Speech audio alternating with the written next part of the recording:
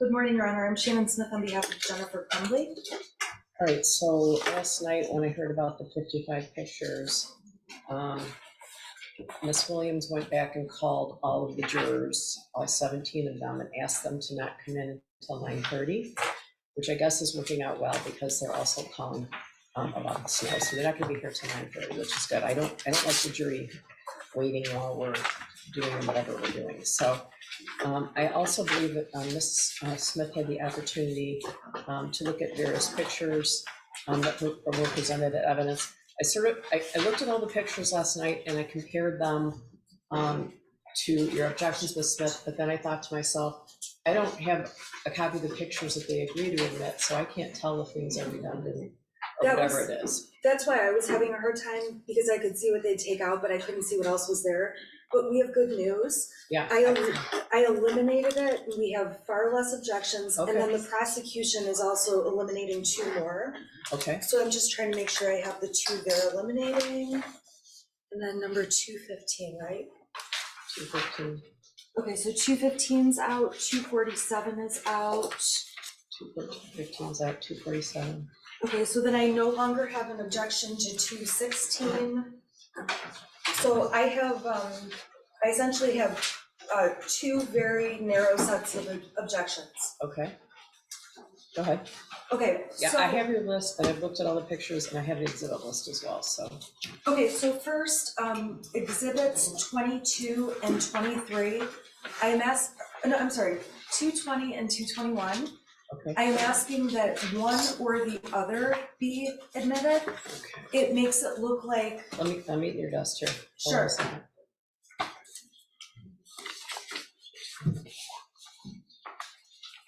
I think I know which ones you're referring to, but let me get them in front of me.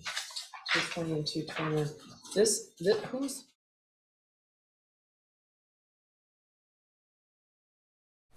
I think I know which ones you're referring to, but let me get them in front of me.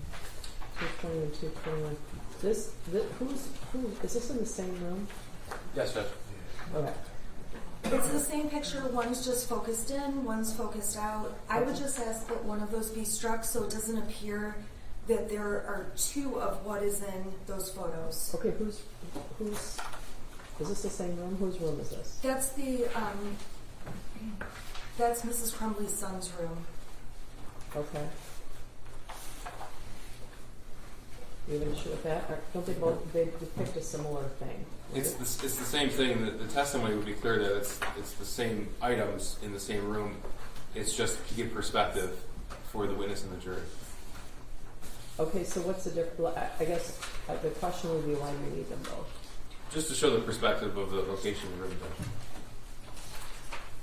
Well, it appears to be next to the bed, right? So is it this one sufficient? Oh, it doesn't. Maybe you can't tell what it is. Correct. Yeah, that's the thing. This shows where 221 shows where it is in the room, and 220 shows what it actually is. Right? In other words, 221 shows that it's next to the shooter's bed, and 220 shows that it's whiskey. That's the reason.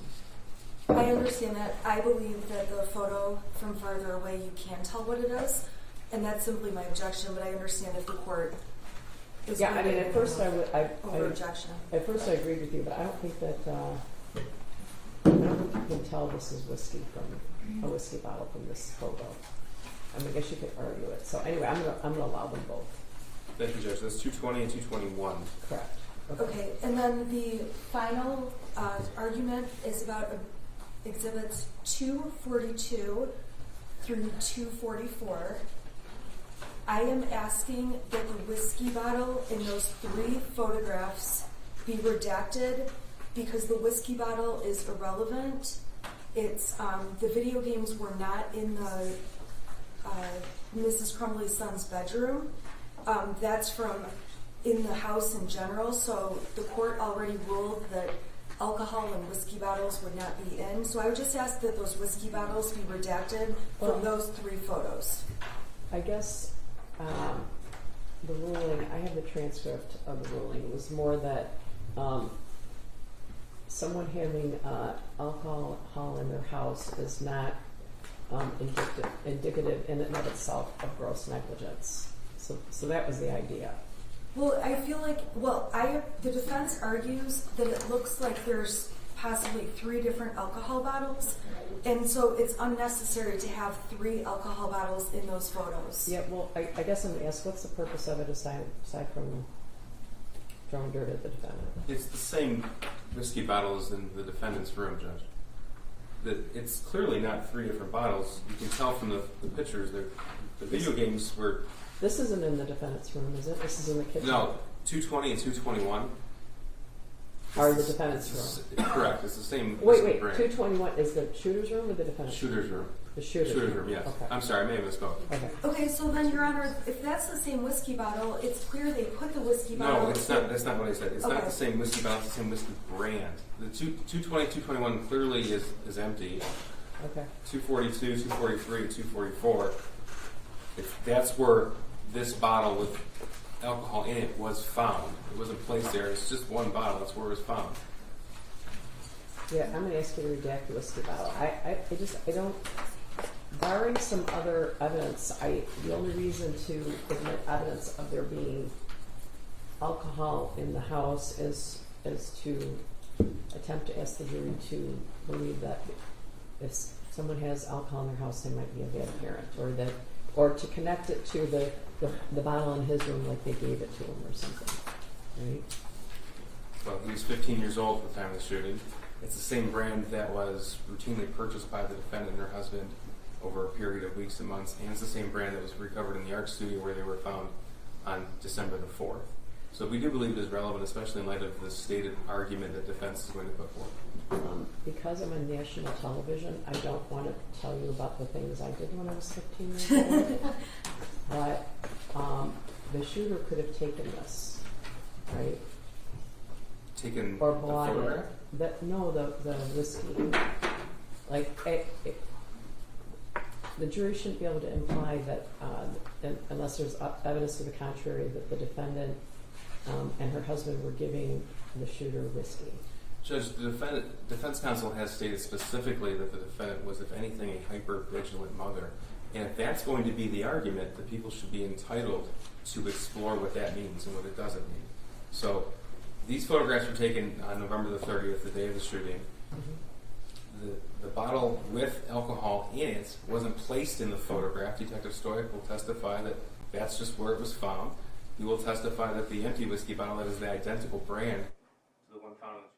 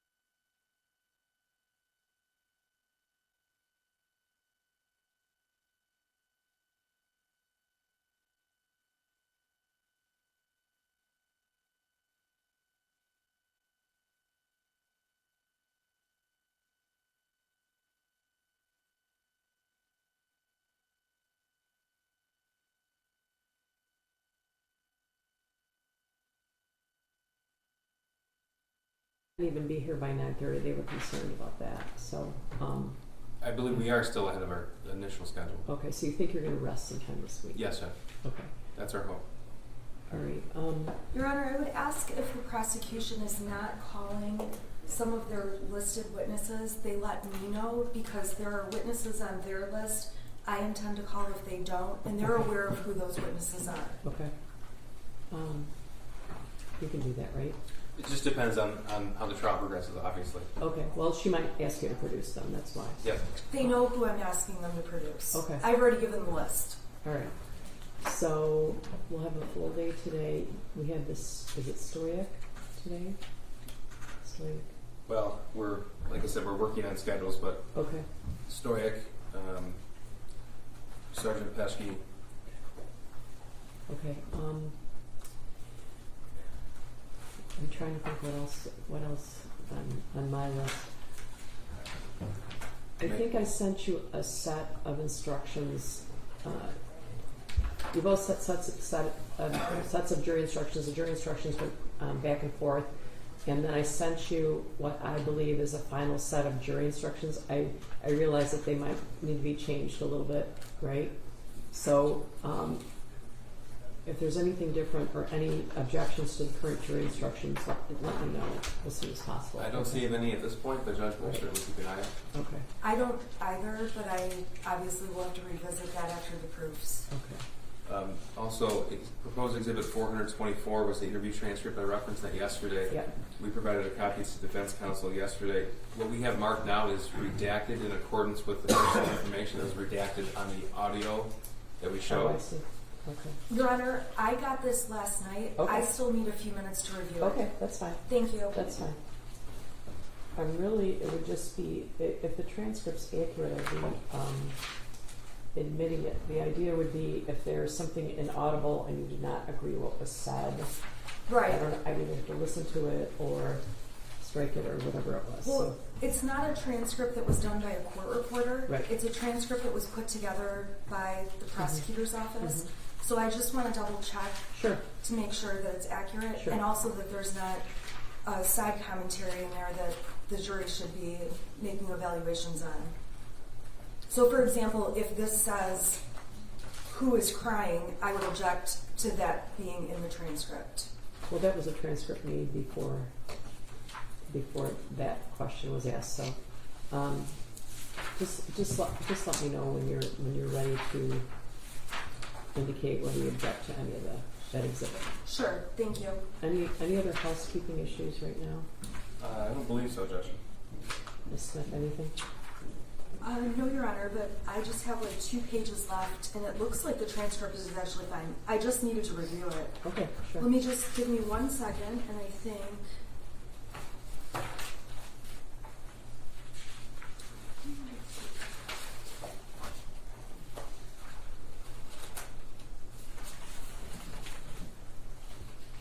Okay, so I have one objection, and it would be to page 16 of that transcript.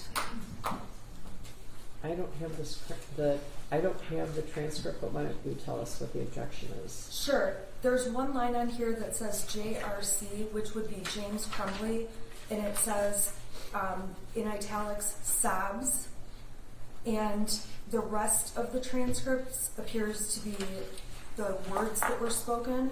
So I believe that characterization about sobs, when that's not a word spoken, I would ask that that be struck. Also, at the time, my client was crying, although not sobbing quite like her husband. So I think it's misleading to note that James Crumbley is sobbing, not mention anything about Jennifer Crumbley crying or sobbing, and it's just irrelevant to this transcript. Are there any other times in the transcript when it says someone is crying or what's your response, Mr. Keith? Is that the only time? There were no other times when anybody was crying. I don't see any other references to people crying, and so that makes it even more. Does it say it says JC sobbing, right? That could be either one. No. It says JRC, so it's clear that it's James Can we Crumbley. strike JRC? Because Judge, you hear audio of sobbing, and they can determine who's sobbing. With right? the transcript, Judge, if the parties agree, it's admitted. If they don't, then it's not admitted. The reason why I sought to admit it is because when I played it yesterday over the court's monitors, it's not as clear as when you just... Yeah, the jury's I get going it. to see it on a laptop if they want to see it again. I get it. I get what you did, because some of it was inaudible, right? So, I don't have any objection to the transcript, but this mention about sobbing, the transcript doesn't contain other italicized portions of sobbing or crying or somebody hiccuping or anything. So this one line, I'm asking to be objected to. I'm objecting to it. okay, it is the sound on the audio, right? You can hear. Yeah. But it's a sound on the audio, but the prosecution's big argument is that James is sobbing and that Jennifer is not crying when she may not be as audible, but that should be a decision left to this jury, not to the transcript. Okay, but I guess James is audibly crying though, right? I believe that you can hear Jennifer sniffling and crying also. She's just not a big crier like he is. Okay. All right, so what's your response? Judge, I do think it assists the jury, and if it's accurate, it can assist the jury, because it is hard to hear. I believe it's inaccurate, it's misleading to say that James is sobbing and not mention that what Jennifer's doing. Well, it's a transcript of what can be heard, right? I can hear Jennifer Crumbley sniffling and sobbing. I can hear it not sobbing. I can hear her sniffling and I recognize it to be her. So I believe that the transcript should either reflect that or not reflect either parent. Mr. Keys, what's your response? Or the jury should decide what they hear and if they hear Mrs. Crumbley. transcript was prepared in November of 2022. It was updated last night with the redactions. Sergeant O'Brien already testified to his impressions, his demeanor. He was there. If counsel wants to make that argument in closing arguments, she's certainly free to do so. If the court has listened to the recording, it's in evidence. It's now the court can make the determination if the transcript is accurate, and if so, it'll be given to the jury. If not, then we won't introduce the transcript if there's no agreement. But Okay. we believe the transcript does fairly and accurately depict what the recording showed. It does, but what she's saying is there's an audio portion that shows he's sobbing but doesn't note that she's crying. That's the problem. So It's counsel's interpretation that her client was crying. Sergeant Bryan was there. He said that she wasn't. And he testified he that said she wasn't crying? he said that he didn't recall her to be crying. Did he say that? I believe so. I don't believe you said that. I mean, we know what Jennifer Crumbley sounds like crying. She's cried throughout the trial. This court can make the determination. And if the court doesn't believe that this transcript is accurate, Isn't the jury supposed to make the determination? again, the transcript is just to assist the jury because of the audio yesterday. Oh yeah, I get it. I think it's helpful. So Yeah. if they look at it in the jury room deliberations, they'll have the technology provided by the court on a laptop. The audio is clear. I sought to omit it just because it appeared that it was difficult to hear all of it yesterday with the court's monitors in the court. Mhm. But if there's no agreement, we don't even need to introduce the transcript. It was offered as an aid to the jury. Okay. So that's fine. All right. What else? I believe so. They're not going to admit it then. No, I guess not. No? Okay. Thank you. I guess you gotta determine if you want it or not. What else? I think we're just waiting for the jury and everything. So. I'm hopeful that will go well. We'll come out as soon as they're all here. Okay. So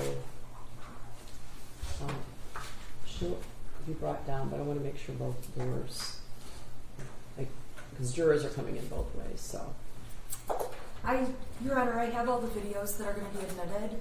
I have not reviewed any other transcripts of videos. If the prosecution intends to use or admit any transcripts, I'm just asking if I could be provided with them so that I could look at them and if we have an issue, then I could raise it. I don't know if they intend to or not. So Unlikely. I'm like, okay. Thank you. All right. So we're going to let you know, but can you see if yeah, because jurors could be coming in right now. Okay, so we're going to let you know when everybody's here. Thank you. All right.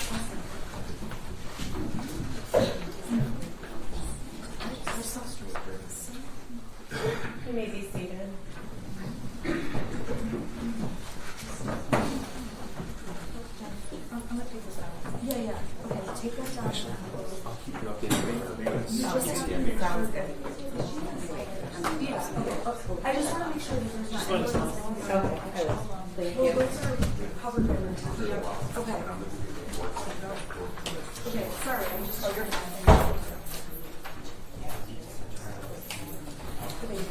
Oh, I'm right here. Oh, sorry. Thank you. Can you just mark that was not a. Yeah, I marked it. You are the thank you. Nope, I don't. Thank you. Okay, that's amazing. And then I do have one more that I want to do like that. Do you mind helping me with that? Okay. No. Well, I don't know who's testifying because I don't get to know.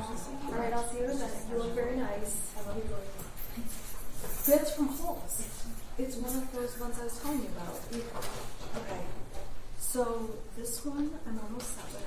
Let me just finish going through. Here, you know what I'm gonna do? I'm gonna highlight it and give it to you. I've gotten to 130 on this one.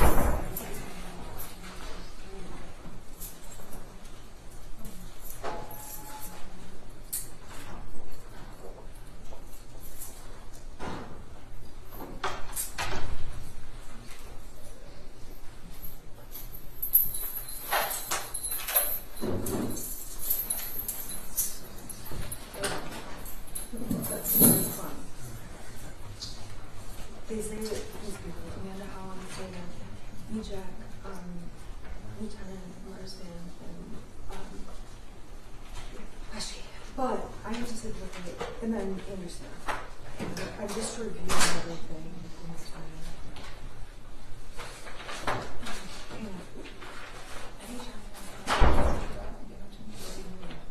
Okay, all right. I'm gonna tell Randy to do that. I don't think the ones. There are ones that are good, but like those are like the better ones. I get a lot of like awesome, like you know, I like to bring the ones with context. You know what I mean? Yeah. What about these? What's that? These are, I don't know. You were able to read them. Okay. Do you have any questions about those? No. Okay, good. Okay. You can see what it is. So.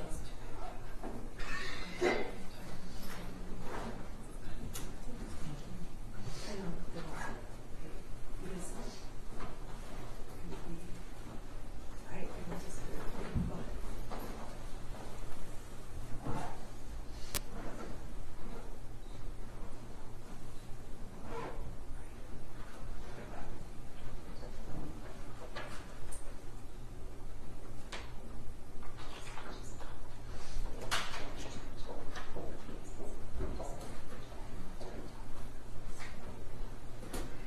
So at the end of the day,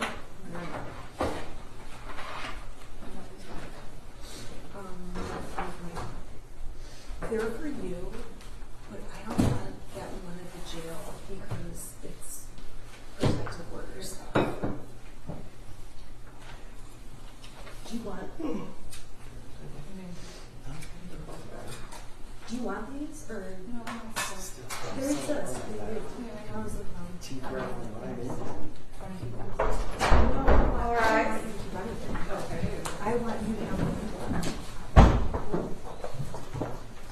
Good morning, you can be seated.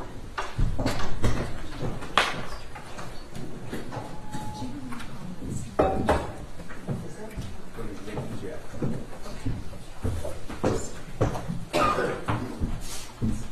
They're all here. So. Judge, your witness is pulling in the context now. You're supposed to be here at 8:30. Yes. Came from out of town.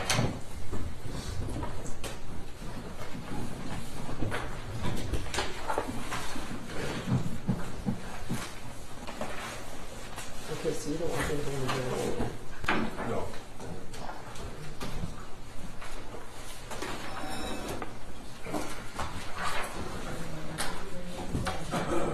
No, you guys don't need to go on record yet, then, right? Just wait for this. I'm gonna ask the jury if half an hour is enough for lunch, okay? Because it gets delivered right there, so I don't know why not. So.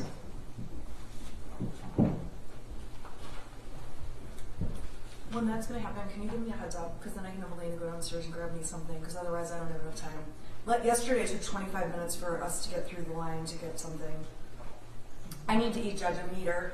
I have some bagels that were just delivered by Judge Callahan. I have to have soup because nothing goes down my esophagus. Homemade soup that I made. I can have her run down if you just give me like a little heads up. Okay, usually the lunch is delivered on noon, so. Do you know what I like? Soup. I definitely soup. I'll write it down for you. Okay. I just need stuff that will go down right. Appreciate it. Remember the check. I'll tell you, because she's just like half an hour, and then I'll turn around, I'll eat, and then I'll run back up. Sounds good? Oh, here. And you get whatever you want, so it's, of course.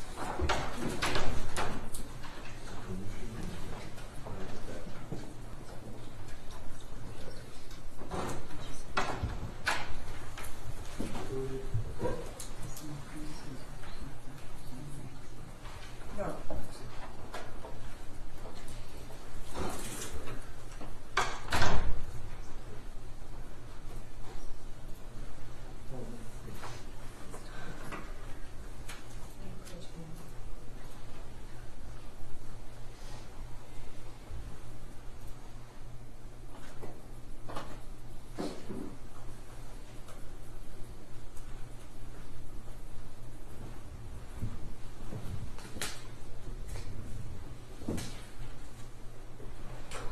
tomato soup. Okay.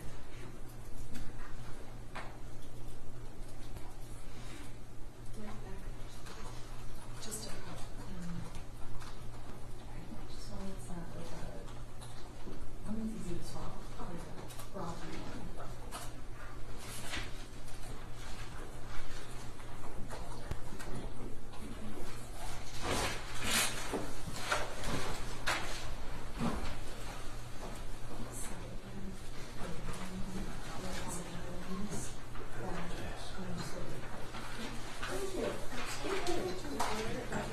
Thank you.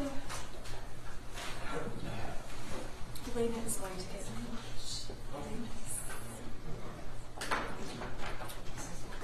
okay. Yeah, they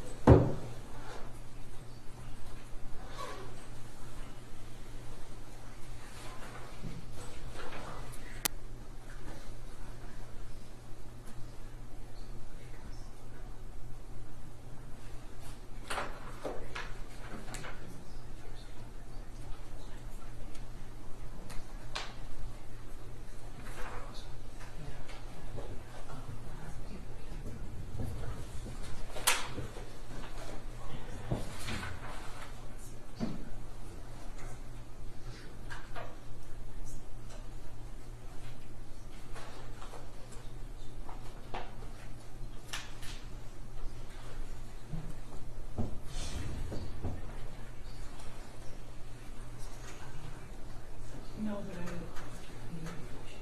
don't. I know it's one time.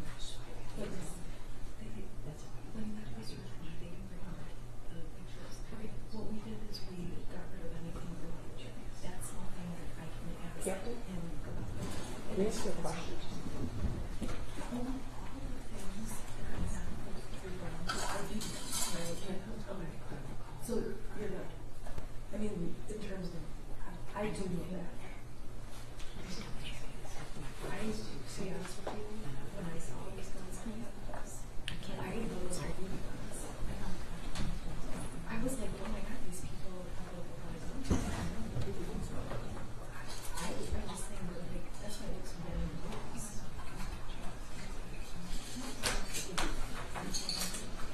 It looks like it's done.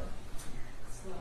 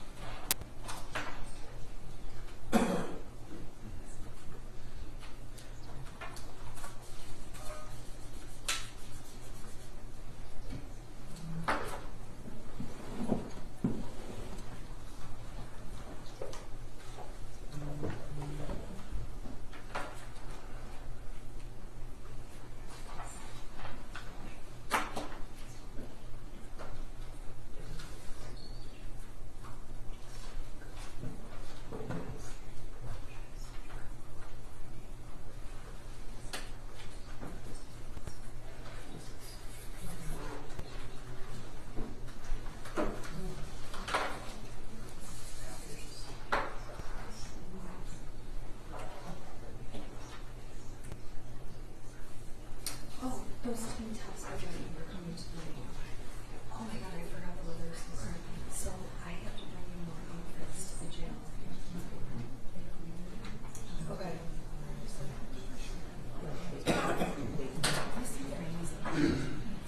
I'm sorry, I only brought it out in the through today. I didn't realize this is so sorry. Hey Dash, are you at home or at the office, Mr. Mark? I need to bring it out into the jail in order. No, I understand. But I can have her parents take it because they're in town. If I can get over them, Dash. Actually, I don't even know if they're in town. Dash, I'm gonna delete that. I don't know. Do you know if your parents are in town? Okay, I don't either. So. I just sometimes get a text from my dad. Does that surprise you? I'm trying to coordinate because we have to bring Jennifer clothes for the rest of the week, Dash.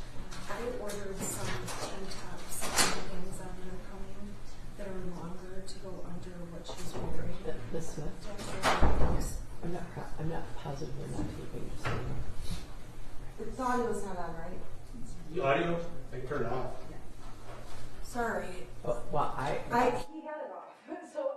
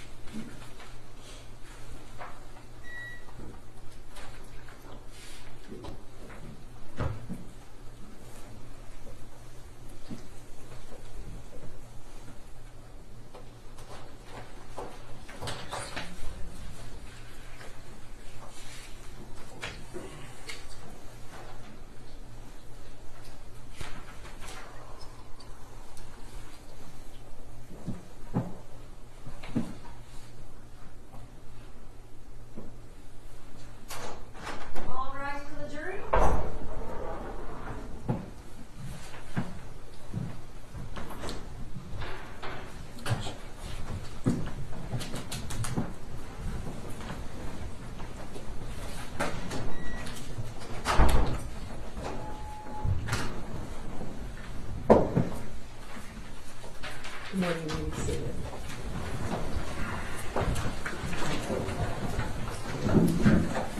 Are you guys okay with having all that? Yes. Yeah, okay. Prosecutor, who's next with this? Mr. Nick Ejac. I'm sorry, can you say it again? Nick Ejac. Nick Ejac.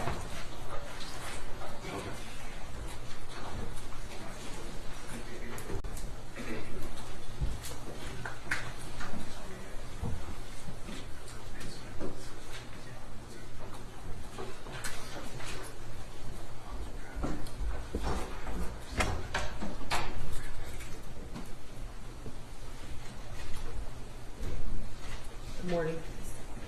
Could you raise your right hand? Do you swear or affirm the testimony you're about to give is the truth so help you God? I do.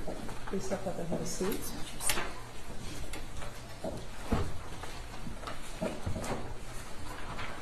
And then can you state your name for the record and spell your first and last name? Sure. Nicholas Ejac, first name Nichololas, last name Ejac, E-J-A-K. Go ahead, prosecutor. Thank you. Sir, I want to direct your attention to the fall of 2021. Where were you working at that time? Oxford High School. Okay, and what were you doing there? I was the dean of students. How long had you been employed at that time with the Oxford School District? That was my first. I'm sorry? That was my first year. Okay. And you're with a different school district now? Correct. Okay. Tell the jury, please, what exactly the Dean of Students at Oxford High School did. So the dean of students is responsible for all of the student body behavior, discipline, attendance, academic intervention, behavior intervention. Okay. So walk us through a typical day as the Dean of Students at Oxford High School, at least in the fall of 2020. Sure. So in the fall, also, we were, in 2021, we were dealing through the COVID-19 pandemic. So in addition to those responsibilities, due to the health order, part of my responsibility was ensuring that everybody was masked up. So that was part of the job throughout the day too, was to ensure students had access to masks, but they were also wearing them. Students being referred throughout the day from teachers based on behavior they're seeing in class, students coming down to report stuff going on in the building, conflicts they're having, conflicts they're hearing about, attendance issues where kids aren't coming to school or they're showing up late frequently to class. At the time, we didn't have an attendance policy coming out of COVID, so it's also part of my responsibility was to put together a policy that would work for the school. Okay. So yesterday we heard from Sean Hopkins, who was a school counselor, and he said that there were 4 counselors. How many Dean of Students were there? 1. Okay. So will the responsibilities of a school counselor differ from the responsibilities of the Dean of Students? Yes, that's correct. How so? So counseling, they oversee, to my understanding, they oversee college and career planning, class scheduling, mental health of the student body, planning events in relation to like extracurricular activities, the Oakland Schools Technical Campus. There's a lot of responsibilities that has no relation to the Dean of Students role. Okay. So if I'm understanding you correctly, you would be called in when there was a discipline problem in class. Correct. That was the main function of my responsibility. Okay. And as you said at that point, the county health department mandated masks, or is that the state order? That was, I believe it was Oakland County. Okay. And so it was your responsibility to also mandate compliance with that? Correct. Okay. So November of 2021, all students and staff were wearing a face mask? Correct, with the exception of anyone that had a medical exemption. Okay, thank you. Now, how long have you been in that role as of November of 2021? That would be 4 months. Okay. So when you started that school year? Yes. All right. And where did you work before? What did you do before? So prior to that, I was a long-term substitute teacher for Lake Orion schools. Like once again, coming out of COVID, I had been laid off as the Dean of Students out on the west side of the state, where I was running an alternative high school program. And so I had returned to this side and was able to obtain employment as a long-term substitute teacher. Okay. With the idea that it would be temporary Sure. for that school year. So in November of 21, how long have you been in education? 9 years. Okay. we heard a little bit about Power School yesterday, at least through the Oxford School District. What does that mean? So Power School is a student information system where essentially a bunch of data on students is stored and accessible for teachers, administrators, students, and parents. Everybody has a different view of that, but it's the same system. So if you're a parent, there's a parent view where you're able to see specific things to your child as a parent. For students, it's the same thing. You can see stuff for your students, which includes your grades, missing assignments, and then like my view as a part of the school staff administration would be to be able to see all of it. Okay. And input information to them as well. And as an administrator, you're able to input, is that what you said? Correct. Okay. And that came with every student in the district, would that be right? Correct. That was Jennifer Crumbley's son, a student at Oxford High School in the fall of 2021? Yes. Okay. Prior to November of 2021, did you have any interaction with him? I did not know. I want to direct your attention to November the 29th, 2021. That's a Monday, the day before the shooting. Did you receive an email regarding Jennifer Crumbley's son? I did, yes. Okay, I'm going to direct you to the screen that's in front of you. This was admitted yesterday as People's Exhibit 158. This is an email to you and Ms. Pam Fine. Correct, yes. Okay. It was sent from whom? From Jacqueline Davina. And is she a staff member at Oxford High School? Yes. Okay. In what capacity does she work? She is an English teacher. Okay. And go ahead, and this is already admitted, go ahead and read us the email you received. Good morning. I had a student during first hour today, Ethan Crumbley, who was on his phone looking at different bullets at the end of first hour today as I was walking around the room passing out their essays. I didn't get a chance to investigate it a bit further since it was the end of the hour. Now that he's on my radar, I'm also noticing that some of his previous work that he's completed from earlier in the year leans a bit toward the violent side. I could bring down these things later today during my 5th hour prep if you would like them. Okay. And this email was sent at 9:32 a.m. to both you and Ms. Fine. Please give the jury an idea of who Ms. Fine is and what her responsibilities were at that time. Sure. So Ms. Fine is the restorative practices coordinator and the anti-bullying coordinator for the district. However, her position is housed at Oxford High School, but she does work in all the other buildings throughout the district. And she had previously been, before my employment, the dean of students there. And so due to her role with anti-bullying and restorative practices, her and I would often team up together to handle the behavior and discipline throughout the school. Okay. So that's why both of us were Okay. sent this email. So when you received this email, what did you do? So by the time I had actually, Well, let me ask you this question. If you recall, when did you actually receive the email? When did you actually read it? when I received the email, it was probably around 11 a.m. Okay. I was aware that there was an email. And tell us what happened with the situation. So when I was made aware of the email, it was coming from Ms. Fine, who had overheard me returning to my office from a meeting that I was in when this email was initially sent. Your office was in the administrative section of the Oxford High School? Yes. Okay. My office was right next to hers. Next to Ms. Fine's? Correct. Okay. And so we often would just like kind of yell out if we needed to talk to one another, and then one of us would walk over to the other's office. Okay. And so she had heard me returning to my office, and I remember her saying, "Hey, do you remember that email we got today?" And I said, "What email?" And that's when I had walked over to her office and pulled it up on my phone, and she began to explain to me that she had read the email and knew that I was in the meeting, and I believe she even responded, got it to the teacher. Okay. And walked me through the steps she took, which was calling the student down. And Mr. Hopkins was with Ms. Fine in the meeting, correct? Correct. Okay. Yes.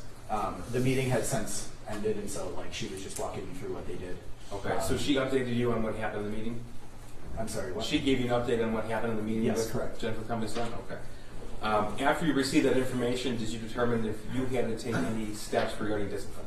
It wasn't necessary that I did anything further. She Okay. did everything that I would have done. All right.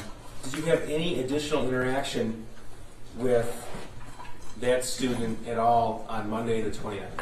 No. Okay. Now, moving towards, did you receive any emails later on in the evening, Monday the 29th, regarding the student? anything at all with him? I don't remember if I did or not. Okay. November the 30th, Tuesday. This has already been admitted on your screen here. It's People's 160. This is an email from Miss Morgan. And who is she and what does she do? Miss Morgan is a math teacher at Oxford High School. Okay. So she sent this email to you as well as Mr. Hopkins Tuesday, November 30th at 9:32 a.m.? Correct. Okay.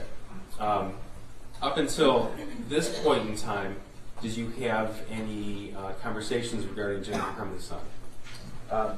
Prior to this email? Yes. Yes. Okay, tell us about that, please. So I was in my office Tuesday morning when Miss Morgan had walked down to the front office just looking to share some information about a student that had drawn inappropriate things on a piece of paper. And I was the only person available to respond to that or to hear her out. So let me ask you this. This is People 74. It's already been admitted.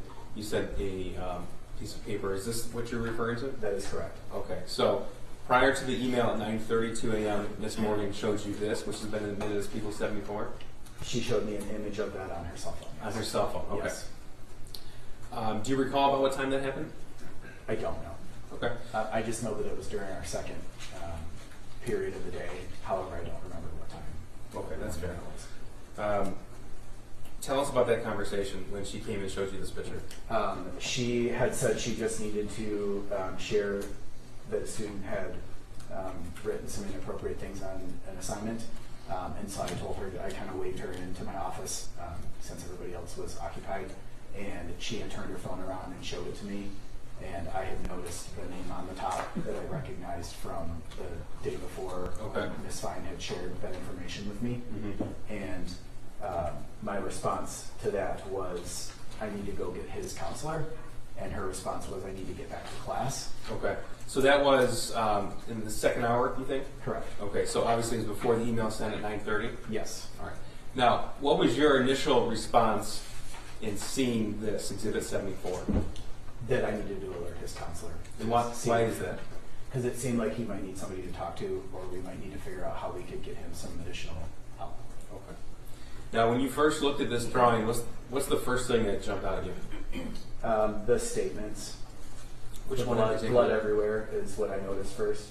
The world is dead. My life is useless. Those were the things that stood out to me. Okay. So when you were shown this, were you thinking of a lens through discipline or through his counselor? Counseling, 100%. Why do you say 100%? Because I don't notice anything on there that would rise to the level that there would be any type of student discipline. Okay. So what happened next, please? So Miss Morgan left my office, and I left my office.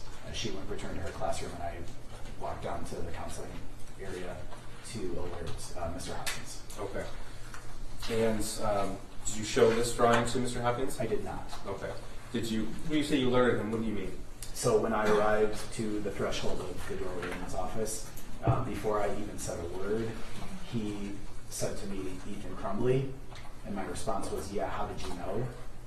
And so he had shared that he had received an email that morning from another teacher regarding Ethan Crumbley, and his understanding was that's why I was there, and that's when I had shared with him that I had received a drawing from Miss Morgan with those statements on it.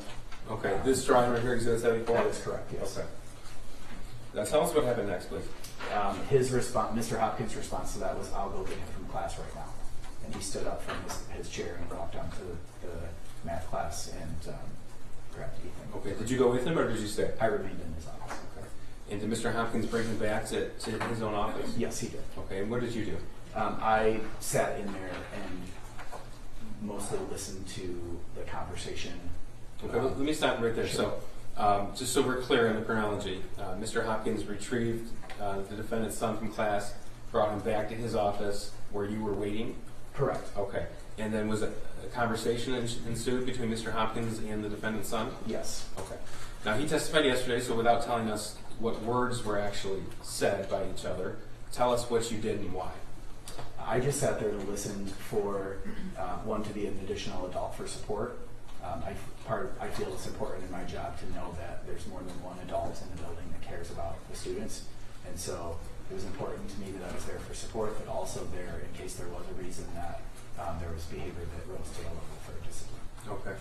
And during that initial conversation, did your opinion ever change to look at this as a counseling lens or a discipline lens? No, it did not change.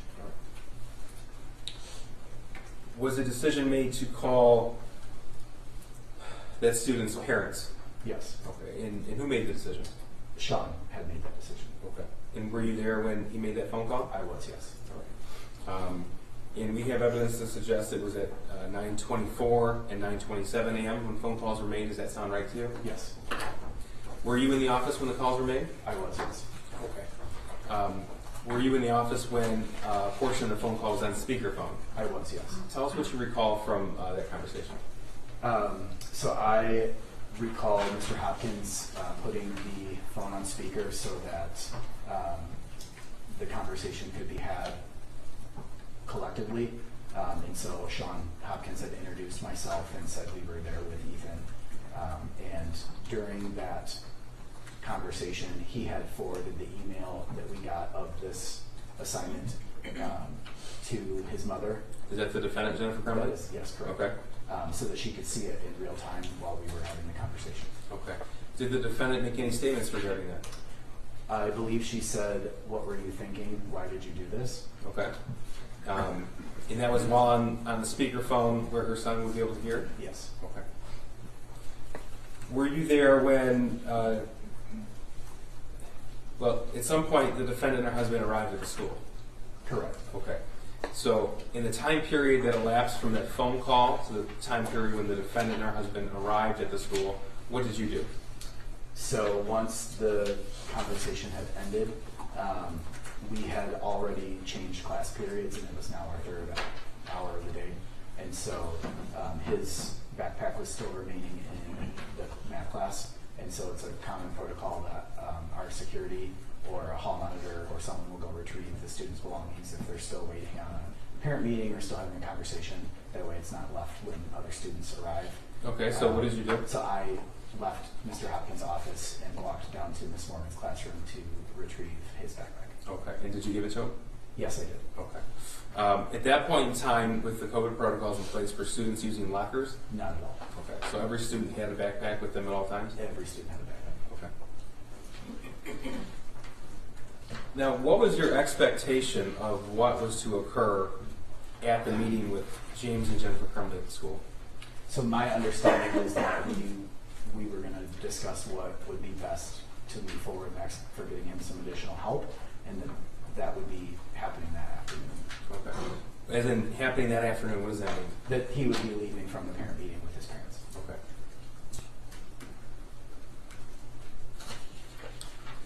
Were you in the counseling office during the meeting with James and Jennifer Crumbley? For most of it, yes. Okay. And who led the meeting primarily? Mr. Hopkins did. Okay. Tell us a little bit about how that meeting progressed.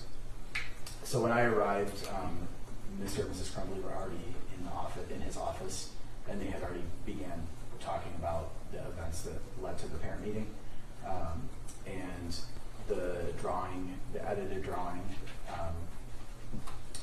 Yeah, you said so. This is Exhibit 123. So is this what you're referring to as the edited drawing? That is correct. Yes. Okay. That was on the table because Mr. Hopkins had retrieved that from the teacher when he went to get Ethan from class. Okay. So that was on the table, and for them to view. Although, like I mentioned before, Sean had emailed a copy of the original document to Mrs. Crumbley, and so they were kind of discussing what was next. And she had a pamphlet or a packet of resources that the district provides. So who gave her that? Sean, Mr. Hopkins would. Okay. And we say resources. What do you mean by that? Different counseling resources available in the area, and it's like a standard packet that the school district would have on hand to provide to anybody that needed it. Okay. Have you been involved in meetings where that sort of information has been provided to parents in the past? Yes. And you said it's a standard list of information? Or It's just a resources? general list, yeah, Okay. stuff in the surrounding local area. Does that include facilities or organizations that allow same-day counseling appointments? That I'm not sure of. Okay. Are you familiar with Common Ground? I am familiar with Common And what is that organization? So that is, they offer a couple different things. So they offer mental health resources. You can call a hotline to speak to somebody. You can even go there for like day of intake screening assessments.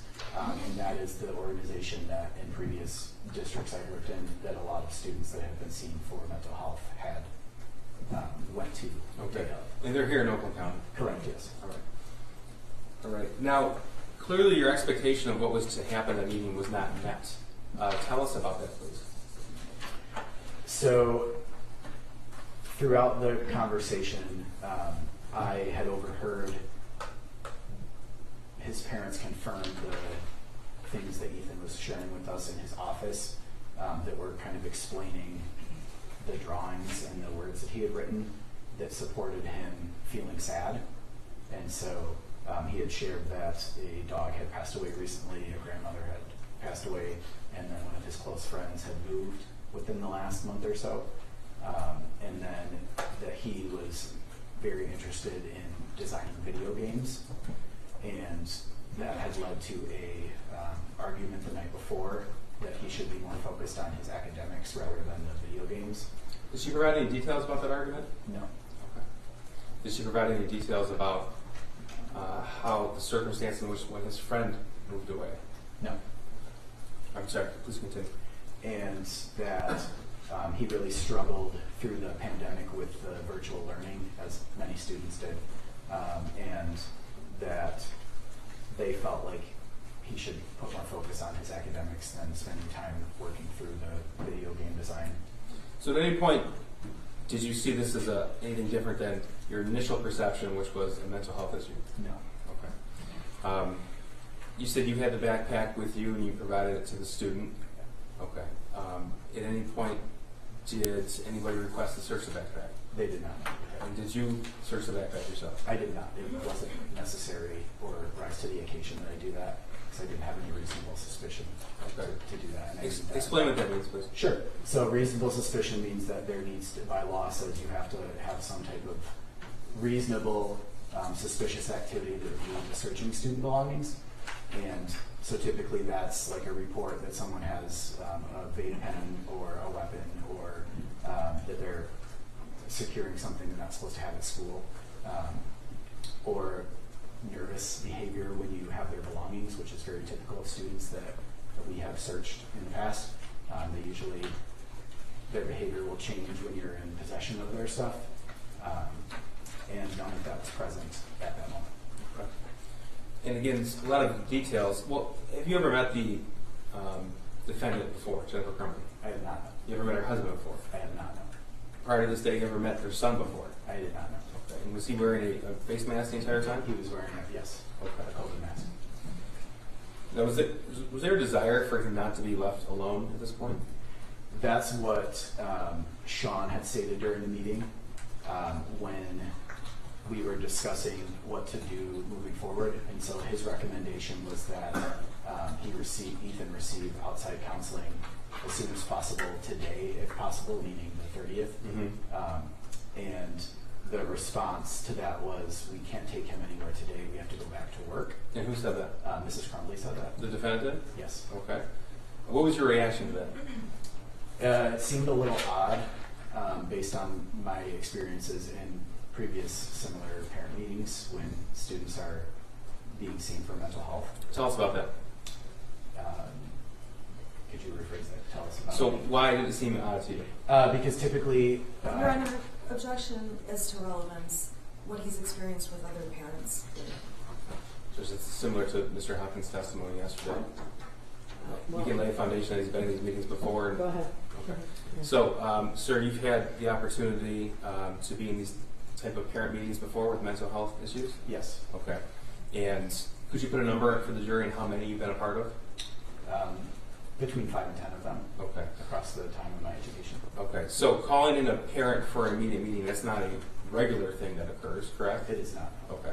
So that's something that something has to cause the school administration to do that. Correct, yes. Okay.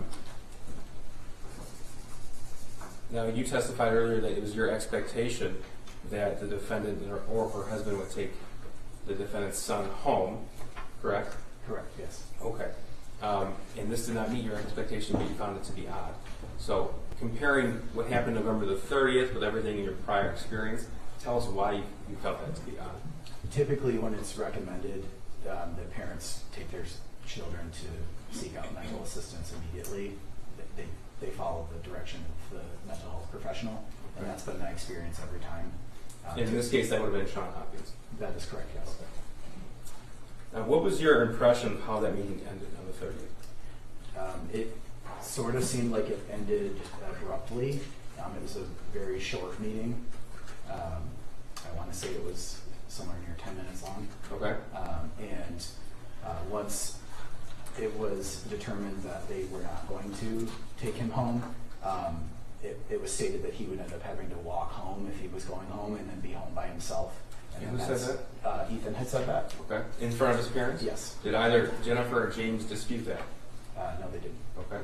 Please continue. And that's when Sean had responded that he really didn't want Ethan to be home by himself alone, and that he thought it was best that if he wasn't going to leave that morning with his parents, that he remain in school so that he could be surrounded by other people, and that he would monitor his attendance and check in with him. Okay.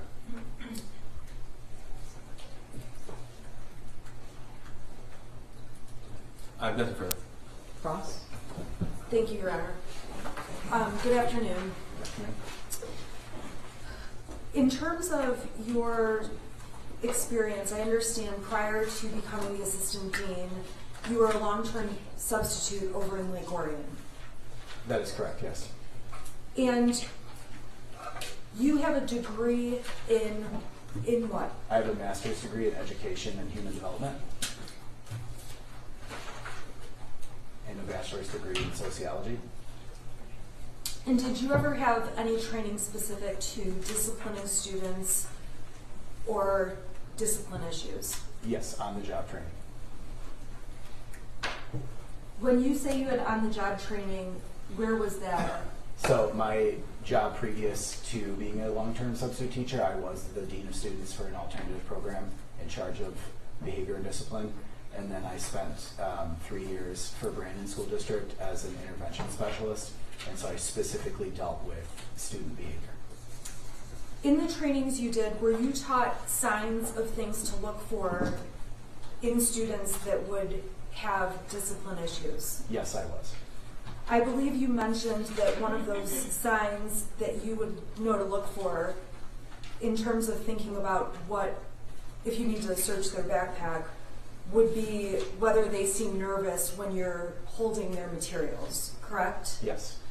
Now, in this case, there was a time where you walked down to the classroom and retrieved Mrs. Crumbley's son's backpack. Yes.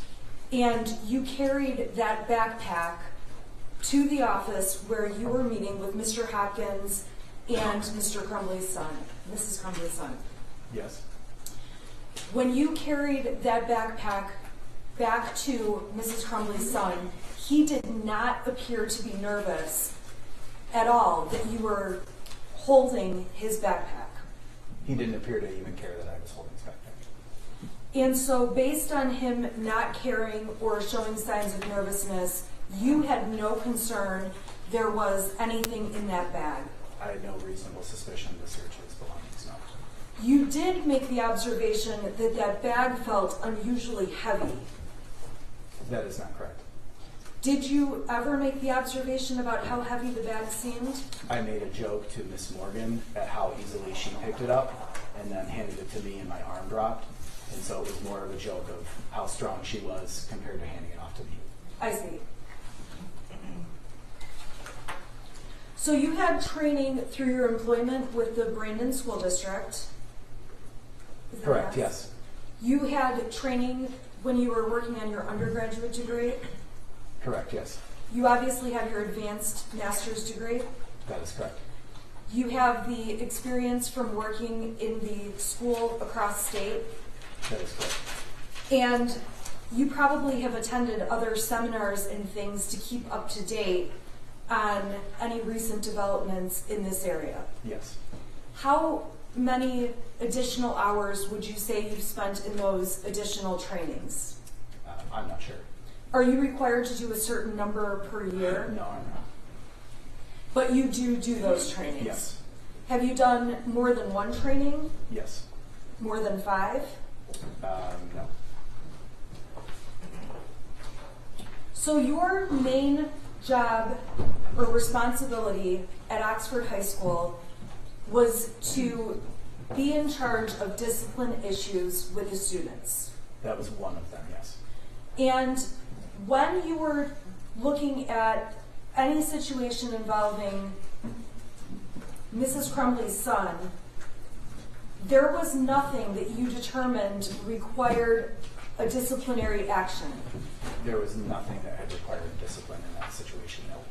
So we talked yesterday about how Mrs. Crumbley's son was caught looking up bullets during class time. Yes. There was no discipline needed after he's looking up bullets in a classroom? That doesn't reach to the level where there would be a consequence. And with respect to that issue, there was a phone call and a voicemail left for Mrs. Crumbley. That is correct. You were present when Ms. Fine left the message? I was not present when she left the message. Mr. Hopkins was present when the message was left. I can't speak to that. Thank you. As far as you knew, Mrs. Crumbley was not asked to come to the school regarding the bullets, As far as I know, she wasn't, no. and Mrs. Crumbley was not asked to call back to the school, as far as you know, She was asked to return the phone call if she had any questions about what had occurred. but not asked to return the phone call no matter what. No, we often just give parents phone calls when we meet with students regardless of the issue, just to keep them informed on what we talked about, without a request to return phone call. Now, when you were speaking with the prosecutor, you were shown exhibit number 158. I'm going to pull that up on the screen.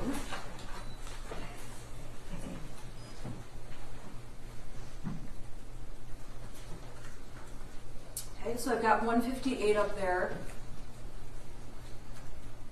And this is an email chain that went between Miss Kubina and yourself. Is that correct?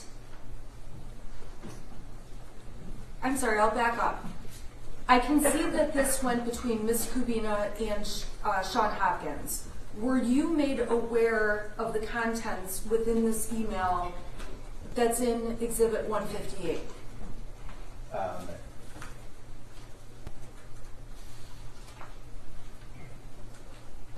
Yes. And in Exhibit 158, Ms. Kubina wrote, not only was he looking up the bullets, but that when she reviewed his previous work that he's completed, it leans towards the violent side, correct? That's what it says, correct. Did you go and ask Ms. Kubina to provide you some of the work he completed that appeared violent? I did not do that as it wasn't necessary. So it was not necessary for you to specifically speak with Ms. Crumbley in any way about the bullets, drawing, or research, It was not necessary. and it was not necessary for you to look at what were described as violent side indications in his prior work. It was not necessary because another staff member had already taken care of this issue, so I didn't need to get involved any further. And you did not mention to Mrs. Crumbley at any point in time that a teacher had described prior work of her son to be on the violent side. Can you rephrase the question? Sure. Did you ever talk to Mrs. Crumbley that there was an indication from a teacher that her son had prior work that leaned on the violent side? During the meeting that we had on the 30th. You're saying you discussed, We discussed that during the meeting we had on the 30th. but at that time you didn't even have the violent leaning materials, correct? That is correct, yeah. And you didn't show her any of the examples that you would say would be violent leaning materials. I didn't have those to show her, no. And as far as you were aware, well, I'll ask if you were you aware if anyone ever discussed violent leaning drawings or violent leaning work in the past with Mrs. Crumbley? Are you aware? I'm not aware of that, nor there was any documentation prior to this that would describe that.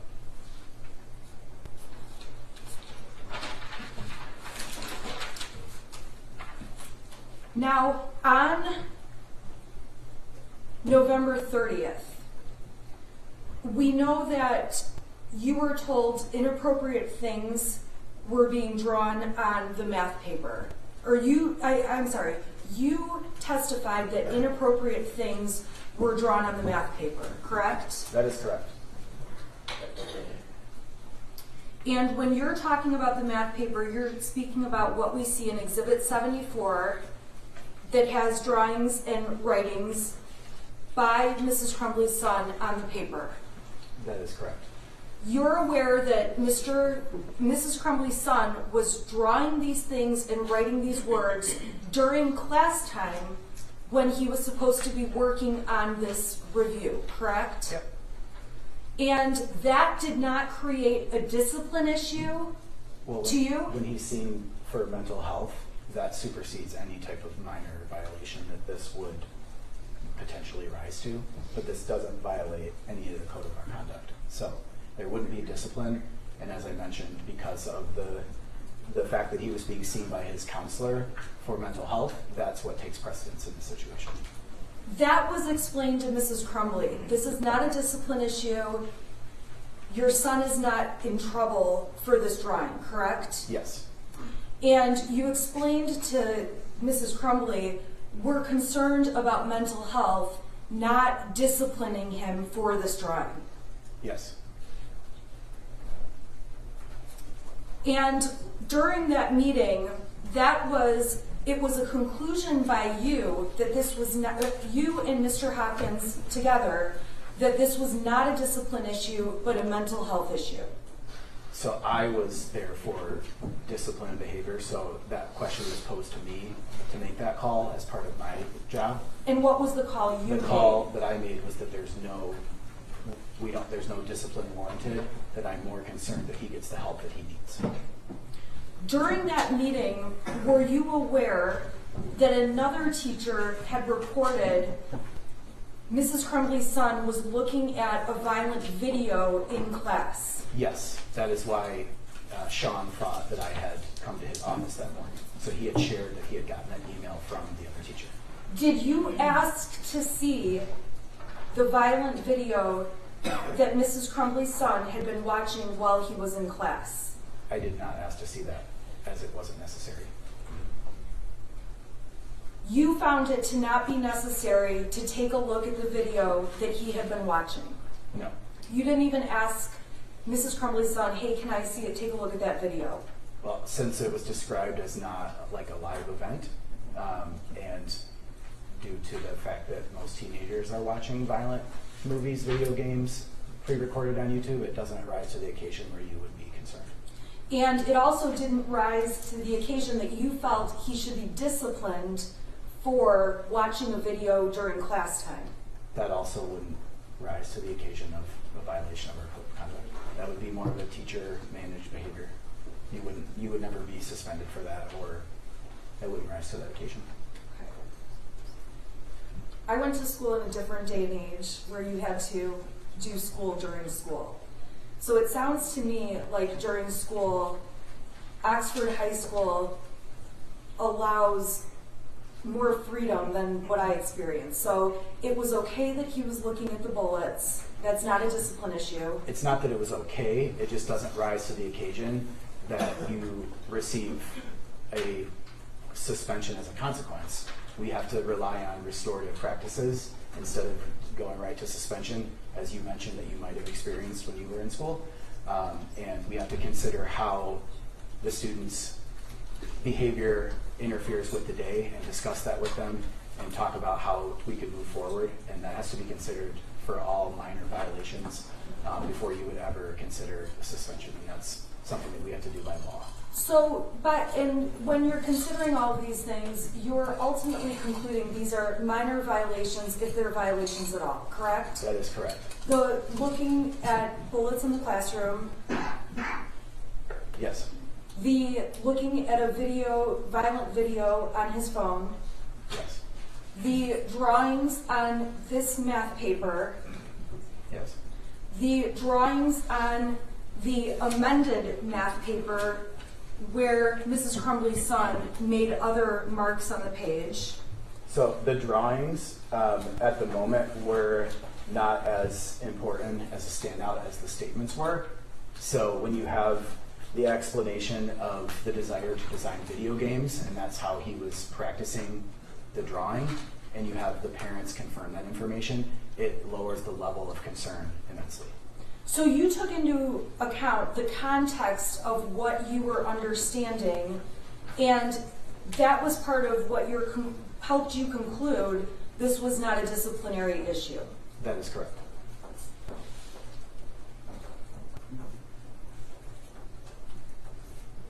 Now, in terms of any disciplinary issues with Mrs. Crumbley's son prior, would those show up on Power Schools? They would, yes. It's fair to say that when you look at Power Schools, you don't see any history of disciplinary action against Mrs. Crumbley's son. There was no history of discipline for Mrs. Crumbley's son. All of his grades are available to be seen. Mrs. Crumbley's son, while he may not have had the best grades, had overall passing grades. Is that fair to say? Pretty average for a student at the time, yes. And when you're on Power Schools, you can also see attendance records and be able to tell if the student was in school often or missed school often, correct? Yes. And it appears from Power Schools that Mrs. Crumbley's son had very regular, very good attendance. He did have regular attendance, yes. So when you are looking at Mrs. Crumbley's son, it's fair to say he comes to you with no history that would cause you to be on higher alert. That is correct. And when I asked about prior incidents of discipline or things along those lines, you did not see anything from the 2020 to 2021 school year documented regarding discipline. No, we would be able to see anything that would be in the history of attending Oxford schools, and there wasn't anything.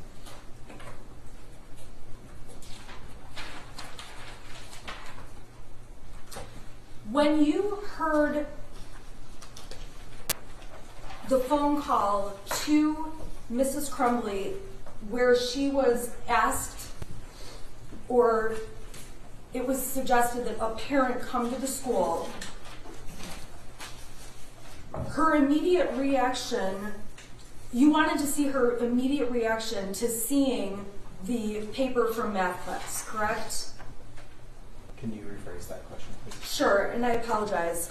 You testified that you wanted her immediate reaction when she saw the math paper you were dealing with, correct? I wasn't looking for her immediate reaction. It was more, we're going to send you this that he just drew so you have it in front of you. But you did end up getting her immediate reaction because Yes. she was on the phone at the time? Yes. On speakerphone. Yes.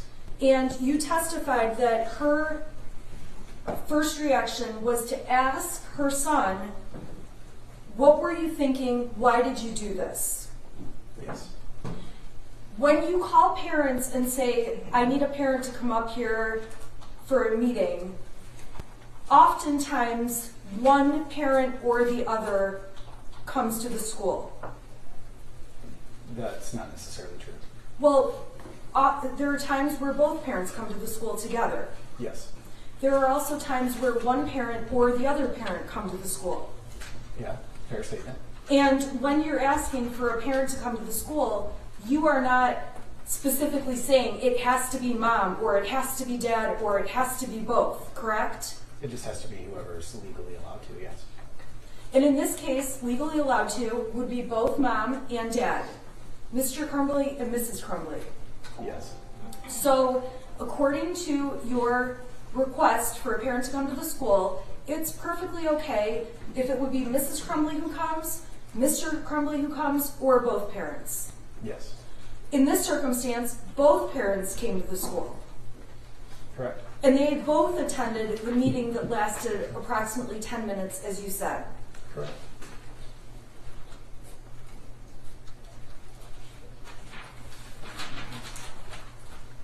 Now, this was the first time that you ever had the Crumbley parents come to the school regarding their son, correct?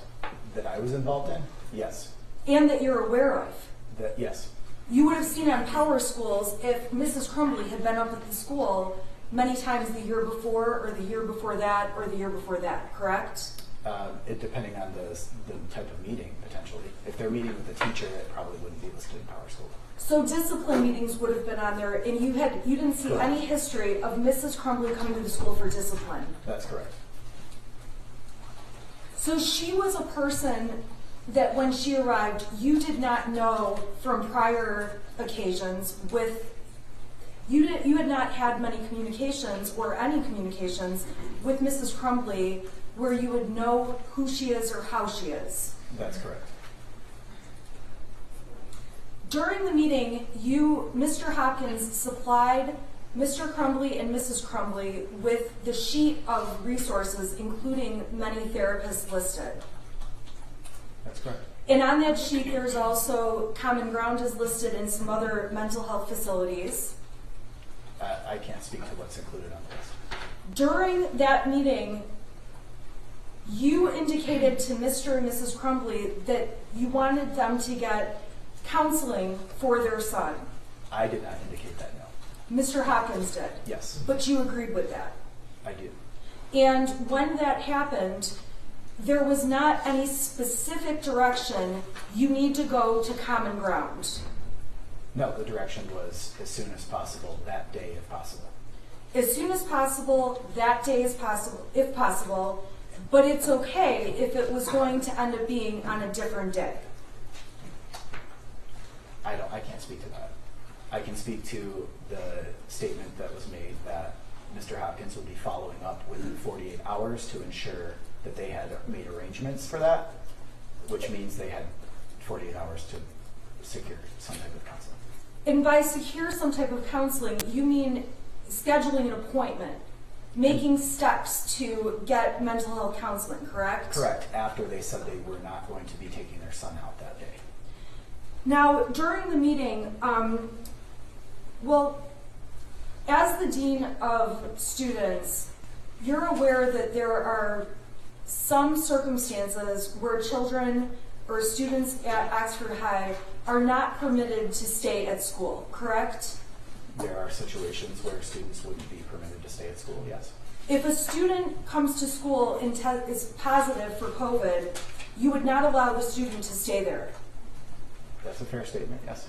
If a student has a temperature and is sick, you would not allow the student to stay there. We would request that they were picked up.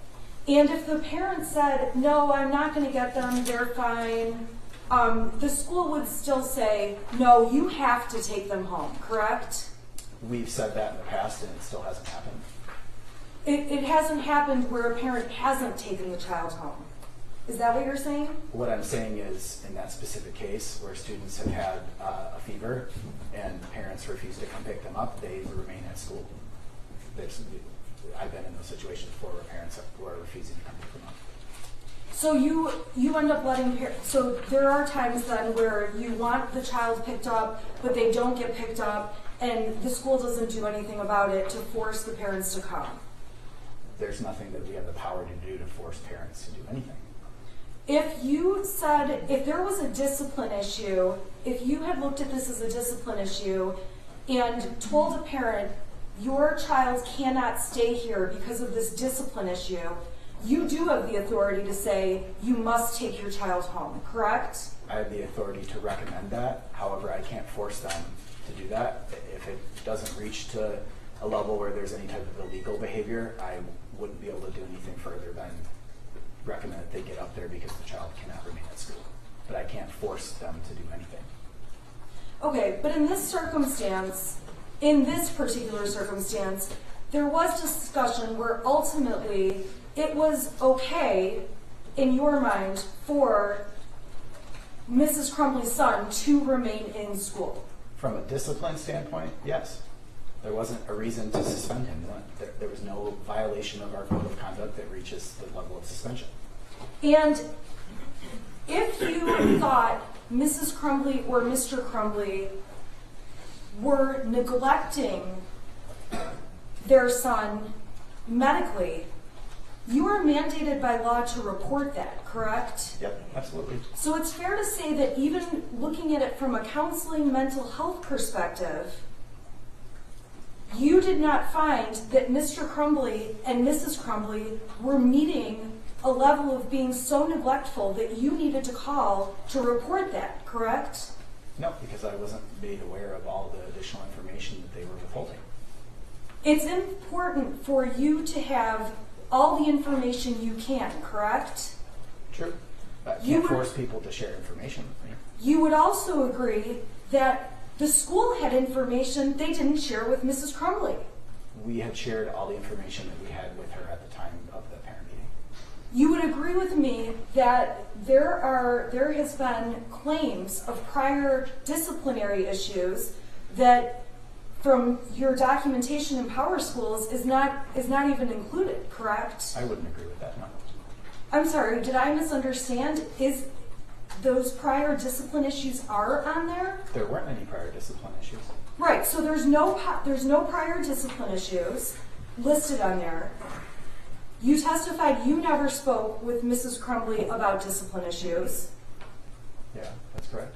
So you don't have any evidence that Mrs. Crumbley received all the information that the school would have or could have known. Can you rephrase that question?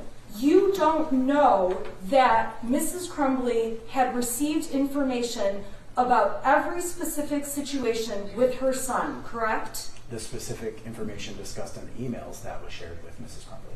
Right, so on that day, you're discussing with her limited information compared to the whole picture. It was the information that we had at the time. All the information we had was shared with her.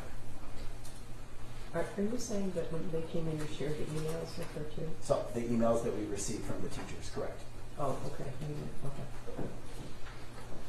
At no point in time did you believe that Mrs. Crumbley's son posed a threat to the school. He did not pose a threat to the school, no. If he posed a threat to the school, that's something that you have been trained in to identify, correct? Correct. We had had previous threats that year that I handled completely different based on the fact that They were it was a threats. perceived threat, correct.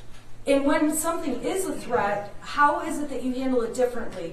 Is the student allowed to stay in school? No. So you are the decision maker about whether or not there is a threat overall.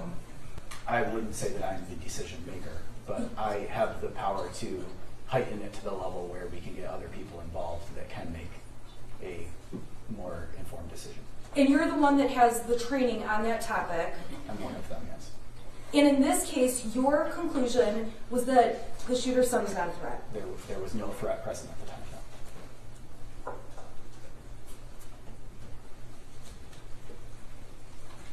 You also took into account that what Mrs. Crumbley's son said made it sound like there were issues of sadness versus anything threatening, correct? Correct, which is very typical of most teenagers. Very typical. Very typical of most teenagers, especially at that time with COVID, to feel sad. It was not unusual to hear that throughout the day.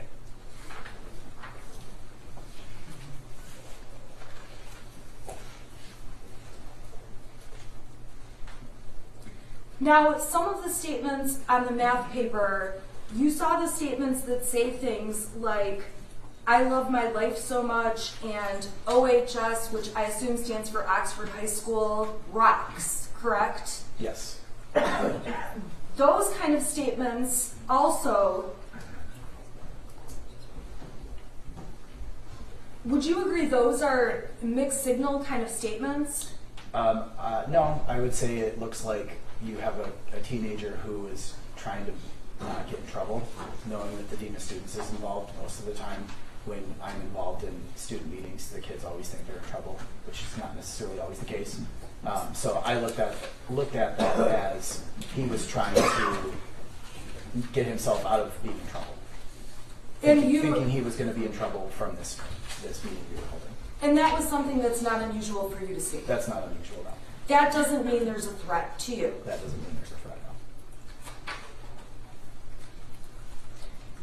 no. In terms of Oxford and the area community, you're familiar with the fact that students at the school, there are many who are interested in hunting, guns, target practice, that kind of thing, correct? Yes, during hunting season, it's kind of like a reminder that sort of gets put out for students that go hunting in the mornings before the late start Wednesdays to remember to not come to school in their gear and or have weapons in their vehicles from that morning. And like we've also had students that pose with guns for their homecoming pictures as well.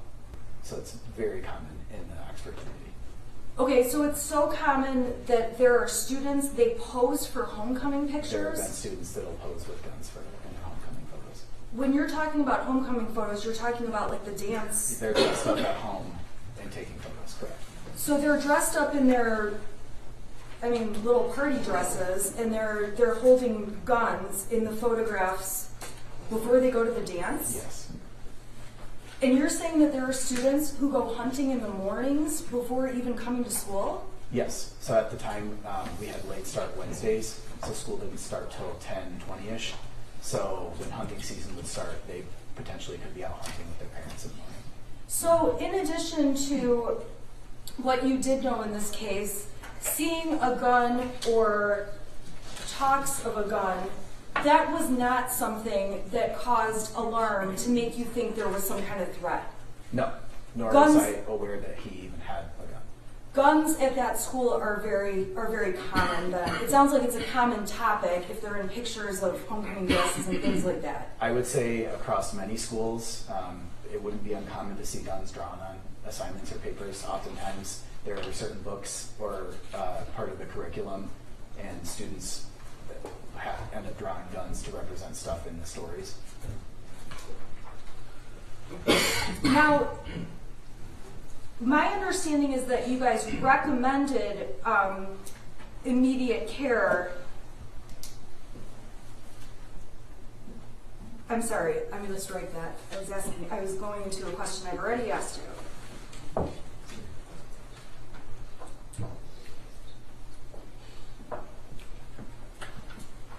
You did not think it was strange that the parents were not taking their son out of school, specifically with Mrs. Crumbley's son on November 30th, correct? I did think it was strange that they didn't take their son. You've testified before in civil cases regarding what happened at Oxford High School, correct? I have, yes. And specifically on September 14th of 2022, you testified in a deposition, correct? That sounds about right, yes. And when you testify in a deposition, it's not like a courtroom like this, right? No, it's not. But you still have to swear to tell the truth and take an oath before you testify. Correct. On that day, you were specifically asked, so them not taking Ethan home that day, you did not find that to be strange and out of the ordinary. Your answer was no. There would have been no reason for him to go home. That was in regards to student discipline. So the context, I believe, is important there. That's in regard to student discipline. Correct. But that was the question you were asked that day and the answer you gave. In regards to being disciplined or suspended, correct? And in terms of a mental health consideration, it was not something that arose to the level, whereas a mandatory reporter, you would have to report the Crumbleys for being neglectful. We've already established that, correct? Yes.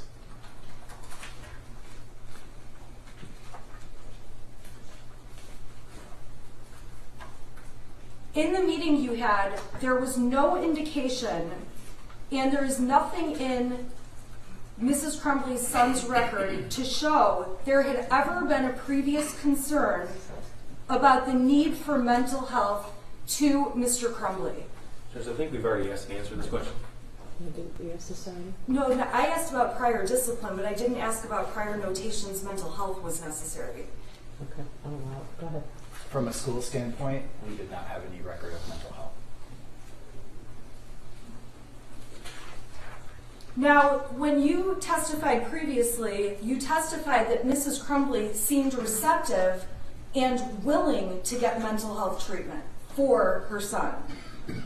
That was my understanding at the end of that meeting, yes. Although maybe not that day, it was your understanding she was on board and was going to make an appointment or do something within 48 hours. That was my understanding and hope.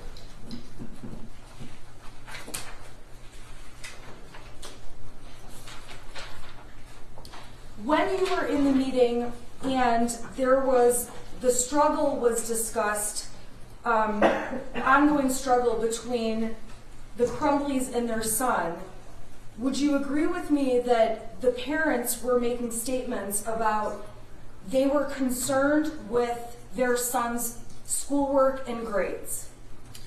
They just confirmed that they had the argument. They didn't provide any context or details about anything other than what he had shared with us before they arrived. Were you aware there was a specific concern related to Mrs. Crumbley's son having missing assignments specifically? The only information that she provided was that he struggled with virtual learning, which was confirming what he had also shared with us. But there was nothing specific that I remember her sharing. And you would agree with me that when you meet with parents, parents all react differently to their child being brought down to the office. That depends on the situation. So depending on the situation, parents may have a variety of reactions. It depends on it depends on what the meeting is, yeah. What the meeting is about, why we're meeting with the parents and the child. Obviously, when parents come to the school, they're showing you a level of concern to make sure to handle whatever it is going on, correct? Somewhat, yeah. And you're aware that when the parents are coming to a meeting, they are going to be getting information and from you and from other professionals at the school. As well as providing information that they have, because they're the experts on their child. So part of the meeting is to share what we have, but also to listen to confirmation or additional details about stuff that they might be seeing outside of school, at home. And that information was not provided. There was no information provided to you that the Crumbleys had concerns over mental health issues. Fair to say? That's fair to say. I have nothing further. Thank you. Mr. Ejac, let's talk about the whole picture. Okay, so you testified that as dean of students, you need reasonable suspicion to search a student's personal items such as a backpack. Yeah, that's correct. Okay. And on November the 30th, 2021, it was your perception with the information you were given that you didn't possess reasonable suspicion. That's correct. And you also had a perception with the information you were given on November 30th, 2021, that the defendant's son wasn't a threat to anyone else. That's correct. Okay. So, you had told us that Jennifer Crumbley just confirmed some items that her son had told you prior to her arrival. Yes. Did she ever tell you that in March of 2021 and April of 2021 that her son was hallucinating, or at least expressing that he was hallucinating? No, she did not. Okay. Did she ever tell you in April of 2021 that she had told her friend that she thought her son was depressed? No, she did not. Did she ever tell you that as early as June of 2021, she had indicated that he had obtained his own firearm? No, she did not. Okay, now one of the reasons you told us about reasonable suspicion, you said if you believe a student has a weapon or access to a weapon. Is that important to you as dean of students? Absolutely, yes. Okay. If you had information that a student had access to a firearm in conjunction with that photograph that you saw in Exhibit 74, what would that indicate to you? That would indicate that I need to heighten it to the to the next level and involve our school resource officer as well as the other administration. Okay. And did Jennifer Crumbley ever tell you that she had given her son a 6-hour 9mm handgun just 4 days before this drawing was created? She did not know. Would that have been important to you? Absolutely, yes. Would that have helped complete the full picture? It would have, and it would have completely changed the process that we followed. Now, you talk about decision makers. Between parent and child, who's the decision maker? The parent. Okay. And decision makers as to if a student stays in school or not. Who's a decision maker? Parent or administrator? I would object because in this case there has been discussion and testimony that the student was a part of the decision and so were the parents. And so I would say that the opinion on this question is irrelevant. Part of the decision? I take it the objection is on MRE 401 relevance? In response, counsel on her cross-examination specifically asked him about the decision maker, he being the decision maker, and I believe this. Yeah, I'm going to allow it. Thank you. Okay, so between you, Mr. Hopkins, Jennifer, and James Crumbley, who were the decision makers? So I would say the main decision maker would have been the parents. The parent. And you've never seen the defendant's son. Your Honor, I would ask that the prosecution stop asking leading questions. Assisting. That's fine. Okay.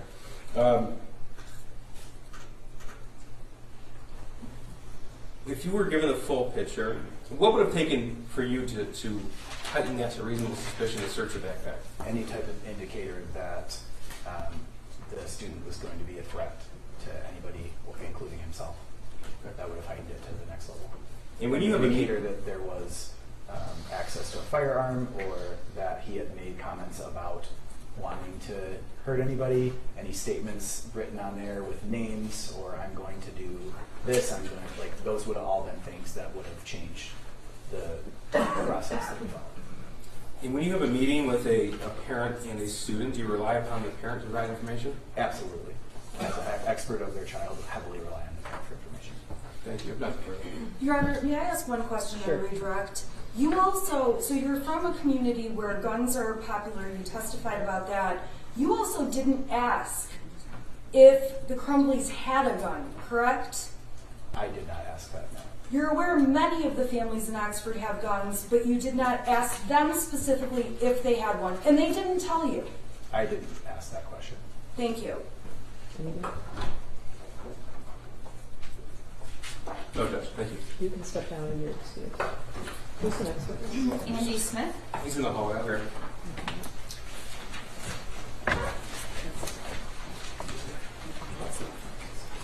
Wait, sir.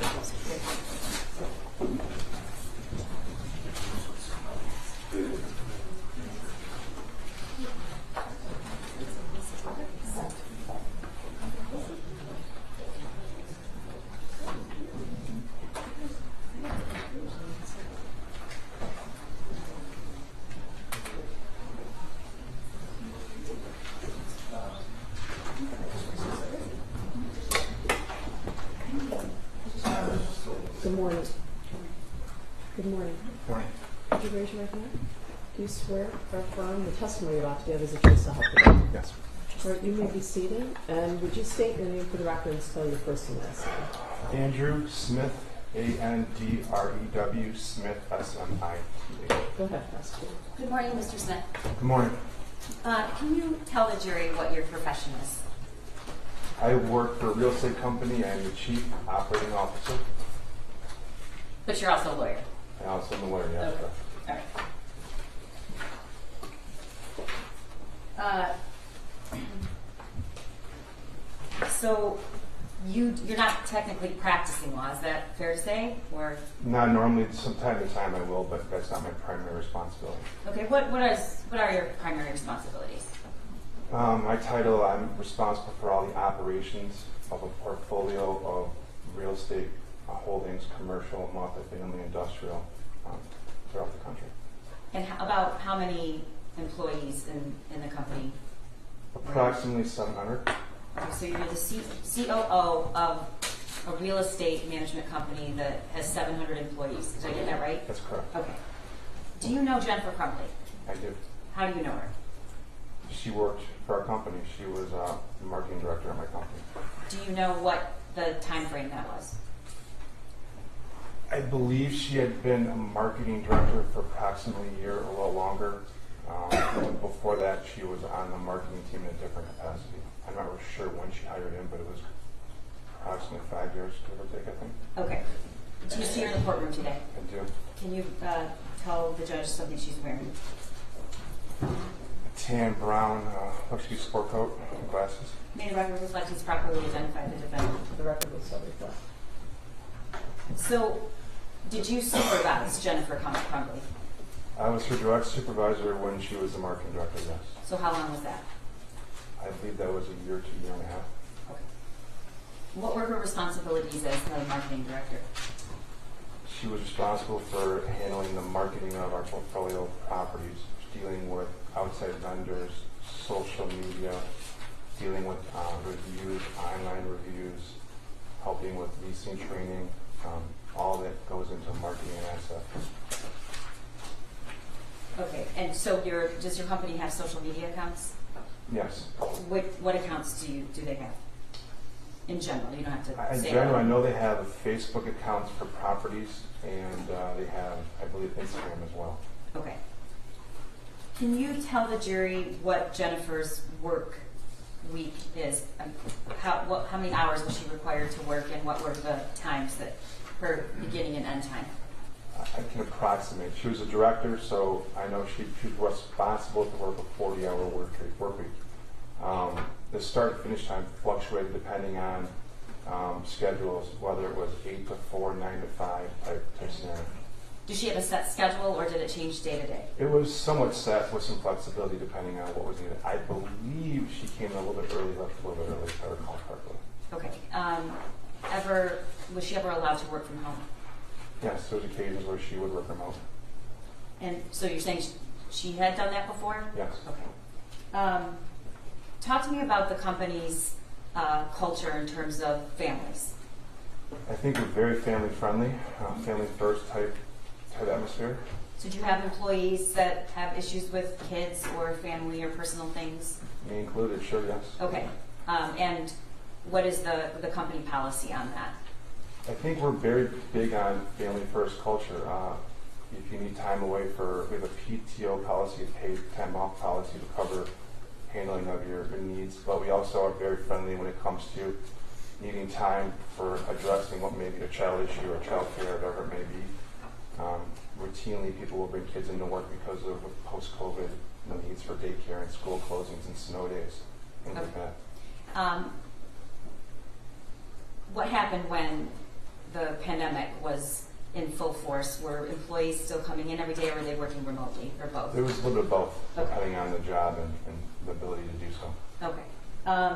Does the company provide health insurance? We offer health insurance, yes. And do you know if Jennifer had health insurance? I do not know. Okay.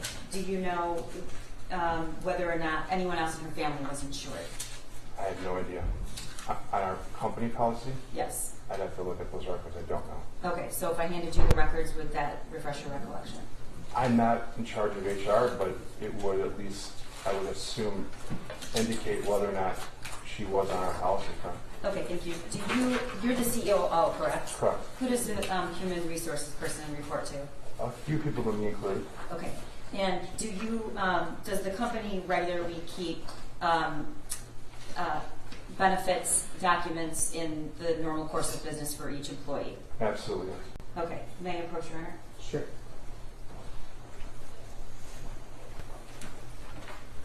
Mr. Smith, I'm handing you a portion of the personnel file for Jennifer Crumbley that the defense has been provided. What is that? This appears to be a 2021 new hire open enrollment form for what I believe to be healthcare options, medical healthcare options that year. Okay. And I'm sorry, may I approach? Is this what you're looking at? This is contained in there. I just want to make it. Yeah, this has got this is a different document, but it's similar. Okay. All right. And what is that document? That's also part of her personnel file, but what is that? Okay, the document you handed me appears to be a Guardian life insurance open enrollment employment form for 2021 for Jennifer Crumbley. Okay, and the previous document you just had, what does that indicate? Who was enrolled in the health benefits? It appears to be for Jennifer Crumbley, and there were multiple options. It appears she checked, or someone checked the box. She did, I believe, for single medical low plan. And how much was that per month, if you know? Well, it listed as $102.55 bi-weekly, so I guess it'd be $204 or $5 approximately a month. And do you know approximately what the cost would have been to add somebody in her family? So if I, on this plan, if I file it from single to employee plus one, it would have been $404. Family, $533.81. Is that once a month or bi? These are all bi-weekly. Okay. All right. May I approach up to you? You're not marking that. No.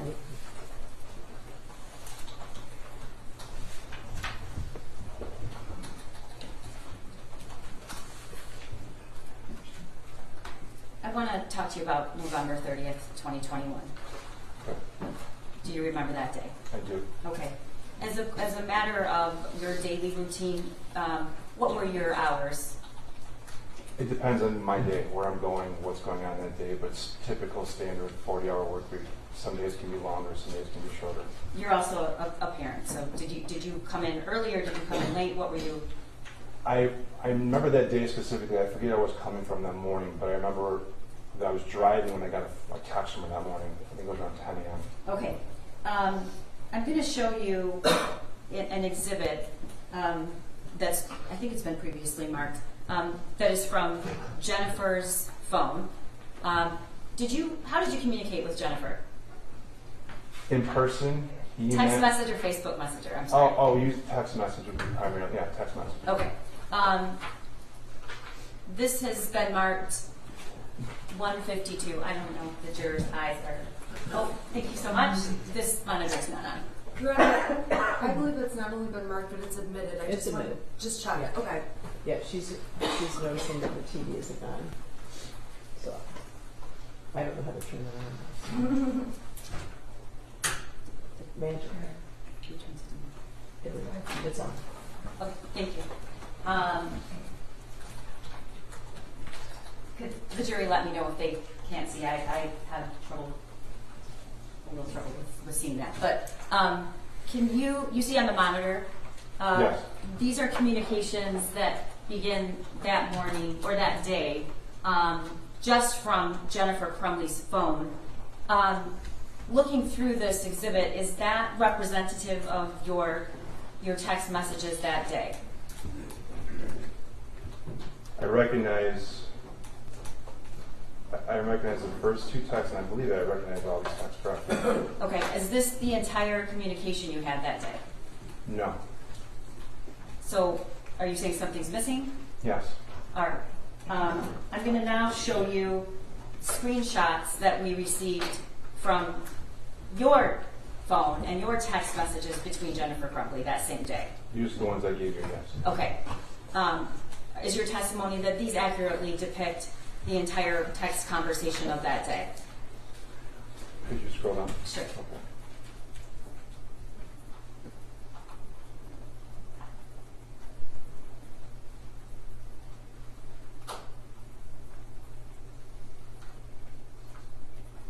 This looks accurate, yes. Okay, so the message, the exhibit I just showed you had 4 messages, around 4 or 5. This is actually several messages. Is this your full conversation? This would be the full conversation, yes, I text that day. Okay. And when did you never deleted any text messages? Okay, so this is exactly what it was that you turned over to law enforcement? Yes. All right, thank you. The first text, if you can see this exhibit, if you go to the top, Mr. Smith, what's the time on the first text you received from Jennifer Crumbley? This is Tuesday, 10:05 a.m. And you said earlier, did you say you were driving to work or you were at work? I forget, I was driving. Where I was going, I don't recall. Probably to work or coming from property, but I was All right. driving, yes. Assuming you weren't reading your text messages while driving, this is when you received the text. Can you read her text to you? I have to go to my kid's school. Counselor just called, and this is what I'm dealing with. I'll be back by 11:30, 12 at the latest. Okay, so that text came in at 10:05, and she is telling you exactly when she'll be back. That's what it says, yeah. Okay, so did you, then she attaches this, a picture. Do you know what that is? I know now what it is. Did you look at it at the time you received it? No, I did look at it. It was later that day I looked at it, but not at the time. I was driving at the time. I just saw the text on my phone pop up, and I Okay. just saw him. Was it required that Jennifer let you know if she was leaving and where she was going, or was this unusual? No, I mean, we want people to let us know if they're leaving, coming, going. She was good about that. She let me know if she was coming and going. Sorry, is there something going on? No, What do you mean? it's just, okay, thank you. Can you, the next, I believe there's some issue with a camera in the back, but I don't know. Can I proceed, Your Honor? Your Honor, I'm sorry, it's very distracting, so I'm just asking if Wait, what do you there's mean? something happening. Yeah, Can we- the witness. Yeah. I'm sorry, what did you say? It's hard to hear the witness of the conversation. Oh, it's hard to hear the witness, yeah. Everybody has to be quiet, okay? Yeah. Yes, thank you. May I proceed? Yes. The next message, well, before we get to the next message, tell me when was the first time you actually saw Jennifer Crumbley that day? I recall, I don't remember the exact timeline, it's been 2 years, but I recall seeing her at the office around noon that day. And where did you see her? It was in the copy room, which is like an open copy room, storage type stationary area. And did she say anything to you? I recall walking up to her asking how was she doing, was she doing okay? And I recalled her mentioning that she had to get her child counseling. She seemed down. I think she had mentioned a few things. I recall her mentioning that his dog had passed away and a grandparent or grandparents had passed away. She may have said more. I remember she seemed down. I think she said she felt like she was a failure or failing him, and she had to get him counseling. When she said, I feel like I'm failing him, who was she talking about? I believe her son. Okay. And what was your response? I remember saying, if he needs counseling, I'm glad you're getting him counseling. Get him the help he needs. We're glad to hear you're getting him that help. Okay. Did you and Jennifer have a friendship outside of work? No. Did you ever socialize together outside of any work centered event? No. You said you didn't Facebook message her, your conversations were just text or calling or email? There may have been a Facebook message where she would send me photos from a property because of the size or scope I remember, but that'd be about it. But our communication will be in person, email, phone, or text. And before this occurred, what, if anything, did you know about her son? I knew she had a son in school. When she mentioned small talk, I knew he was in school. I recall something about him being in a bowling, an avid bowler, if I recall correctly. And I remember that she mentioned some vacations they went on, some camping, some family trips. I recalled her discussing, he had a part-time job, I remember mentioning it sometime in the past. No, small stuff like that, nothing much more. Okay. Did she ever talk to you about taking him skiing? I know she was big into skiing. I don't recall her mentioning her son skiing, I don't know. How do you know she was big into skiing? She talked about it quite a bit. I recall, I think she like volunteered, or she was like a volunteer ski instructor or ski school type thing. I don't remember Or exactly. ski patrol? Ski patrol sounds more like that. Do you know where that was? Local, one of the local mountains, local hills. Okay. Was her son with her that day? At the office on the 30th? Yes. No. Would that have been allowed? Sure. What was her schedule that day in terms of what she was required to be doing? I don't know what her schedule was that day. She's the director. I'd give her some flexibility. I do know that we had a property visit scheduled that afternoon that she was invited to. Was that a required meeting? No, not at all. Did you know at that time the school asked Mrs. Crumbley to get him counseling that day? Did she ever tell you that? No, she just told me she had to get him counseling, was going to get him counseling.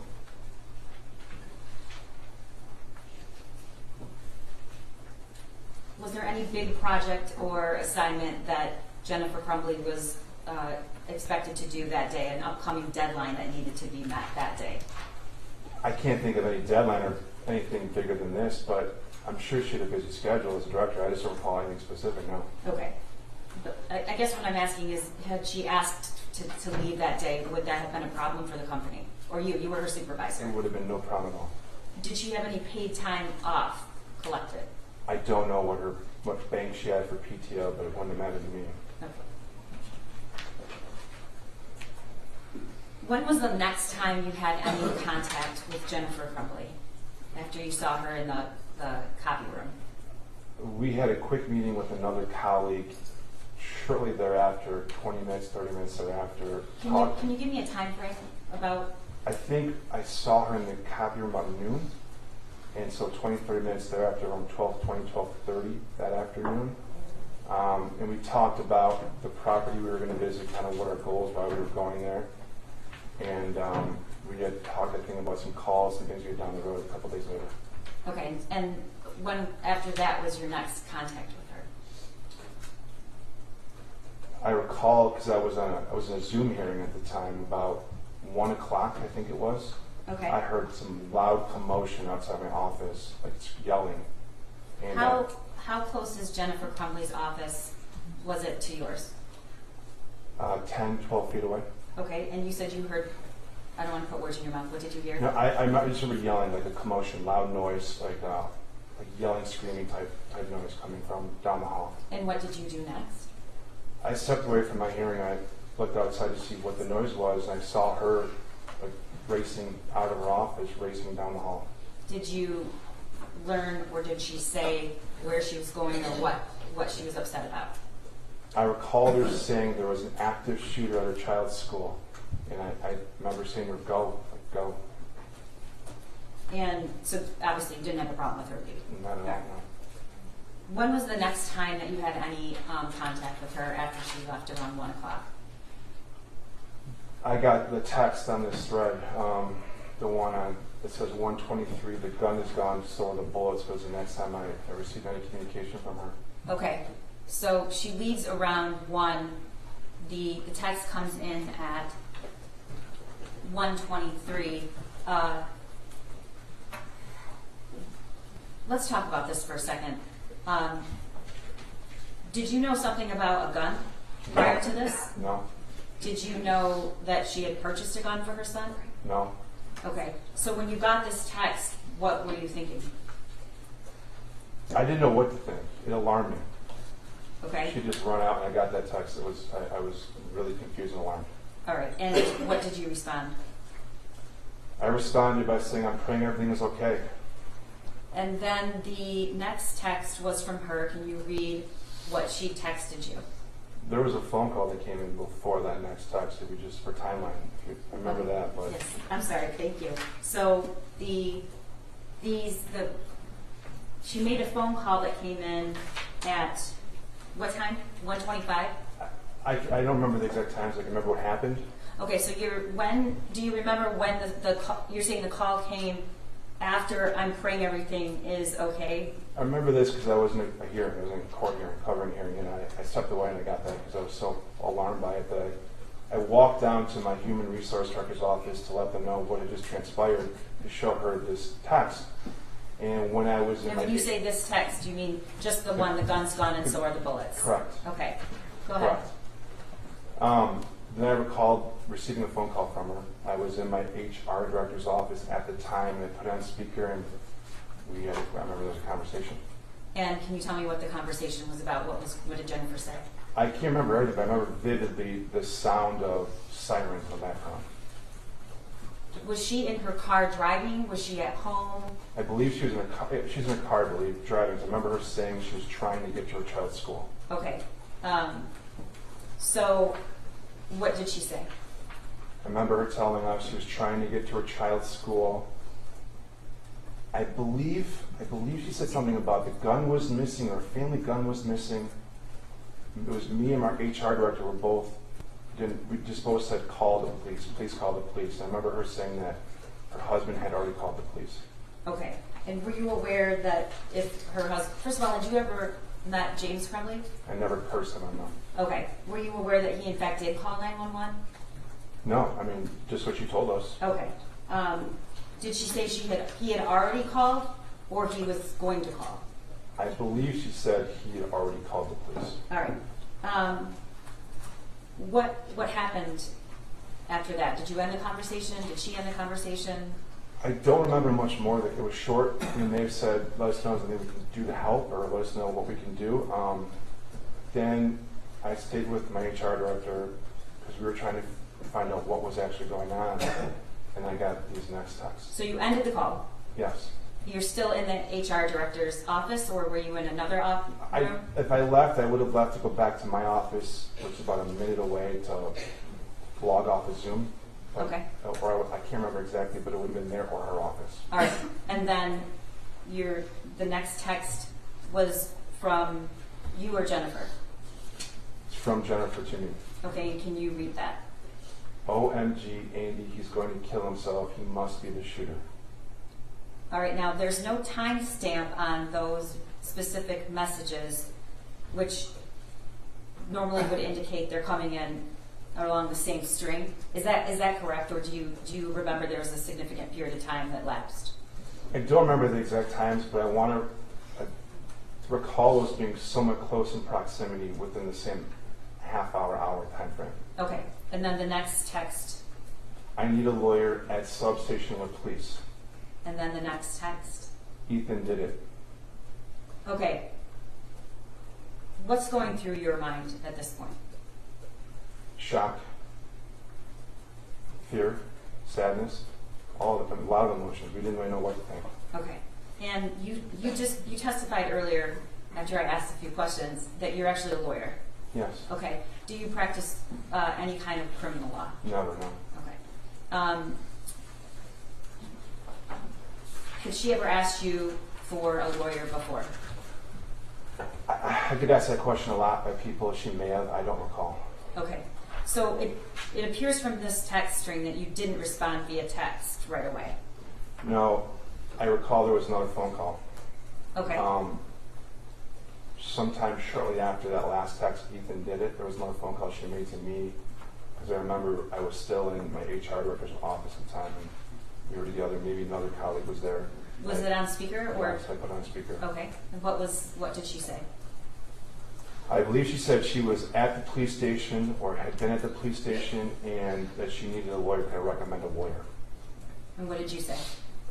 I couldn't think of one at the time. It's not my area, and I just couldn't think of one. And I think I told her I'd ask our corporate counsel if she could think of someone to recommend. Okay. What was going on at the office at this point? Were there people around? The people in the office, did anyone have any outside knowledge of the shooting? I don't know. Okay. I was working with human resource at the time, and we were trying to figure out what was going on. Okay. What eventually did you decide? Did you guys go back to work? Did you just wait for another communication? Did you start looking for a lawyer? I did not look for a lawyer. As I told her, I mentioned to corporate counsel that this is what we just learned, and she's reaching out. If you could reach out back to her, let her know. I know we were closely watching the news, trying to figure out what was happening, what had happened.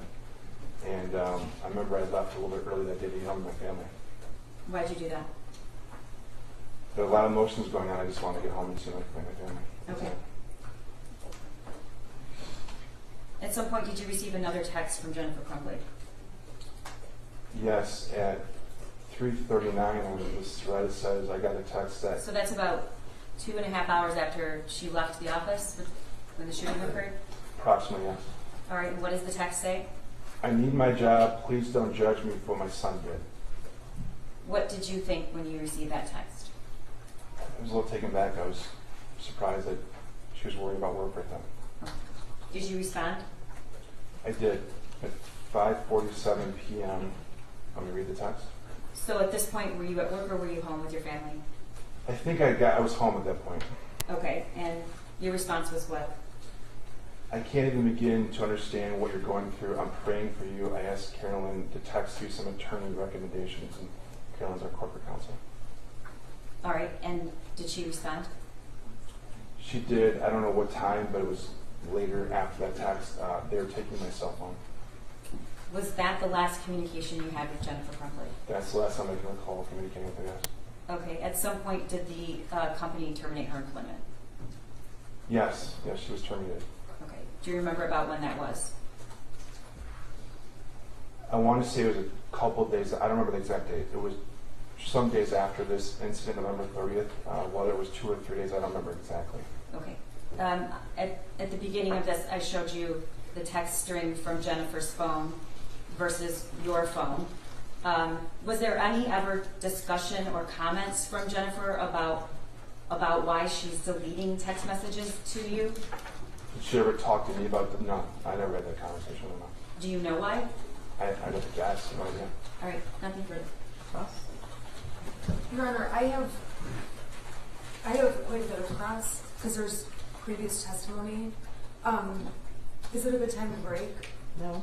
Okay. I don't know. Your Honor, if we could just finish with the cross so we can excuse this witness. Yeah, we're 2 hours Okay. late today. I have would no- like to know. You guys aren't starving to death over there, are you? I have Okay. no problem. Okay. Okay. All right. Mr. Smith, I just want to go back to a couple of things you said. You and Jennifer, you would not say you guys were friends outside of work, correct? We were coworkers and friendly at work. Okay, friendly at work, you guys would make small talk. Sure, yes. And you, when you heard that something was going on at the high school, you would agree with me that Mrs. Crumbley sounded very frantic. When she called us the first time I heard the sirens, she definitely sounded panicked, frantic, yes. You would agree she sounded shocked and concerned? Yes. And you testified that when you saw her at the office earlier, coming back from the school, she had appeared sad. Yes. It was during that time when Mrs. Crumbley was at your office that you guys discussed the meeting she had had at the school earlier that day. Yes. And during that meeting, she told you that the school wanted her to get her son in some counseling, correct? I don't know if she said this. I think so. I know she said she had to get her son counseling. She was planning to get her son Yes, counseling. yes. And it's appeared you were aware she was worried about her son at that time. Yes.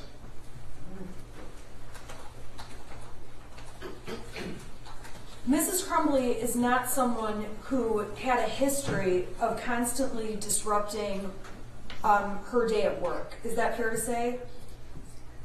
It's a tough question to answer, but yeah, it's fair. I don't remember disruptions. No. I suppose a better question would be, she was not a parent who was constantly having to leave work to go to her child's school for different reasons. That I don't. Yeah, I don't recall any other examples of that.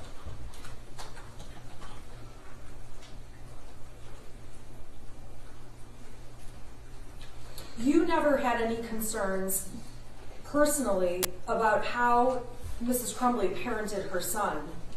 I never had concerns, no. And if anything, you would just hear about little bits and details about him. I think you testified about bowling, vacations, camping. I recall her mentioning, yes. You recalled the part-time job, skiing. I don't know. I know she skied. I don't know if he did. I don't remember that. Okay. And in terms of Jennifer working at the company prior to her being terminated, you would agree with me that she was a pretty consistent hard worker. I would agree with you, yes. And Jennifer appeared to take her career very seriously. I agree, yes. She was diligent about attending meetings she was invited to or supposed to attend. Yes. She was somebody the company could count on to do her job. I thought so, yes. And there were times she took advantage of the flexibility that your company offered to allow her to go handle different matters she may have needed to handle. I know she would have taken advantage of the flexibility to do what I don't know, but sure. Okay. And I'm correct when I say that Kathy Poliquin, she's the manager of HR, correct? She's, was what at the time was the Director of Human Resources. I'm sorry, Director of Human Resources? Correct. Okay. I have her listed as a witness, but I may, based on the prosecution's questions, I may be able to just ask you. But if you're not the right person, can you just let me know? Yes. Okay, so you testified that to have a single person on the company's insurance was approximately $200 per month. That's what I read, yes, yes. And you would agree, well, and I'm sorry, when you say $200, It was bi-weekly, so I don't know if you. okay, that's what I was just gonna ask. So it's $200 twice a month. My understanding is yes. And if she had had another person added to the insurance, it would have been approximately $500 twice a month. I don't have the document in front of me, but I know it went up from +1 and then went up again for family. Okay, and when it goes up for family, are you aware of what it would have been for there to be 3 people on the insurance? I'd be guessing, my understanding is family covers as many families you may have, immediate family. I don't know if it's 3 to 10. It covers your entire family, my understanding.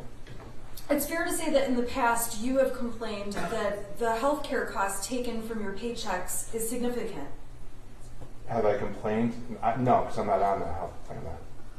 So you're not on the health plan at Princeton, correct? I'm not on my company's plan, correct? But I assume you have health care through somewhere else. Correct.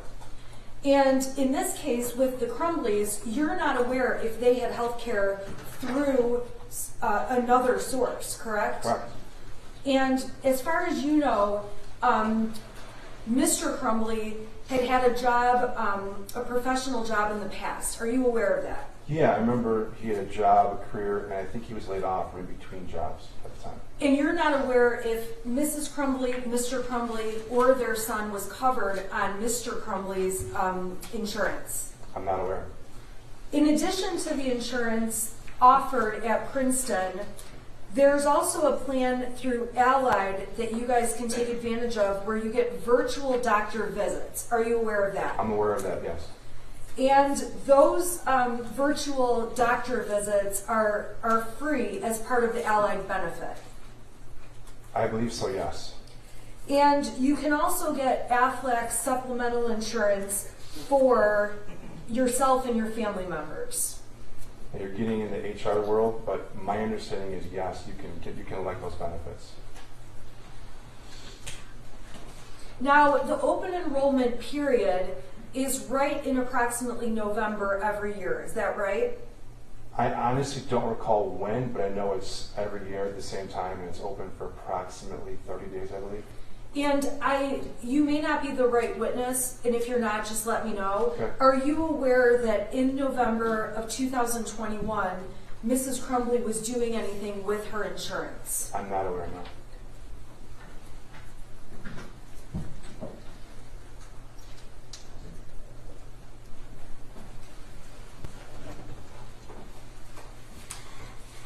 Now, when you were texting or exchanging messages with Mrs. Crumbley, there was not any point in time where she said to you, "Hey Andy, delete these texts," correct? That's correct.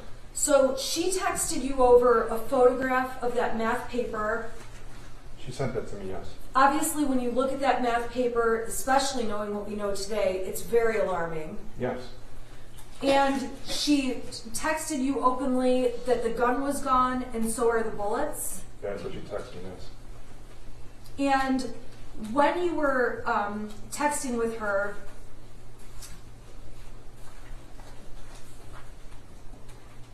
you were exchanging back kind words to her, supporting her and saying things along the lines of, "I'm praying for you, I hope everything's okay," things like that, correct? Well, not things, that exactly. That exactly. And you knew at the time that you were communicating those things to Mrs. Crumbley, she was in a high state of stress. I saw her run out of the office in panic. Not only did you see her run out of the office in panic, you heard her screaming when she heard about the open shooter. I heard her like yelling, screaming that she had to leave. There was a I forget exactly, but there was a shooting event going on at her child's school. Definitely a strong reaction from Mrs. Crumbley about what was happening. Yes. Now, after Mrs. Crumbley found out more information, we saw the text where Mrs. Crumbley is saying, I need my job. Please don't judge me for what my son did, correct? That's the text, correct? Now, at that time, you're aware that James Crumbley was laid off. I knew he was in between jobs. I don't know what he was doing at that point. And so Mrs. Crumbley is certainly voicing the concern to you, I don't want to lose my job, correct? She sent a text, I need my job. As far as you knew from working with Mrs. Crumbley over time, she liked her job, was good at it, and valued that job. I thought she was good at her job, yes. And her text indicating she wanted to keep her job, you have no reason to believe she didn't want to keep her job. No, none. I have nothing further. Redirect? Nothing, Your Honor. May he be excused? Yeah, you may step down and you're excused. Thank you so much. All right, your lunch is here.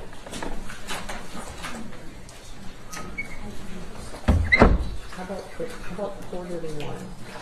We lost some time today. I think one of the jurors was making a snowman, another one was. All right, good. We'll see that, okay? All right, security.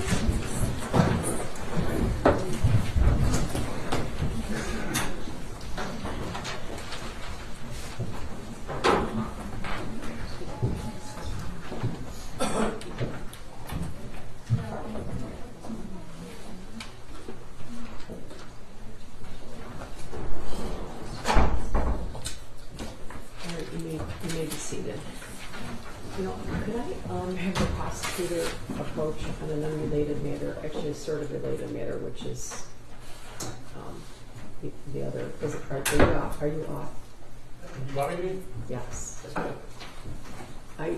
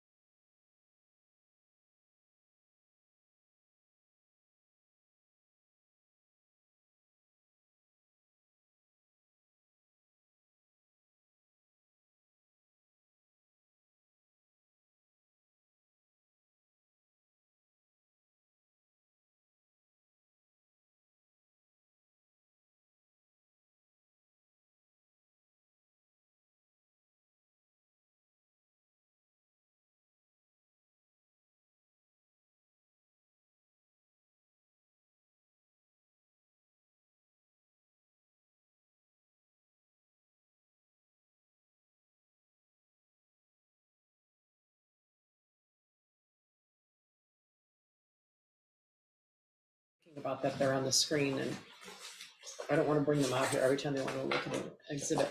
Do you plan, prosecutor, to respond to the defendant's filing with the attachments, the Yes, Judge, we're filing one today. Okay, all right. I wasn't sure if you were doing that or not, so I just wanted to know. Has the Okay. court decided if it's going to have the other lawyers that are attempting to?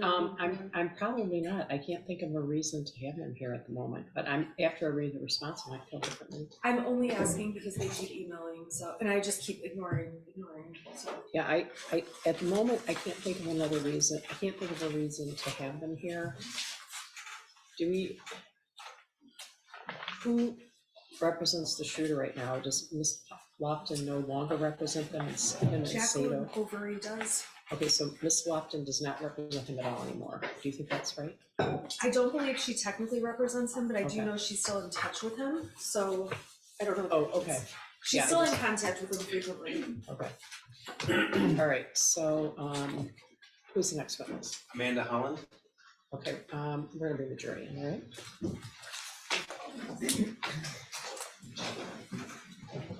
Do you know who's at the, is it one person? Yeah, I'm not sure. Thank you.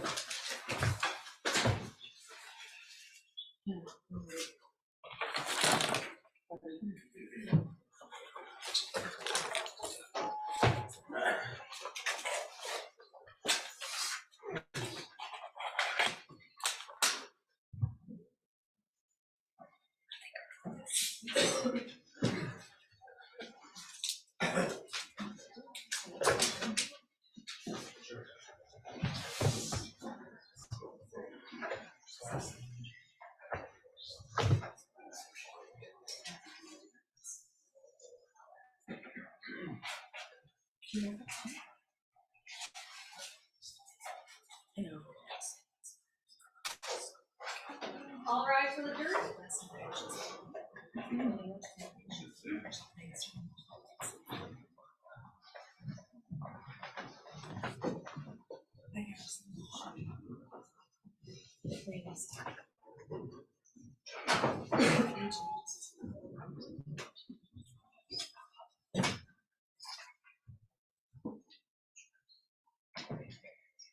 All right, you may be seated.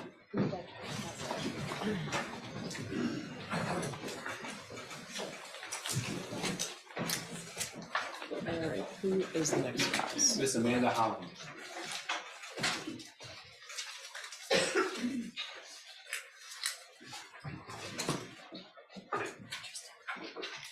Could you raise your right hand? Do you swear or affirm the testimony you're about to give is the truth, so help you God? All right, you may be seated, and then would you state your name for the record and spell your first name? Gotta speak up. Amanda Holland, Okay. AMANDAHOLLAND. All right, go ahead, prosecute. Thank you. Good afternoon. Ms. Holland, do you know Jennifer Crumbley? And how do you know her? We used to work together. Okay. Is that the same company that Andrew Smith works at? Yes, Is Ms. Crumbley in court today? she is. Can you point her and describe something she's wearing today? She has a tan blazer on and glasses. Will the record reflect identification of the defendant? The record will reflect in court identification of the defendant, Jennifer Crumbley. Thank you, Judge. If you can recall, what are the approximate dates that he used to work with the defendant? Roughly 2017 to 2021. Okay. Up until November of 2021? Yes. And what was your role with this company? I worked under the operations director, so I was his direct assistant. And who's his? Andrew Smith. Mr. Smith? Yes. Make sure you keep your voice nice and loud for us, okay? Sorry. That's all right. And what specifically did you do there? I was the operations assistant, so I helped him with all of his daily calendaring and projects. I assisted other departments, administrative work. Okay. And what about the defendant? What did she do, if you know? She was the marketing director at the time. Did the two of your work overlap? Occasionally, we had meetings together sometimes and prepared spreadsheets and things that she would receive as well. I'd help with some projects of hers as well. Okay. Did the both of you work for Andrew Smith? Yeah, Okay.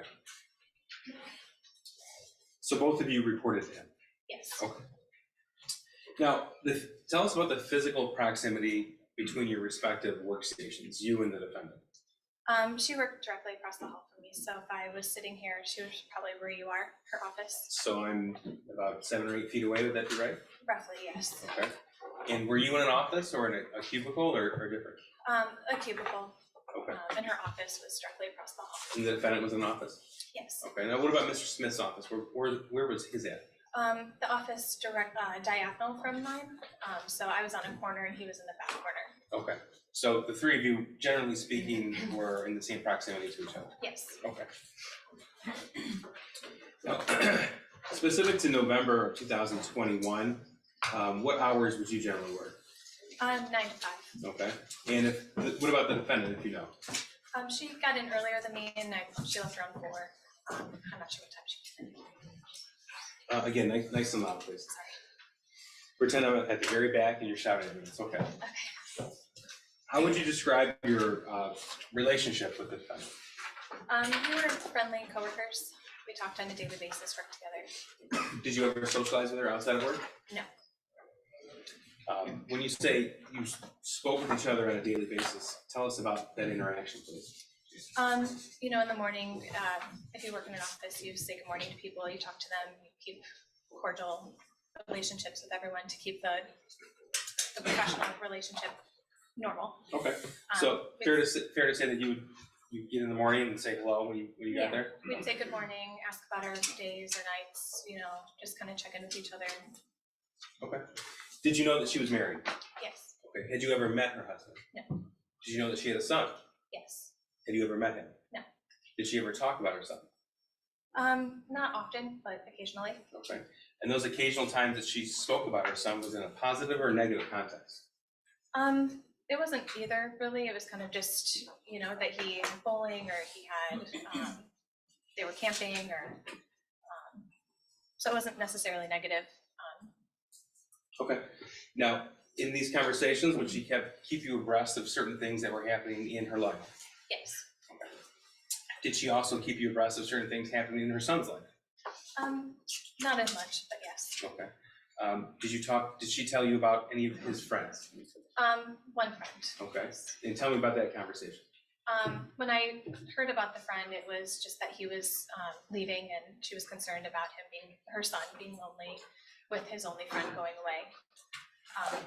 That's really all I do. Do you recall, can you give us a time frame when this happened? My time frame is kind of rough. I'm not sure exactly when I'm not sure when that happened. Okay. It was before the shooting? Yes. Okay. Was it a year before the shooting, a week before the shooting, a month before the shooting? Or It was do you not that know? year, maybe in the few months leading up to it, Okay. roughly, but I'm not positive on the timeline. Did she ever tell you anything of a concerning nature about her son?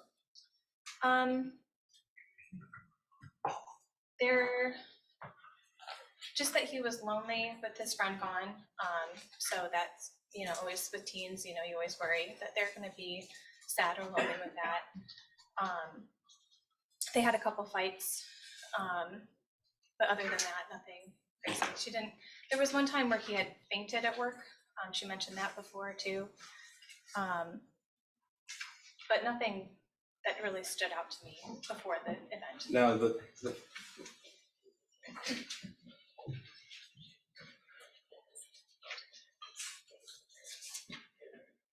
Ms. Holland, before we get into some of the specifics, just so we all understand, tell us sort of some of your job responsibilities as an assistant in operations.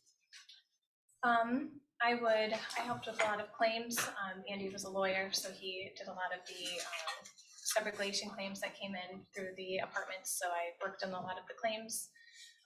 I worked with preparing spreadsheets and documents for other departments and for CFO and for marketing. I would prep his calendar. I worked in other departments and did projects for them as well.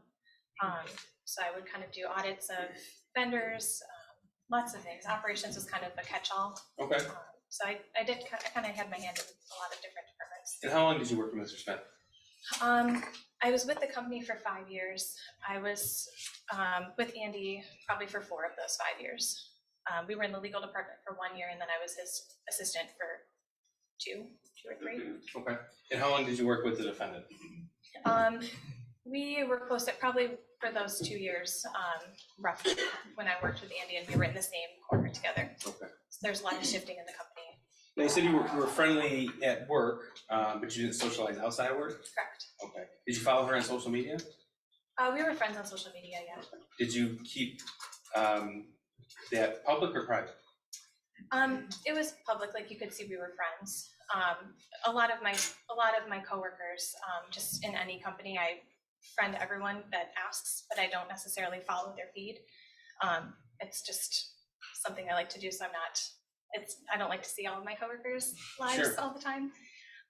So we were friends on Facebook, but I didn't see her day-to-day posts. Okay. And that's a setting that you selected? Yes, Okay. for almost everyone I work with. Okay. So I want to direct your attention now to November the 30th, 2021. Do you remember that day? I do. Were you working that day? Yes, Do you recall if Jennifer was also working? she was. Okay. Now, do you recall if you had an initial conversation with her in the morning when she got to work? Yes, we kind of just had the good morning, check in with each other. So we did talk briefly in the morning. Now, you mentioned that she had talked to you about fights before. Did she tell you about a fight the night before? It was brief. She just mentioned that they had a fight. I'm not sure who initiated it. I didn't ask questions. It was kind of just, I asked her how her night went, how is she? Mm-hmm. She said she had a rough night, that they had a fight. Did she say who's they? No, it sounded like it was all of them, but she said that Ethan was out of the house and she locked him. She locked him out of the house? Yes. Did you have a response to that? No, I kind of I didn't really ask questions. I didn't push it or anything. I just kind of let it go. Okay. It was the morning. Did you give her any indication? Well, let me ask you this. What did you think about that? I kind of just gave a look and, What do you mean give a look? kind of just like surprised, Okay. but I didn't really go into detail about Did it. she react to your surprised look?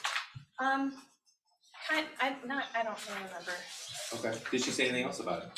I don't remember. I don't think so, but I don't remember. Now, in the past, the 2 years that you had worked with Jennifer, you said that she would occasionally talk about her son. Is that, you have to say yes or no? Oh, sorry, I was just listening. That's all right. No, that's fine. But yes. And you were aware that the defendant was afraid that he would be lonely. Is that right? Mhm. Is that Yes. Okay.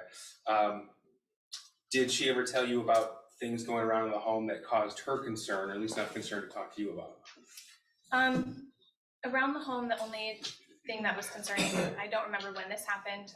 She just mentioned that he was hearing things in the house, but I didn't hear. She didn't go into detail about it, or I didn't ask questions. But Now, as far as time frame, are you able to give the jury an idea of a month, a week, a year prior to the shooting, or you're not it sure? was within the year. I want to say within, again, maybe 6 months, 7 months. I don't remember, but it was definitely the year of the shooting. Okay. Now, in regards to the conversation you had with her on November the 30th about the fight that the defendant had the night before, did the defendant tell you that she had locked him out of the house before? I thought maybe I don't remember the exact conversation. I tried to think back at it, and I don't remember exactly. Okay. So what stands out to you the most about that conversation? Just that was the end of a fight and how it was handled. And how the defendant handled it? Yeah, I'm not sure who did it, but they just said that he was locked out. I don't know who did it. Okay. Now, we know from other evidence that's been admitted already that Jennifer arrived to your place of employment at 9:04 a.m. on November the 30th, 2021. Does that sound right to you? Yes, Okay. Do you remember if you arrived before or after? I don't remember. Okay. Usually I arrived after her though, so I would assume that, but Okay. And if you don't remember, that's fine. yeah. After you had that conversation with the defendant, are you aware if she received a phone call? I believe so. And she received a phone call in the morning. Yes. That morning of November the 30th? Yes. Okay. Were you made aware of who called her? I believe first call I believe it was from the school, yes. From, do you know which school? Oxford? Oxford High School? Yes, Okay. Were you there when she received the phone call? I was, yes. Okay. Now, when I say there, in her office, or were you in your own workspace? I was in my own workspace, When she received the phone call, was her door to her office open? yes. So if her office was about the distance between me and you, where would she be seated at inside the office? She was probably a little bit further back, so the first row of seats was probably where she was sitting. So maybe 15, 20 feet? Yeah, because she sat a little bit further back in her office, and I was a little pushed back from my wall too, so there was a little bit of distance, but. Okay. And how were you able to tell who called her? I just heard the phone call. I didn't know who called her at first, but she mentioned she had a call from the school afterwards. Okay, so she told you about the phone call afterwards. Yes. And do you tell me about that conversation? She received a call, and there was another call afterwards, so there was a little bit of time in between the call. But she talked to me as she was about to leave because of the call. So she came over and showed me something on her phone and said she had to go. Do you remember what she showed you? She showed me the drawing that her son had drawn at school. Okay. Did she tell you how she got that drawing? She said the school had sent it to her. Okay. And how did she show it to you? It was on her phone, and she just held it up and she said, "This is what I got from school today." Okay. And what was your response to that? I looked at it and I thought it was scary. I thought it was intimidating to see the pictures that were on there. And what was Jennifer's response? She didn't seem overly worried, but she didn't seem like she was blowing it off. You know, I think she was getting ready to go to the school. She was coming over to let me know she was leaving. I don't think Andy was there yet. So it's more of like a, you know, if you see him, let him know. Okay. And if I were to tell you that there's surveillance footage that shows her leaving at 10:12 a.m., does that sound about right? Yes. Okay. So just so we have an idea of the chronology of November the 30th, and I know you want to be accurate, so I want to make sure that this is all accurate. Jennifer arrived at 9:04 a.m. You don't dispute that. No. Okay. You arrived close in time, the same time. Probably close in time. I was usually, you know, sometimes things happen and I'm a little later, but I was usually there at or around 9. Okay. And then you had your typical initial check-in conversation? Mm-hmm. Is that Yes. Okay. And in that conversation is when she shared with you about the fight the night before? Yes. And then sometime later, you were aware that she received that phone call and then she left that night? Yes. Okay. From the time that she left at 10:12 a.m. and went to the school, before she came back, did you have any conversation with her? I'm sorry, can you repeat it? Did you see her again that day? Yes. Okay. Sorry. Did you see her again back at your employment? Yes. Okay. Did you have any phone calls or texts with her from the time that she was gone to the time she came back? No. Okay. So if evidence showed that she arrived back at work at 11:24, does that sound right to you? Yes. Okay. Did you speak with her when she came back to work? Yes. Oh, tell me about that, please. She came in and it was kind of just, she has kind of a sarcastic personality, you know, so when she came in, she kind of visibly slumped and was, you know, said, I feel like a failure as a parent. And she said that there was the meeting at the school and that there were the drawings and they were worried about him and that he needed to get into counseling within 48 hours. Okay. What was your response? I just said that was, you know, I said I was sorry. I think I said something along the lines of that, you know, just showing concern and compassion for what was going on. She went into a little more detail about the drawing and talked to me about it. And Did she show you the drawing while she gave you detail about it? I know I saw it before the meeting, but I don't remember if she showed it to me again, to be honest. So I don't remember if I saw it after too. Okay. But we talked about it and I just remember telling her that, you know, it was scary and, you know, maybe she should spend some time with him to make him feel better. Did she ask you your advice? She didn't ask for it, no. Okay. But what was the advice that you gave? I just said that I think I would have brought my son home if it had happened to me. Something along the lines of that. I just said I would have brought my son home. Okay. So if she arrived back at 11:24 a.m.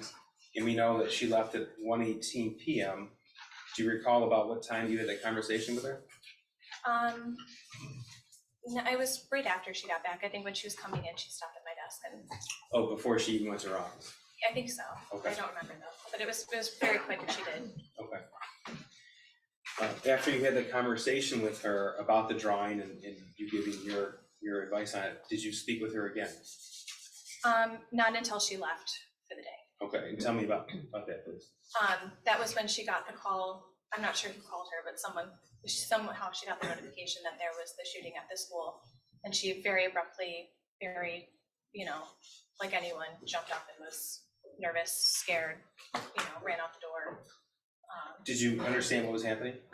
I mean, at first no, but then she went over and told Andy, and I sit. My desk is kind of on two back walls that are full, and then kind of like this, 2 half walls, so I can hear anything that's going on. So she told Andy, and that's how I learned what happened. Okay. And if I told you it was 1:18 p.m., would that sound right to you? Yes. Did you have any conversation with her after that? No, I reached out to her just because I didn't know any part of the situation. I didn't know if it was her son. I didn't know if it was someone else. I didn't know. So I reached out to her and just told her I was thinking of her and I hope everything's okay. But we didn't talk. She didn't respond. She did not respond? No. Okay, one more here.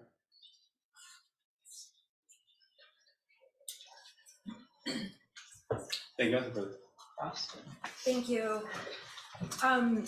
Ms. Holland, you have previously testified in a hearing in court about this case, correct? Yes. And that hearing took place back in April of 2022. Do you recall that?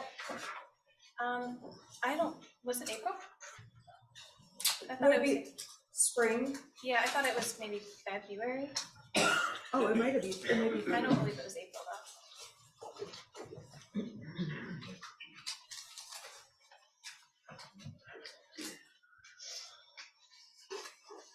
I'm sorry, you're correct. February 24th, 2022? Yes. And that would be a lot closer in time than obviously now. Correct. And in addition to that, when law enforcement was investigating, you cooperated with law enforcement and did interviews with them. Is that correct? Yes. And in fact, on December 10th, 2021, you wrote a statement about anything you knew regarding the Crumbleys, correct? Yes. And the law enforcement wanted to know information about Mr. or Mrs. Crumbley and their son. Is that a fair statement? Yes. And on that date, you provided, I don't know, it looks like you typed the statement out on December 10th, is that correct? Yes. Did you send it to law enforcement that same day? I sent it to the company attorney. I don't know what they did with it after. Okay, and if you need to see your statement, let me know. I will have a couple of questions about it. So I just want to make sure I understand you, you're involved in this case a little bit in the investigation. You were involved? Yes. You wrote the statement? Yes. And you've testified once before? Yes. Now, when you testified before, you were directly asked if you were friends with Jennifer Crumbley. Your answer was, no, we are not friends, correct? Yes. Jennifer Crumbley is not someone that you considered to be a friend to you. Correct. And you guys were polite enough at work, talking back and forth, Yes. and you were polite enough to be friends on Facebook, but didn't really monitor or pay attention to her page. Correct. Now, you are aware, obviously, that Mrs. Crumbley had a son named Ethan. Yes. And on November 30th, there were a couple of times that day, we can agree, that Mrs. Crumbley was concerned about her son. Yes. When she came into work on November 30th, she told you there had been an argument the night before. Yes. And it's your testimony, you can't remember any details about the argument, but you remember something about Mrs. Crumbley saying she locked him out. There was an argument. I didn't ask questions or go into detail. I didn't think it was something I wanted to really engage in. She mentioned there was a fight and she mentioned that he was locked out. You don't know anything about him being locked out, any details beyond him that there was a claim he was locked out. Correct. So you don't know if he was locked out because he made an accident and left keys in the house, or if Jennifer Crumbley intentionally locked him out. You don't know the context around any of that, correct? I'm sorry? I don't know. Now, when she was talking to you about going over to this, or I'm sorry, when she was talking to you about Ethan Crumbley, she expressed that she was concerned specifically about him being lonely, correct? Yes. And she also said that she also appeared to be concerned about the drawing when she saw that. Yes. And she showed you a picture of the drawing. Yes. And ultimately, when she left to go to the school, she appeared to be very nervous and scared. You testified to that. When she went to the meeting? When she went to the school the second time, when the Responding to the shooting? Yes. Yes, she was then. she was very nervous and scared, and that's when you testified she ran quickly out the door, correct? Yes. When she went to the school the first time, there was not any hesitation expressed to you about going over to the school to meet with the counselor, correct? I felt like there was maybe a little hesitation. I think she called her husband first. So it wasn't an immediate leave to go there. At that time, there wasn't anything like a shooting going on or something crazy urgent in the same way there was in the afternoon, correct? Yes. So she left the office though, and she did physically go meet with the school, and then she returned back to the office. Yes. You and Mrs. Crumbley discussed the time, the appointment she had over with the school and the school counselor. Yes. It was your understanding that she planned to get counseling for her son. I don't know. She said it was a requirement from the school. I don't know what her plans were. Okay, so she said that the school wanted her to get counseling, Yes. and she didn't tell you, I'm not getting him counseling, or I think that's a garbage request, correct? Correct. And you gave her some advice, being, I think it would be nice if you spent time with him, correct? Correct. And you suggested maybe they go have a mother-son experience, like seeing a movie or taking him out, just the two of them, correct? Yes. And it's fair to say that you know Jennifer from work, as you've described, but you don't know Ethan Crumbley at all. Correct. It's also fair to say that you don't have teenagers of your own that you parent on a daily basis. Correct. So any advice you gave to Mrs. Crumbley about you should spend time with him, go see a movie, you don't have personal experience about a mother-son experience with a teenager, correct? I'm a parent, but no, not of a teenager. I still feel like I have instincts as a parent to understand how I would handle that situation.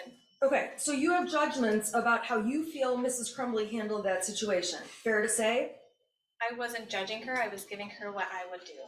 Okay, well, right now, saying what you have your own personal opinions, that those are the argument, Judge. Yes. Okay. Thank you. So you've never met Ethan Crumbley, and you don't have much awareness of how much time Mrs. Crumbley would spend with him. Is that a fair statement? Correct. Now, although you guys were Facebook friends, you testified you obviously did not follow her on Facebook and see every single post, correct? Correct. Okay, but you are aware on Facebook she would post about a variety of topics. Yeah, I saw a few things, yes. So some of the things you saw were about her horses. Yes. There's definitely pictures she posted, including her son. I don't think I saw her son. Pictures of holidays. I don't think I saw holidays. Pictures of, and do you recall seeing, you don't recall seeing any pictures of her son? I don't recall. Do you recall seeing photographs of the family home? When she was working on it, but she would show me pictures too, so I don't know if I saw that on Facebook or if she showed it to me. So one of the interests Mrs. Crumbley would talk to you about is home improvement, doing things, house projects. Yes. Were you aware that Mrs. Crumbley went camping with her son and on vacations? Yes. Did you ever see the photographs of those things and boating and things along those lines on Facebook? I don't recall. I don't think so, but they, like I said, they might have been posted, but I didn't follow a lot of my coworkers. so I didn't see a lot of their posts unless I was actually friends with them and hung out with them and interacted with them outside of work. I didn't really see their posts. I didn't follow them.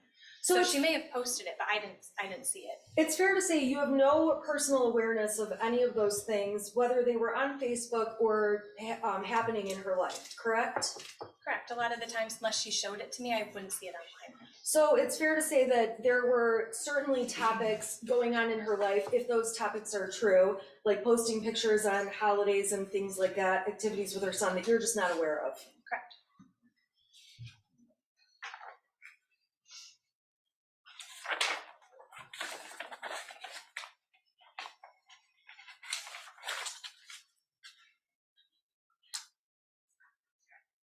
Now, you testified that you were alarmed by seeing the math paperwork when you first saw the worksheet, correct? Yes.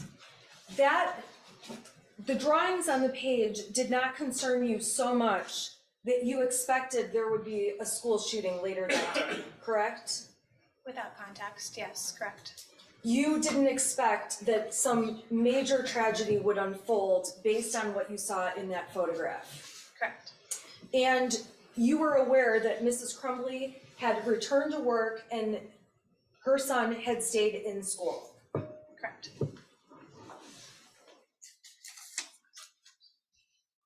You agree with me that Jennifer Crumbley, and I believe you testified to this on direct, can have a sarcastic personality. Correct. So there's oftentimes things where Jennifer will say something, but you can tell because you know her that she's being sarcastic.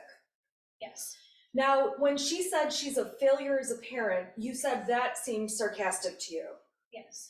It's also fair to say that while that may have been partially sarcastic, Jennifer Crumbley was certainly expressing concern to you that day about her son. Maybe. I don't know if it was concern. She was showing me the photo. She told me a lot of stories. Maybe. But she showed me in a normal manner. She didn't seem overly upset or concerned about it. But Okay. When you've testified previously, obviously it was closer in time to November 30th of 2021. Yes? Oh, I'm sorry, I didn't know it was the question. Is Yes. that, okay? Yes, I did. And when you testified that day about what Jennifer Crumbley said, you were asked, what did she say? And I'm on page 136 of the transcript. You said they were concerned with his drawing and they were concerned that he may be feeling badly, and it goes on from there, correct? Correct. And so based on her saying that she was concerned,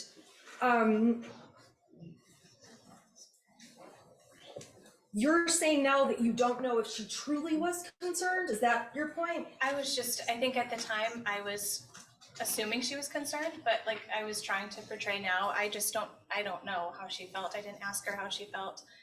She didn't tell me how she felt. She came over and showed it to me and we talked about it, but she didn't say anything specific. Do you recall being asked by Miss McDonald, I'm on page 137 of the transcript, what was her, meaning Jennifer Crumbley's, demeanor when she was talking to you about this? And you testified, my initial thought was it was a little sarcastic, the way she said she felt like a failure. As she was talking, it was a little concerned. Okay. Meaning Mrs. Crumbley was a little concerned. Okay. Yes. It's fair to say over time, you're looking back at what happened on November 30th with more information than you had as that day unfolded, correct? Correct. What happened on November 30th when kids were killed, people were injured, that was something you never expected in your own head, correct? Correct. When there was news that there was an open shooter at the school, it's fair to say that Jennifer Crumbley appeared to be very surprised and shocked that that was unfolding. Yes. And we can agree that looking back at the events of November 30th, you have different information today than you had now, correct? Correct. And over these 2 years that have elapsed, you have had zero contact with Mrs. Crumbley. Correct. And you have had contact, however, with the prosecutor's office. Correct. You had contact with the prosecutor's office about your testimony today Correct. and about your testimony back at the preliminary exam, some of the testimony I referred to. Correct. Your Honor, may I please have one moment? Sure. I have nothing further. Redirect. Yes, thank you, Ms. Holland. When we met with you, what did we tell you to do? To tell the truth. Is that what you're doing today? Yes. Okay. Now, I want to refer you back to the same page that counsel just asked you about. That's page 136, specifically line 19 of the preliminary examination. You were asked, okay, this is starting at line 9. How would you describe the writings on the worksheet? Your answer was disturbing. Do you remember that? Yes. Okay. And the question, okay, what was your response? Answer, I told her I thought it was scary. Question, I'm sorry, you said what? Your answer, I told her I thought it was scary. Question, okay. Answer, that he would draw that. Question, line 18. And what was her response? Line 19, she agreed. So that's, you recall that conversation with Jennifer Crumbley? I do, yes. Okay. Now, going back to the comment that Jennifer Crumbley made to you on the morning of November the 30th, 2021, did she tell you that her son locked himself out or she locked him out? Your Honor, I would object because I believe the witness has said she doesn't know. Or she answered me that she didn't know. Well, do you know if she, do you know? I don't know. I know that there was a comment made that he was locked out. I don't know how that happened. Okay, let me ask you, She the didn't comment say was it. he was locked out. Yes. Okay, but she didn't go into any specifics. Your you Honor, asked. I would object to further questions on this, that the witness has already answered the question. Well, I guess I would have to say that once he asked the question, you asked the question, I was confused. I just want to clarify. Yeah, but you don't know. I know that there was the comment that he was locked out, but I don't know how that happened. Her exact words, the best you can recall. To the best that I can recall was that he was locked out. Okay, those are the words from Jennifer Crumbley. Yes. Thank you. Nothing further. Right, you can step down. Who's the next witness? Yeah, Detective Stoyak, she should be here in the hall. I'll just need a few minutes to set this up.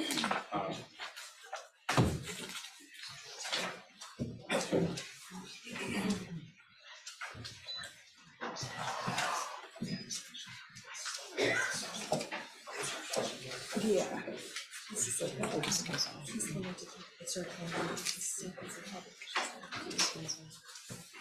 This one? Yeah, she can't see it, so it's on. Yeah.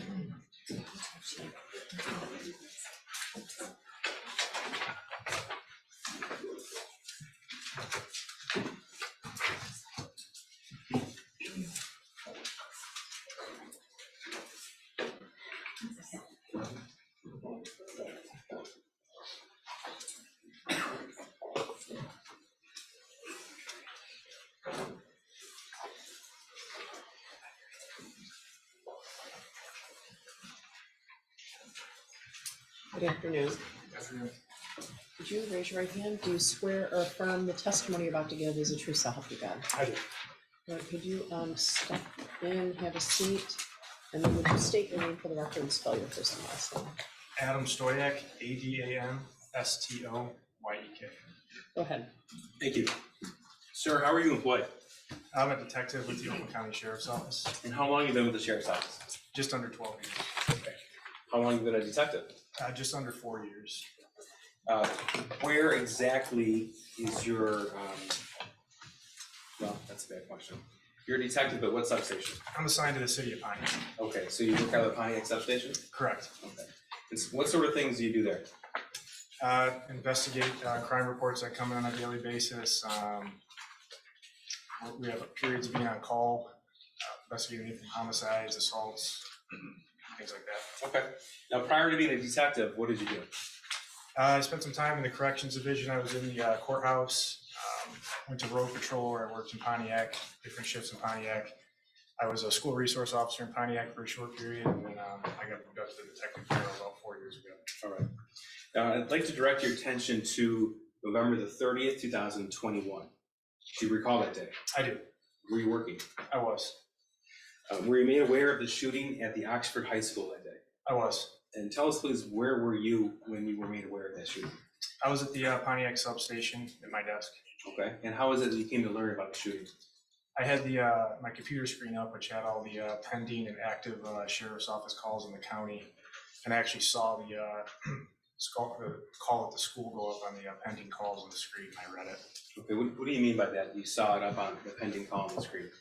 So yeah, it has like the active calls going on within the sheriff's department, and then on the bottom it will have like calls that haven't been dispatched yet. And I saw the one at the high school go out, and I read what about the multiple calls that was going on at the high school. We alerted the rest of the detectives of what was going on at the high school, and we all responded. Okay. When you say we all responded, tell me what happened, please. Initially, we got there, it was still pretty active, so my partner and I kind of linked up with a couple different guys, and we were searching classrooms. Some of the classrooms were still occupied by students, assisted with escorting them out of the school. Eventually, they called everybody to the front of the school, and we were tasked with searching certain classrooms. Okay. And we did that. Now, what specific area of the school did you go to declare?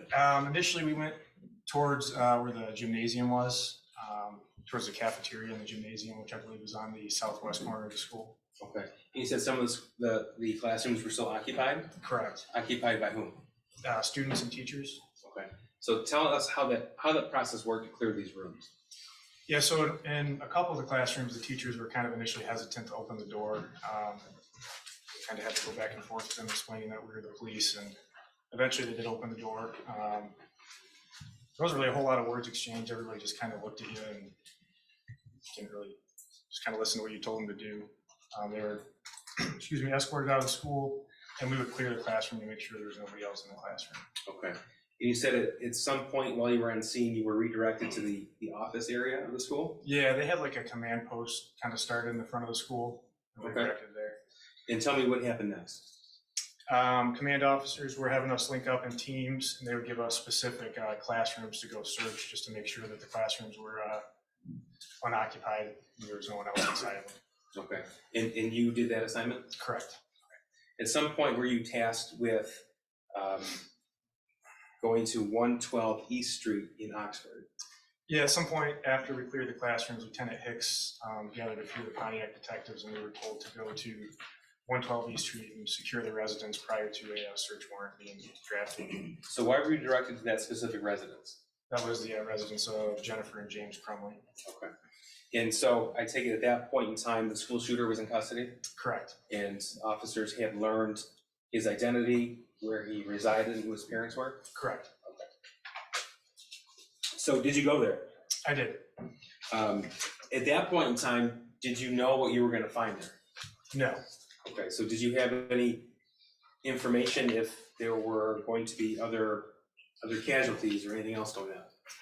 No, so at that time, we didn't know if the house was going to be occupied or, we didn't really have a clue what we were going into. Okay. Who did you go there with? My partner, Detective McPherson, Any other officers? Detective Pesky at the time, Detective Steele, Deputy Ejac was there, Deputy Mozak. I think eventually Agent Brandon came too. Okay. From the ATF? Correct. Okay. So you're a detective on that day. Are you wearing plain clothes or uniform? Plain clothes. So were some of the officers uniform? Correct. Okay. So tell us what you see when you arrive, please. When I got there, the James and Jennifer were being escorted out of the house by deputies. Okay. And tell me what's at this location? Is it a single family residence? Is it a multi-unit dwelling? Yeah, it's a single family residence. Okay. So you told us that you went there to secure the scene pending search warrant. What does that mean? Yeah, so you'll go there just to do an initial sweep of the residence to make sure no one's inside. You don't want anybody coming inside, obviously. It's more of a preservation of evidence thing to make sure that nothing gets taken from the house prior to the search warrant being completed. Okay, is that something that occurs in every case with a search warrant? Yeah, generally, right. Okay. A search warrant, correct me if I'm wrong, but that's authorization from a judge or magistrate to enter a person's dwelling and to seize certain items. Correct. Okay. And was your understanding that the search warrant was being obtained for that location? Yes. So when you enter a dwelling to secure it, do you actually search at that point? prior to the search warrant? Correct. Yeah, you're just kind of doing an initial sweep to make sure, you know, no one's hiding inside, there's no one inside that's not supposed to be, and just holding the house until you get a search warrant. Okay, so your focus is looking for other individuals, but not for items. Yeah, I mean, you're looking for individuals, but I mean, obviously, if there's things in plain sight, you're still observing things. Sure. Yeah. Okay. Now I'm going to show you what's been admitted and judged, so the court is clear, as well as the defense counsel. Every exhibit we have on here, we've already gone through, and Okay. the court has already ruled to be admissible. That's what we did last night when you guys left. So this is exhibit 161. Can you see that on your screen? I can. Okay, so what is this that I'm sorry, You said this is 162, thank you. What am I showing you right here? It looks like that'd be a sketch or a drawing of 112 East Street. Okay, so this is a sketch of the home if you were looking down on it, would that be right? Yeah, correct. Okay. So would you call this a small home or a large home? It's a fairly small home. Okay. I'm gonna move on here to 164. First of all, tell us how many bedrooms were in this home? There was 3 bedrooms and a bathroom and then a basement as well. All right, so going back to 162 here. And these are all admitted, right? Correct, Jeff. Yes, pursuant to prior court rulings or stipulation. So if you could show us, please. Tell us about the layout. So tell us where the front door is. I see that at the top of the drawing there, is that correct? Yeah, towards where the sheriff's office emblem, you can kind of see the indentation, which would be the front door. Okay. And the front door opens to a living room and dining room? Yep, correct. You walk in, there was a living room to the right. To the left was kind of a smaller dining room. You walk into the kitchen, which is visible there. Just off the kitchen, there's a small hallway, bedroom to the right, bathroom straight ahead, then another bedroom. You walk down that small hallway, it looks like there's I believe it says washer and dryer. That would lead you into the master bedroom. Off the master bedroom, there's the backyard. And then off the master bedroom, near where it says washer and dryer, were the stairs to the basement. Okay. So when we're saying master bedroom, is this a room that was added onto the home, or was it naturally the master bedroom? What was your impression of when we went there? Yeah, so to me, it was a master bedroom because it looks like it had adult clothing in it. It had a king bed. It had just more stuff in it. It was clear to me that was the adult's bedroom. Okay, you obtained information what individual stayed in which rooms prior to entering? Or correct. At least prior to executing the search warrant? Correct. Okay. So let us know as we go through some of these pictures if you need to refer back to this. Okay. So here's 164. So did you learn if the shooter had 1 bedroom or 2 bedrooms? 2 bedrooms. Okay. And so which bedroom is this that we're looking at? So when you come in off the kitchen, there was the hallway. There was a bedroom to the right. There was a bathroom straight ahead. This would have been the bedroom to the left. Okay. Immediate left in the hallway. So photographs are generally taken when a search warrant is executed. Is that right? Correct. Are those photographs taken before or after things are disturbed? It kind of depends on if someone at the scene is able to take pictures before, if there's an evidence technician. Okay. Generally, before we go in and search, there'd be pictures taken. In this case, there was an evidence tech available, is that correct? Correct. Okay, that was Detective Bizio, I believe? Correct. Okay, and so these pictures were taken before the search was executed. Yes. So for lack of a better term, this is the natural state of the home as you found it November the 30th. Correct. Okay. So what are we looking at here in this photograph, exhibit 164? Yeah, so I was made aware this was the shooter's bedroom. The bed was covered with various things. There's some school books on it. There was targets visible on the wall that had what was apparent to be bullet holes in them. Okay, I'm gonna do another angle here. This is 165, this is the same bedroom? Correct. So what are we looking at here? Yeah, so that was, the shooter had a dresser, it looked like TV. There was things all over the floor. There was things all over the place, really. Okay, so that boarded up window in the back, that it was adjacent to the master bedroom, right? Correct. Okay, and so the picture that we just looked at with the targets on the wall, that would be if you were taking this picture behind you. Yes. Okay. Were you able to tell why that window was boarded up? Yeah, you know what, I don't know why that was boarded up, I was Okay. never made aware why that was boarded up. And that led to the master bedroom, is correct? I would believe so, Okay. that would lead to the master bedroom. So Yeah. this is one, I'm sorry to interrupt. I would have no objection for the prosecutor to just say why that's boarded like that, just so it's clear for the jury, so I don't have to go back to it. We don't I have don't know to if go he back to it. knows, you know? I asked Do the witness, because I wasn't you there. know? You don't know? Wait, Yeah, that's I- not I- our question. That's- Yeah. I'm He just doesn't saying know. that he could, Mr. Keith could say it if he wanted to. Okay, he doesn't, the witness doesn't know though. so- Okay, So, okay, this is 166, this is the same bedroom? Correct, Okay, just a different angle? yes, Okay. And 167 is also the same bedroom, the other angle? yep, Okay. And this was identified as one of the shooter's bedrooms? correct, 168, same bedroom? correct, And 169, this is the same bedroom as well, it's the closet in that room? yes, And this is 171, just a different angle from that closet? correct. Okay, 172, are these the targets that we saw initially in exhibit 164? Yes, Okay, and have these targets been used or unused? yeah, they appear to be used. Okay. That's 172. 173, this is just further down the wall with one of the two targets. Yes, This is 174, this is another picture, this is of the shooter's bed. Yep. Again, 175, same bedroom. correct, Now this is 176. This is the nightstand in that room, would that be right? correct, And 177, so you had talked about that the shooter was identified to have two bedrooms. Yeah. Okay, is this the second of the two bedrooms? yep, so that was the bedroom on the right side of the hallway, just across from the bedroom we were just looking at. Okay, so again, this photograph was taken before the search warrant was actually executed. Correct, So it's 177. This is 178, this is the same bedroom. yes, 179, this is the closet of that bedroom. yes, This is 183, this is on the bed of that bedroom, that'd be right? correct, Okay. 184, same bedroom, different angle. correct, 185, same bedroom, this is the TV in that room. correct, Right, this is 186, again, same room. yes.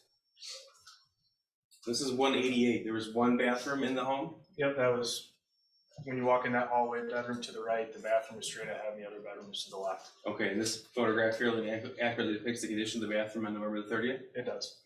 It's 188. Okay, this is 189. Sir, what are we looking at in this photograph? Yeah, so when you walk out of that hallway, you go down another hallway, and there was what was described to me as the master bedroom. When you walked in, that was the bed that was in the bedroom, and there was an open gun box with an empty box of 9mm ammunition on the bed. Okay. Now, is this the condition that this gun case and empty box of ammunition were found on November the 30th, 2021? Correct. And that's on the master bedroom? bed? Yes, yes, This is exhibit 191. This is the same master bedroom, another bedroom. This is of the nightstand? correct,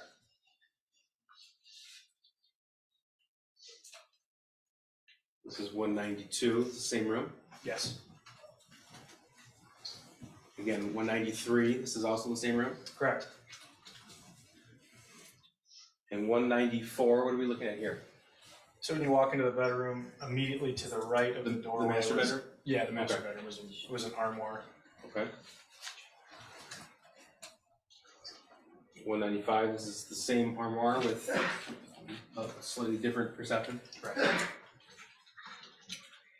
196, is this still the room? Yep, so that would be the door that would lead out to the backyard, and then a TV stand with various drawers and things in it. Okay. And were these drawers eventually searched? They were, 197, same TV stand? correct. 198, it's the same room, just a different angle? Yep.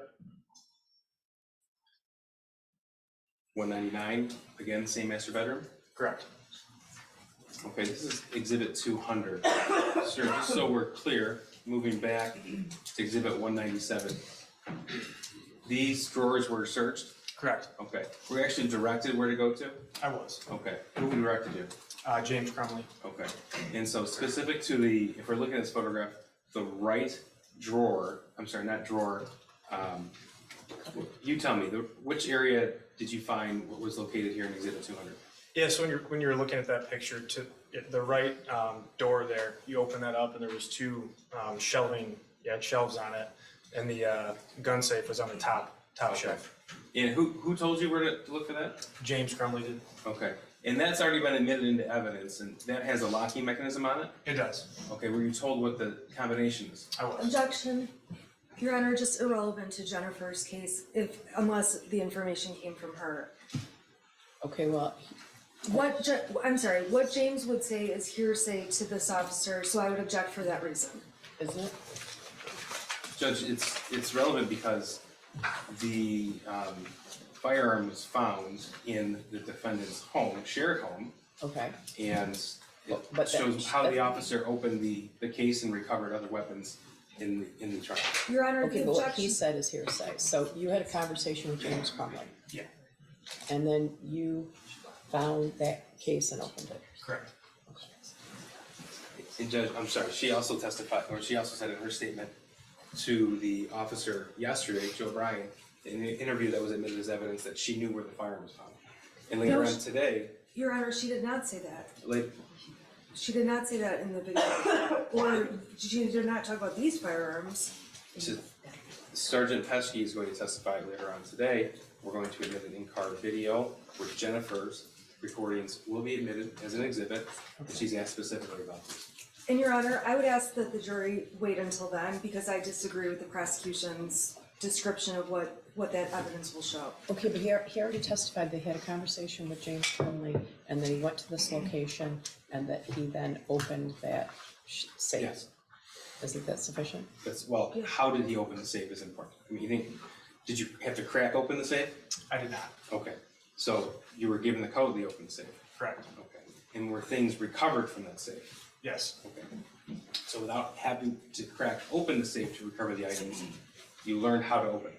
I did. Okay, and then how did you open the safe? Your Honor, I object to him saying what the code was because Jennifer Knowledge had no awareness of the code, and that's what the prosecution is hoping to slip in here as hearsay that James told this officer. He said he had a conversation with James and then he opened the safe. He didn't say that Jennifer gave him the code, Okay, right? yeah, Right? true. Yes. Okay. Okay, all right, so you talked to James Crumbley, and he gave you the code for the safe.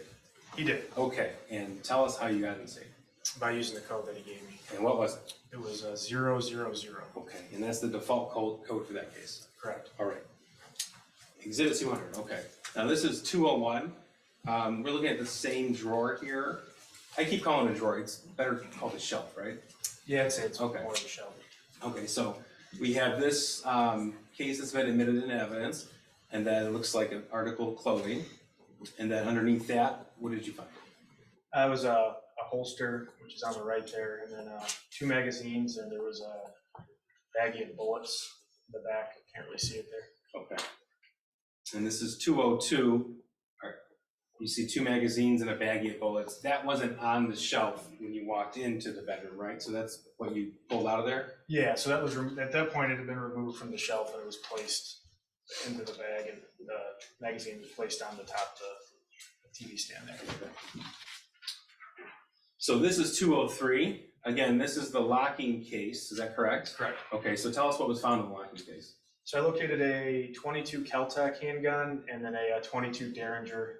The Kel-Tec's the black handgun and the Derringer is the silver handgun with the brown handle on it and some ear protection. So this is what it appeared, and this is what it looked like when you opened the case initially. Yes, Okay. Here's 204. What is this? that's the .22 Derringer. It's just a closer room. We already have that in evidence. 205 is the same firearm, just from a different angle. Correct. Okay, 210. What are we looking at? That's the .22 Kel-Tec that we recovered from the safe. At 211. This is a close-up view of the Derringer. Correct. Okay, 212, but we're going back to one of the shooter's bedrooms. We saw that Packer's helmet in a different photograph. This is a close-up view of the nightstand? Correct. Okay, and what are we looking at here? Those would be spent shell casings from, fired from a weapon. Okay, and that's the condition in which you observed it on November the 30th, 2021? Correct. I'm sorry, is that 212 or 213? 212. That's 212, Judge. I think we just have a, 213 is slightly similar picture. All right, 216, this isn't a real firearm, is it? No, it was I believe it was a BB or a pellet gun. It wasn't a. But that's where it was found in the shooter's bedroom on November the 30th, 2021. Yeah, on the computer chair in the shooter's bedroom. Okay, 217, just a slightly different picture. 218, what are we looking at here? That would be a drawer from the dresser in one of the shooter's bedrooms. 219, same drawer? Correct. Okay. The 220, what's this? It's an empty bottle of whiskey next to one of the shooter's beds. Okay. Now, judging by the wall color, would that be the same bedroom that the targets were found? Correct. Right, and here's 221. This is the same bottle of whiskey, correct? Or empty Yeah, bottle? it was just at the end of the bed, just sitting on the floor. Okay. The 222, what is this? That was a notebook that was recovered from I believe one of the drawers in the bedroom, dresser drawers in the bedroom. The 223, what is this? Those are various knives that were found in the bedroom. Okay, where were they found? I believe right on, I think that's on the one of the shelving units in the room. Okay, so one of the earlier pictures we saw a wall shelving unit. Would this be a close-up view of that? Correct. Okay. This is 231. Now, what's this a picture of? Yes, this would be that door would be the front door if you were exiting the residence. When you're coming into the residence, to your immediate right was the couch.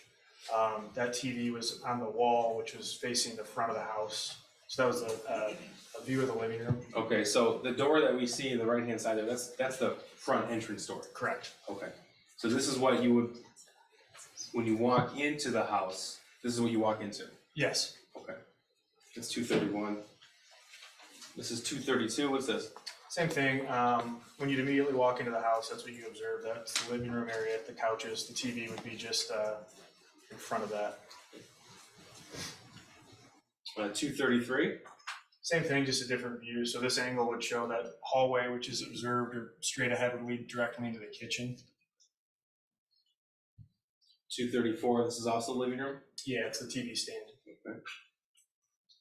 Okay, 235, what are we looking at here? So that's the kitchen had an island. Underneath the island, there was various drawers that you could open up or shelving units and stuff. That was a box for the .22 Kel-Tec that was recovered in the master bedroom. Okay, and that's an evidence as well.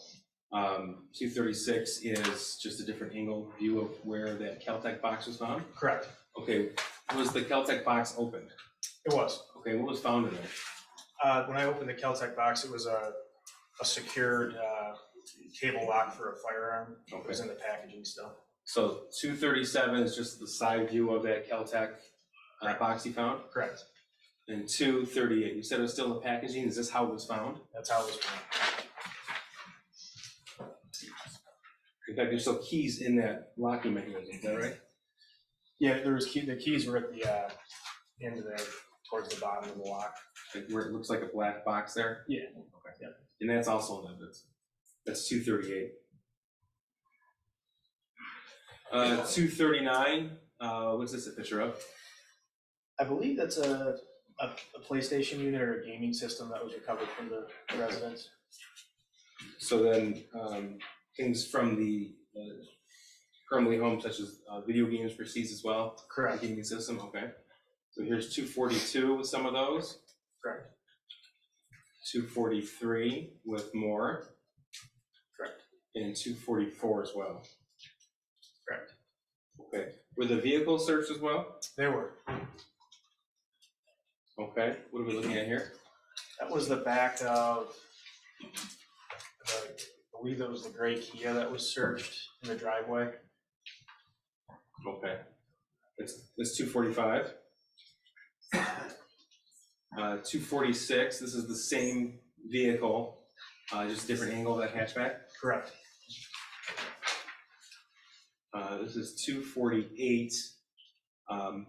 Okay, so there was no garage in this home, is that right? No, there was a, behind the home, or adjacent to the home, it was more like a shed that was behind the house. Okay. Was there like an overhang type area where a barbecue grill was at? Yeah. Okay, so 248, does that depict that? Yeah, correct. And what are we looking at here? Yeah, so those would be BBs for a BB gun. Which ones are we looking at? Looks like the plastic container, Okay, and then it looks like there's more in the, which would be the original plastic container. Some nails. I'm not sure, that looks like that's probably something used to clean the grill next to it. okay. So this is now going to be 253. You said there was a shed, Correct. okay, and so the shed was searched as well? It was. Okay, so what are we looking at here in exhibit 253? So that'd be immediately when you walk into the shed to the right. There was multiple shotgun style BB guns located. Okay, 253 depicts one of those? Yeah, correct. Okay, here's 254, what is that? Yeah, same thing. So that was when you walk in, there was in the shed, there was like a tool bench. On the tool bench, visible as another like Uzi style BB gun that was visible on the bench right when you walked in. Okay. 255, what are we looking at here? Yeah, same thing. It was another, I believe it was a BB or pellet gun that was also located kind of behind the original picture where the Uzi style gun was, or BB gun was. 256, tell us about this picture. So that would be when you walk into the shed. It was there were some chairs on the ground. You can see behind it where like the shelving unit is. Yeah, just some chairs where it looks like somebody had been sitting in the shed. Okay. 268, tell us what we're looking at. Kind of hard to tell, but you can see the silver in the snow there. It was empty CO2 cartridges. Were there just one empty CO2 cartridge or multiple? I believe there's multiple. You can see, it's kind of hard to see, but there's multiple in the snow there. There's 269, this is a better view. Yeah, there's multiple in the snow. You know what those are used for? Yeah, for the BB guns or the pellet guns at the inside of the shed. Okay, now, a second search warrant was executed at 112 East, is that true?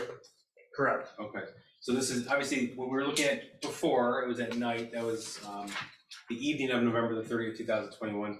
This is the daytime, so anytime you see daylight, that would be the second search warrant. Correct. Is that right? Okay. So is this the front of the house, exhibit 272? Yep, correct. That would be the front of the house facing East Street. Okay. This is 278. This is when you walk into the home, oriented to the left. Yeah, so you'd walk in to the right of this picture would be where we saw the couches and the TV. This would be to the left. You can see the dining room area, and then kind of straight through that picture would be directly into the kitchen. Okay. And those boxes, they weren't in the home November the 30th, 2021. Do you know if they were left on the porch, or do you not know? I'm unaware when those were Okay. put in the house. So here's 279. Is this standing as you walk in, turn to the left? Yeah, so you walk into the left, and that was kind of like the dining room area with the table and the various Christmas decorations. Okay. This is 280. What are we looking at here? Yep, so that would be if you'd be walking through living room with the couches on your right, dining room on the left, and then straight ahead is the kitchen, and where you can see the open door at the end of the very end of the hallway. That's the master bedroom. Okay, so earlier you testified that the Caltech box was in the kitchen island. Do you see the kitchen island in this picture? Correct. Where is it at? So you can see it with the, it's got like the white board on it, like the white board with the top. It looks like there's a binder. The black binder would be the top of the kitchen island. Okay, so here's 281. Is that the kitchen island we're referring to? Correct. All right. Now this is also the kitchen, 282. Correct. 283, the kitchen as well. This is the refrigerator. Correct. 284, this is the island as well. Yeah, so those two open, the two at the bottom of the island there, you can see the two doors. That's where at the bottom of that was a open area where the Caltech gun box was recovered from. Okay, so on the bottom right. This is also the kitchen. Correct. Okay, so the last picture was orange to the left, this would be orange to the right. Correct, yeah, on the outside of that would be where the driveway was, the side of the house. 286, what are we looking at here? Yep, so when you were in the kitchen, I kind of described it earlier, you take a right, there's a small hallway. At the end of the hallway was that bathroom. To the right was one of the shooter's bedrooms, and immediately across the hallway to the left was the second bedroom. No, this is 287, what do we see here? Yep, so that'd be the first bedroom to the right. It has a bigger bed in it from the earlier pictures.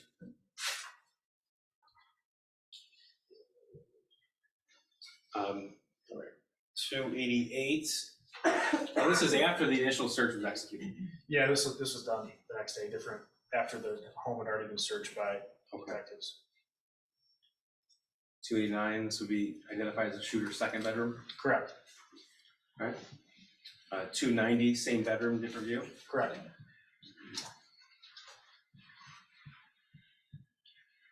What do we see to the left of the bed there, the shooter's bedroom?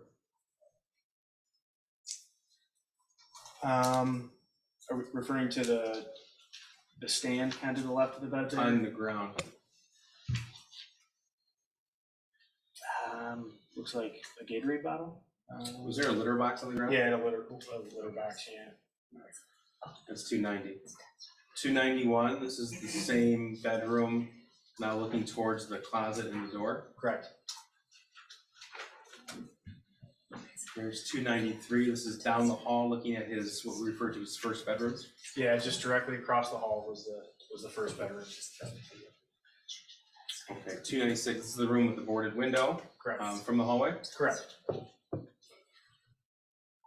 297, again, this is after the initial search warrant was executed. Correct. 300, what are we looking at here? Yeah, so this would be if you were standing directly in the kitchen and you look down, there was a small hallway, narrow hallway with a washing machine, drying machine on your left, which you can see. And then walking straight ahead is to the entrance to the master bedroom and the sliding glass door that would lead to the backyard. In 301, you identified earlier the washer dryer unit, is this what you're referring to? Correct. 302, what's this? Yeah, so when you were walking from the original picture, you saw the washer and dryer.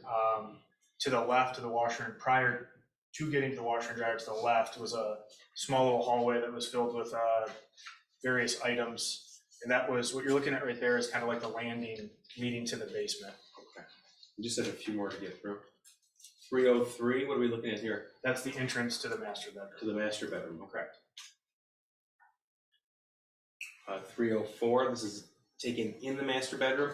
So the TV stand is to the left of this picture, Correct. and that's where the Caltech and Derringer were found? Yep, you're looking at that TV there. It was in one of the open doors. You can kind of see that door open. On the right side of that was where the safe was found with the weapons in it. Okay. 305, this is also the master bedroom?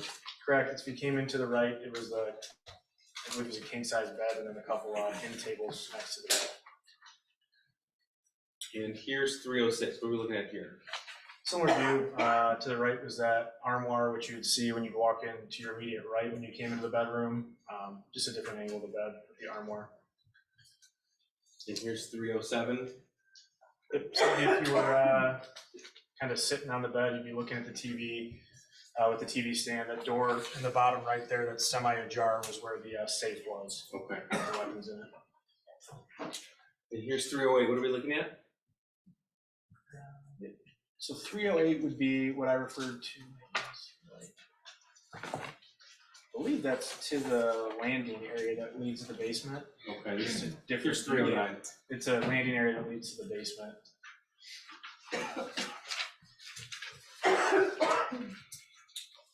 Here's 316. So we had already looked at the picture of the barbecue grill. You identified that there was no garage but a shed. Where would be the shed in this area here? Yeah, so this would be where that door or the landing was. You walk out and there was this little area with an overhang with a grill that's visible there. If you were to walk straight past that grill into the yard there to your left would be the shed. Okay. And here's that 317. What are we looking at here? Yeah, it's just more of the overhang area there. Kind of adjacent or to the side of the house.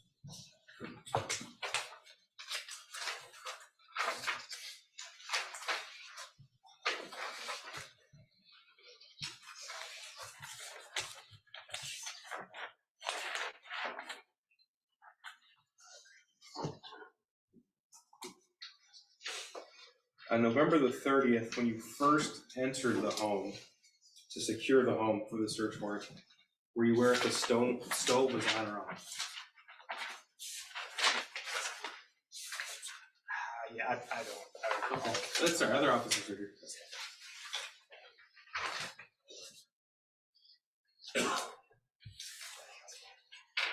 Nothing further. Thank you, Judge. Cross. Thank you. Good afternoon. Afternoon. Initially, when you got to the house, you said other officers had already arrived there, correct? Correct. What was happening with Jennifer the first time you saw her? She was being hailed out of the house by another detective. By hailed, I mean being told to come out of the house. And at the She time, complied. I'm sorry. Yeah, she complied and came out. She complied and came out. At the time when she was coming out of the house, being hailed out, she was on her cell phone. Is that fair? You know, so when I got there, I don't recall exactly what she was doing when she came out of the house. I just got there as she was walking out of the house. I don't recall if she was on her cell phone. While she was walking out of the house, there were guns drawn. Correct? Correct. How many police officers had guns drawn towards Jennifer Crumbley as she walked out of the house? I couldn't say for certain. When I got there, she was already being told to come out of the house. So at the time, I wasn't really focused on who had their guns out. I was focused on watching the house and making sure nobody else came out. So I couldn't say how many people had their weapons drawn. Would it be fair to say it was more than one gun? Yeah, correct. More than three? Yeah, there was multiple detectives and officers there when I got there. Again, I don't know how many of them had their guns drawn. I know that I had my gun drawn. You did have yours drawn? Correct. And pointed at Mrs. Crumbley? No, so when I got there, she was already coming out of the house. I was, like I said, I was more focused on, I believe I was near a tree on the side of the house. So at that time, I don't think I had my gun pointed at her now. After Mrs. Crumbley came out of the house, and she did come out, correct? Correct. She was handcuffed. So I didn't take part in her being taken to the vehicle, so I'm not sure if she was handcuffed. And that's fine, I'll ask a different witness then. So after you got to the house, you saw her come out, saw the guns drawn. Did you see Jennifer Crumbley any further that day when you were in the house or otherwise? After we had executed the search warrant, she was brought back into the house with James, and I saw her inside of the house. I didn't have any further communication with her, no.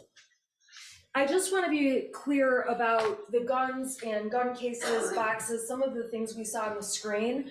If you need me to put an exhibit back up, let me know. Okay. Okay, so the Sig Sauer 9mm gun, the case for that gun, you saw in the master bedroom, open on the bed, correct? Correct. And there was a box of bullets, or an empty box of bullets, next to that empty case, correct? Correct. In that case, the gun was not there. Nope. When I initially came into the house and then we conducted the search warrant, it was an empty box. And you know, and if you're not the right witness, let me know, that James Crumbley had gone to the house and discovered the Sig Sauer was gone from the house. Yeah, so when I went to the house, I had no knowledge of anything that had occurred prior to me getting to the house. Like I said, I just observed the box where I saw it initially when I did the search, and then after, I don't know how it was placed there or when it was. So when I just want to be clear, the Sig Sauer was ultimately not in the Crumbley home. Correct. The Kel-Tec and the Derringer were found in the Crumbley home. Mhm. Is that a yes? Correct. They were found in a gun safe. Correct. And they were found in the gun safe that was in the cabinet in their bedroom. Correct. And there was not ammunition stored with the Kel-Tec or Derringer. Yeah, so the safe, which we saw the pictures of, had the two firearms and some ear protection. There was ammunition found in that same dresser area behind it. Okay, but not in the same, not within the the exact location of the safe, correct? Yeah, it was behind, so I can show you the picture. You can kind of see it in the picture. The picture has the safe And then behind the safe, there was some clothing, and underneath the safe, there was the two magazines, there was the gun holster, then behind that, you can kind of see a box that did have ammunition. I don't recall what kind of ammunition or how much, but there was some located in the bedroom. Okay, and that's ammunition that goes with those two guns, not the Sig Sauer. Yeah, so the ammunition that was the empty box on the bed was 9mm. I mean, to be honest, I don't recall what ammunition was found behind the safe, but there was ammunition found behind the safe. Okay, and then I just want to be clear about one other thing. So there was a kitchen closet we saw where there was like a blender and some other appliances kind of on the floor. You testified that you found the box to the Kel-Tec in that little kitchen area. Do you know what I'm talking about? Yeah, correct. And that box while that box was in there was no gun in the box or anything along those lines. Nope, it was the Kel-Tec box just had that cable lock, which was in the bag. That was all that was in there. So the 3 guns that Jennifer Crumbley and James Crumbley had in their home, well, the 3 that we've talked about include the Sig Sauer, the Kel-Tec, and the Derringer. It's fair to say there were not any other guns in the home aside from BB guns or pellet guns. Yeah, so I located the 22 Derringer, the 22 Kel-Tec, and then obviously the firearm, the Sig Sauer was recovered at the school. And I didn't have any part in the recovery of the actual weapon used.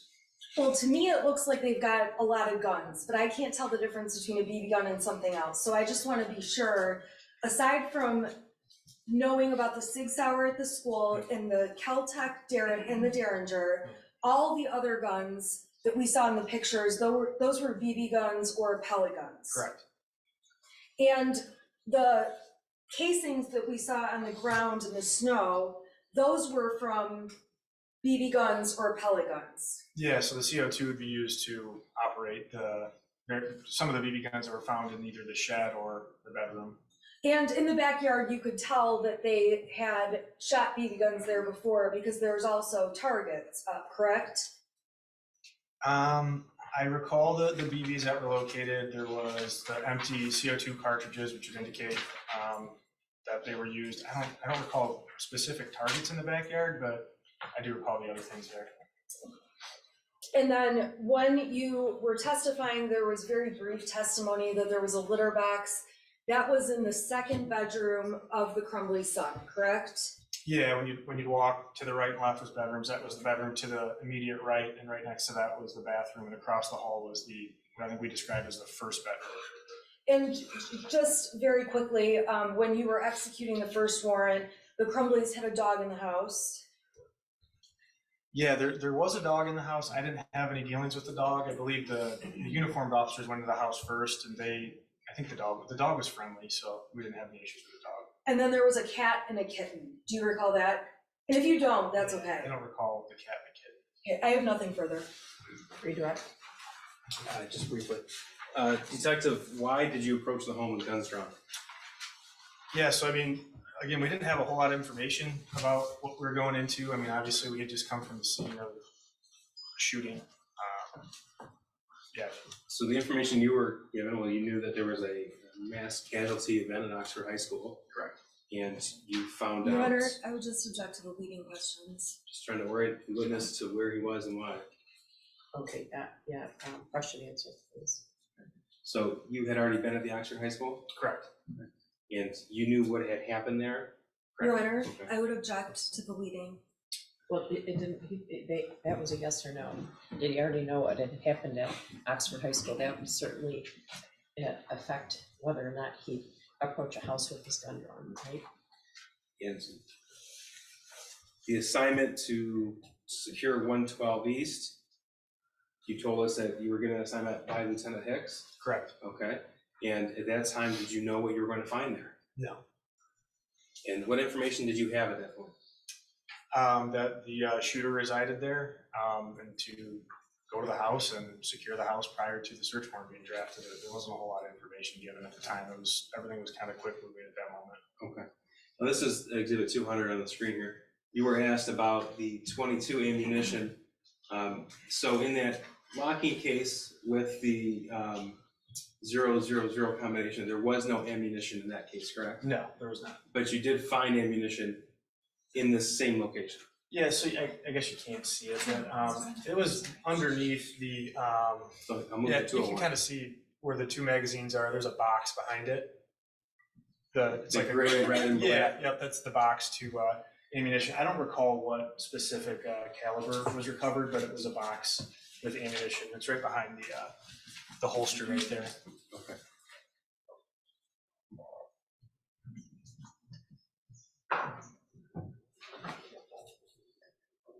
Okay, I've nothing further, Judge. Thank you. All right, you can step down and you're excused. Thank you. Who is the next witness gonna be? Sergeant Pesky. Okay, short, long, medium, Long. long? You need- I mean, what? I don't want to, Break? not short. So if we could take a brief 10-minute break, it might be a good time, Good? if the court is so inclined. Yeah, sure, sure. Okay, so. Okay. All rise to adjourn.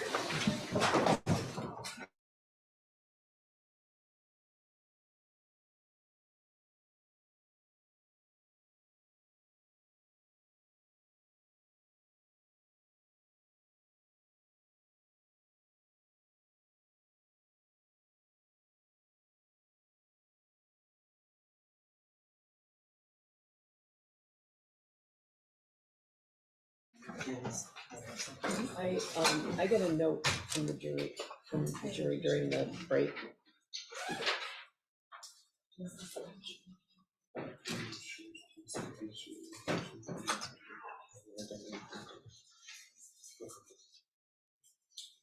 As long as this jury can be fair and impartial, I think it's an issue. Do you want me to ask? I would ask, only because we've had witnesses from Evanston testify, so I'd ask that we inquire into the juror. Okay, I'm gonna read the question.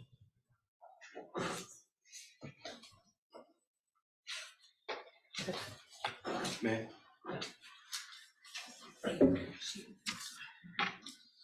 Okay, a juror says, Your Honor, we have made a concerted effort to not say any of the places of employment or businesses Yeah. for any witness, so just, yeah, well, someone said it though.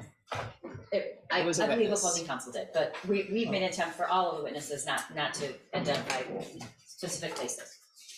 Your Honor, I didn't mean to identify, I didn't even realize that the prosecution, there's no order preventing the release of the name of where Mrs. Crumbley worked. I didn't violate any order. I'm not I suggesting didn't that, say, Your Honor. I think that saying the work location triggered number 15 to send us this note. And it sounds like she works indirectly with someone who is with Ms. Crumbley's former employer. She doesn't say that she knows anybody from there, but after the break, I'm gonna bring her in and ask her, okay? Sounds good, Yeah, thank she you. doesn't say she knows anybody, but she just, I actually am appreciative when these jurors say that I maybe know someone. I think they're doing what they're supposed to, so, all I right? just want to make sure I didn't do anything wrong by saying the name. You didn't do anything wrong. Okay, I didn't suggest you did. Yeah, that's what I was just trying to give the warning to the court before. yeah, It's- well, that's the reason that the juror recognized. got it, Yeah. perfect, thank you. Okay, so I'll be back. All rise.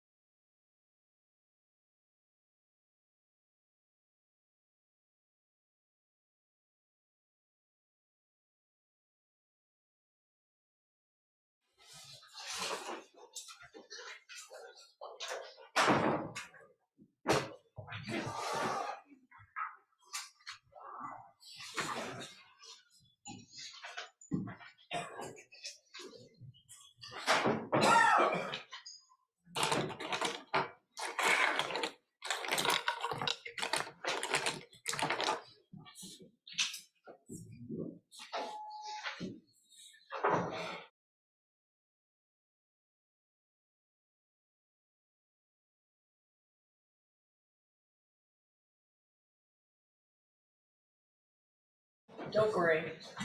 I just wanted to make sure that you guys were aware of the situation. Oh, yeah, okay, so you sent me a note indicating that you perhaps have a work relationship with some of the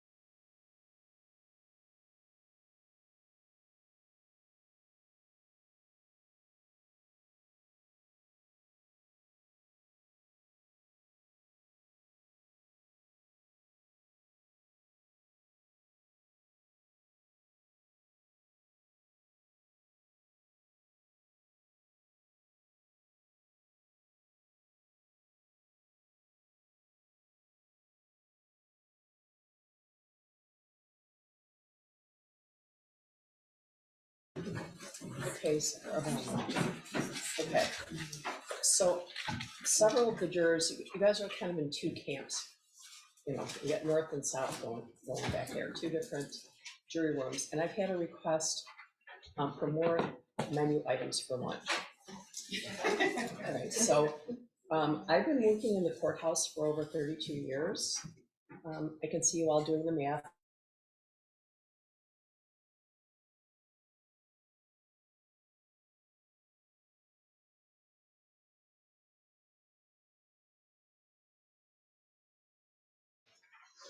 And we wanted to do that so that we wanted to accommodate you. We know this is a stressful trial and you're taking time out of your private life, and we've asked you not to read a newspaper or to do anything.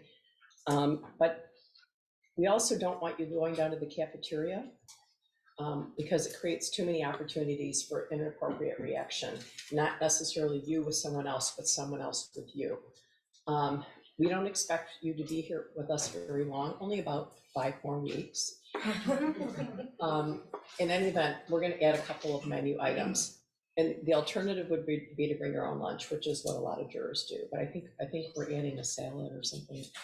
I don't know, something. Anyway, we're doing our best. Okay. All right. So if you think it's really bad, for some reason you could bring your own lunch. But I don't want anything to happen. People do silly things and could approach you. And okay. All right. Who's the next witness? Sergeant Matthew Pesky.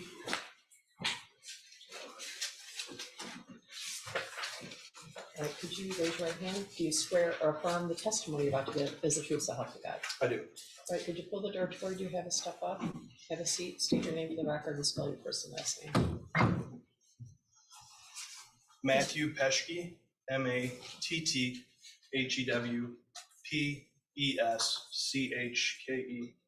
Thank you, go ahead, prosecute. All right, good afternoon, Sergeant. Good Can you tell me, or tell the jury, how long you've been employed by the Oakland County Sheriff's Department? For 20 years now. And you are currently a sergeant, I am. correct? And what's the scope of your assignment and duties at this moment? My assignment and duties at this moment is I'm a detective sergeant in the Special Investigations Unit at the Oakland County Sheriff's Office. Okay, I want to direct your attention to November 30th of 2021. Do you remember that day? I do. Can you recall where you were when you heard about the shooting at the Housekeeping High School? I was at the Pontiac substation. Okay, and can you tell the jury what you did? How did you hear about it? My partner at the time, Kevin Thomas, came into my office, told me there was an active shooter at the Oxford High School. And what did you do? I grabbed a vest and I got to my car and I left for Oxford High. Okay, did you lights and sirens as fast as you could? Did you join the caravan or did you? I went lights. I didn't have sirens at the time. Okay, and about how long after that did it take you to arrive at the school? Maybe 20 minutes. What did you do when you approached the school? I went in through the entrance by the pool. What did you observe when you drove into the? Could you get to the parking lot of the school? I got into the parking lot. I double parked at that point and I went into the school. Okay, and can you tell the jury about what time that was, if you know? I don't know. Were you aware of whether or not the shooter was in custody? I had heard on the way over the radio that the shooter was in custody. Okay, at that point, what did you know about injuries or fatalities? I knew that there had been 1 or 2 homicides at that point and injuries. I wasn't sure how many. Okay, so you said, which entrance did you go into? I went in by the pool. And what did you do? At that point, I located other members of the sheriff's office. There was I did a search of that pool area with a couple other deputies. We went back, reported to command, which was being made at that point. We went back and searched a couple hallways in that pool area again, looking for survivors, witnesses, victims, anything like that. Okay, did you find any students? No. All right. What was your understanding at that point of where they were, where the students were? From what I had heard is a lot of students had ran away from the high school to the Myers, and other students were being escorted out that were still in classrooms by other deputies. Okay. What you referenced a minute ago about command. Do you recognize this person sitting next to me? Yes, And who's that? it's Lieutenant Willis. All right, and what was his role there that day? He was, he became the officer in charge. He was one of the command, reporting command that we go to. So when you say command, were you finding Lieutenant Willis at that point? Was he instructing you or was somebody else instructing you? Captain Hill was also there. Okay, so after you cleared the pool area and another hallway with officers, what did you do next? At that point, I was advised by command, the structure, to go to the house and the residence of Ethan and secure it. We've decided that I've asked that we not say his name, so we refer to him in these proceedings as shooter. Sorry. That's okay. My fault, I should have explained that to you. You were told by command to go to the residence, and first, were you told whose residence it was and who lives there, or anything about the house? We were told to go to the shooter's residence, secure it, preserve it for evidence, and there was a search warrant being drafted. Okay. And did you do that? Yes, Do you know, if you can recall, how long did it take you to get from Oxford High School to the shooter's residence? just a couple minutes, I believe. Okay, did you go by yourself or with somebody else? No, I was in my own car, Okay. but I went with Deputy Steele, or Detective Steele at the time, Detective Stoyak, and Detective McPherson. I Okay. believe there was a marked unit already at the house. And you were instructed to do what when you got there? To get any occupants out, secure it, look for if anybody was injured, destruction of evidence, anything like that. Okay, and you mentioned a search warrant. Were you told that there was a search warrant, or they were attempting to get one? What were you The told? search warrant was being drafted. It was not signed yet in order for us to begin our search. Okay, is this something that you've done frequently in your career? Yes. All right. And what do you typically do when you arrive at a residence of any kind and you know there's a search warrant they're attempting to get a search warrant? What's the protocol? The search warrant gives you authorization to enter the house. So, and to search the house, more or less. So when you arrive on scene, normally as you're entering, guns are drawn, you don't know what's in there, you don't know about animals, you don't know anything like that. You go in, you clear the house, make sure all occupants are either taken out or preserved in an area with other people, and then you, from that point, you hold the house and you preserve it. Normally, I make sure nobody's in there, and then we leave and have somebody watch that house. But not leave the area, we stay in the area until the search warrant is done by someone else. Okay. When you were instructed to go to the house and do this, what did you have knowledge of regarding the shooter, his parents, what led up to it? What was your knowledge at that point? I had knowledge of the shooter's name. I had knowledge that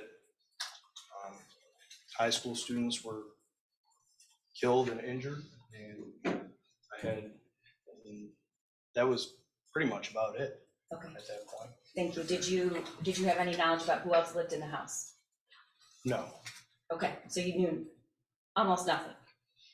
Is that right? Yes, Okay. I knew nothing when I went to the house. Okay.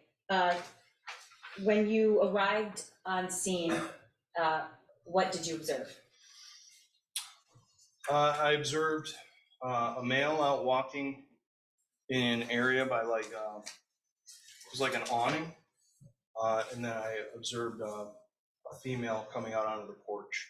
All right. Do you see that at some point? Did you learn that female's name? Yes. What was her name? Jennifer Crumbley. Do you see her in the courtroom today? I do. Can you describe something she's wearing? She has on a tan sports coat. May the record reflect he's properly identified the defendant. The record will still reflect. Okay.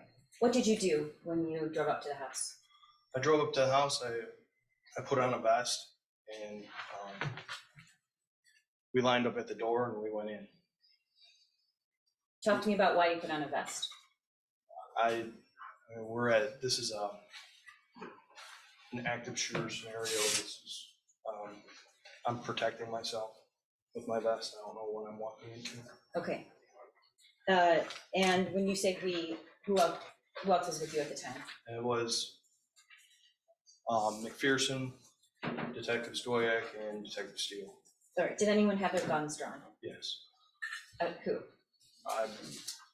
I did, and I'm almost positive everybody else did. Why are you positive of that? That's normal. When you say normal, what do you mean? Is that I mean, protocol, or is that, because I think for a lot of us, that's not normal. So I'm trying to get you to make the jury understand why you would do something like that. Well, like I explained, we didn't know what we were going into, so we were just making sure we were protecting ourselves. Is that something you do frequently when you approach a house to execute a search warrant or to clear the house? Yes. Okay. What did you do next? We cleared the house, And at that point, we came back outside. At that point, did you know whether or not the defendant and her husband had been at a substation, or did you know anything about any statement they'd made? No. Okay. Did you know that if they had seen their son or not? No. Okay. So what did you do with or ask the defendant to do, if anything?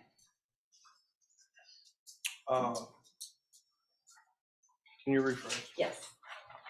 At some point, you had an opportunity to interact with the defendant, correct? Yes. Can you tell the jury how that happened?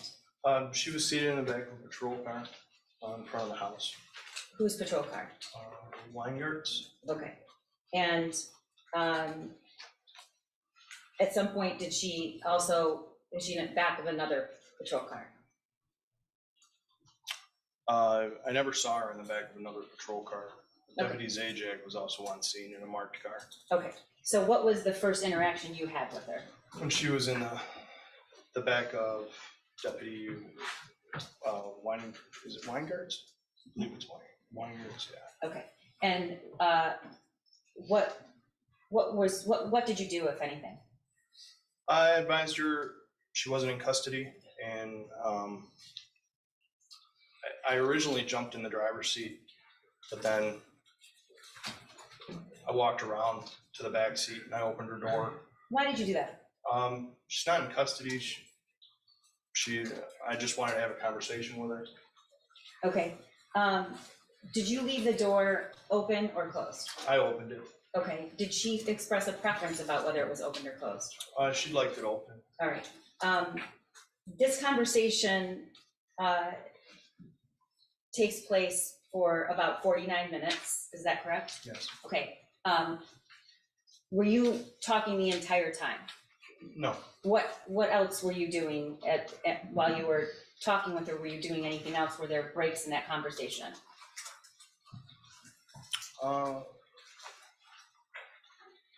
There may have been breaks near the end of it where I was looking for further instruction.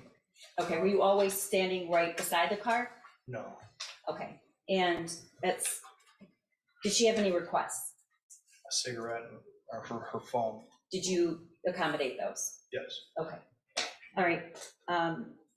Your Honor, I'm going to play what's been marked as People's Proposed 342. It's the in-car video that Sergeant Pesky just introduced. Your Honor, I have no objection. Okay, 342 is admitted. I do have a really quick question if we can approach very, very, very quickly.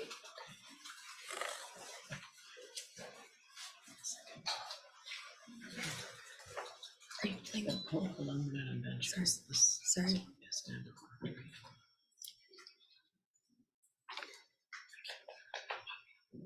is not bench.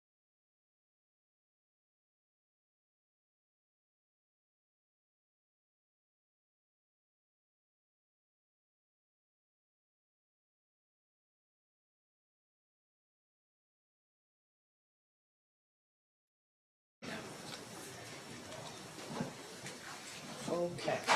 So I do want to just put on the record that while this is a lengthy video, it is 49 minutes, it's a critical, we believe, and so I just am asking for the jurors' patience in viewing it. There might be some boring parts, is that what you're saying? I don't some believe, lulls, I do some not believe there are lulls. any boring parts, but Lulls. that's me.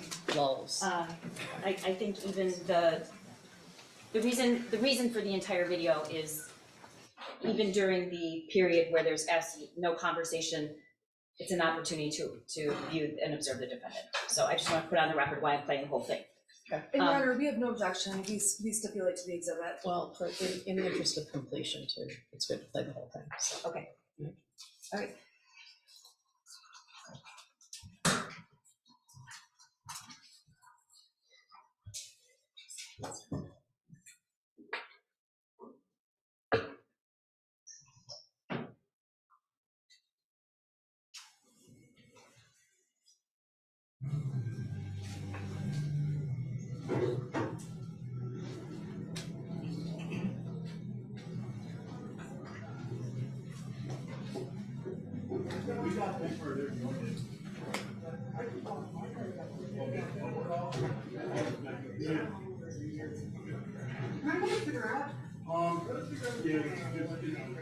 We're just down at the substation.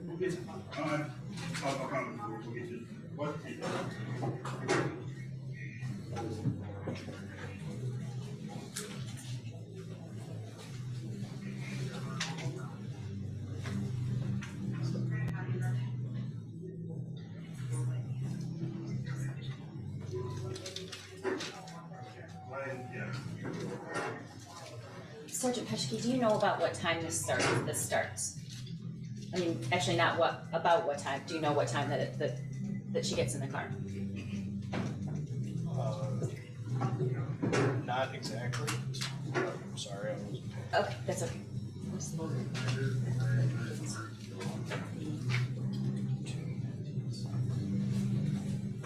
So what, can you tell us what the time says? It's 14:57 and right now. I mean, I know my son was the one that shot the school, so I'm not quite sure why we're back to the cop car. Well, right now,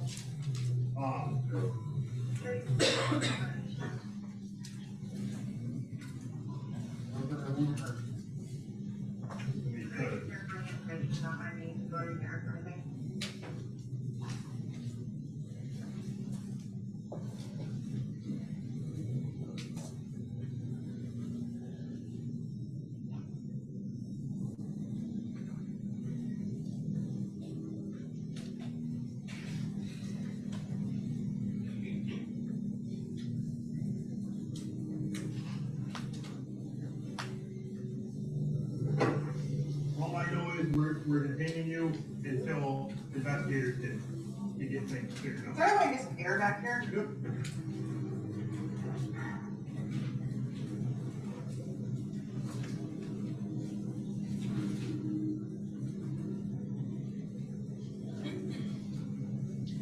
Nothing I'm packing up to do.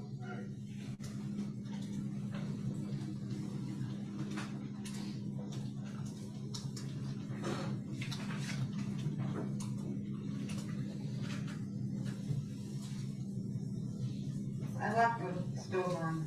I think they got shut off.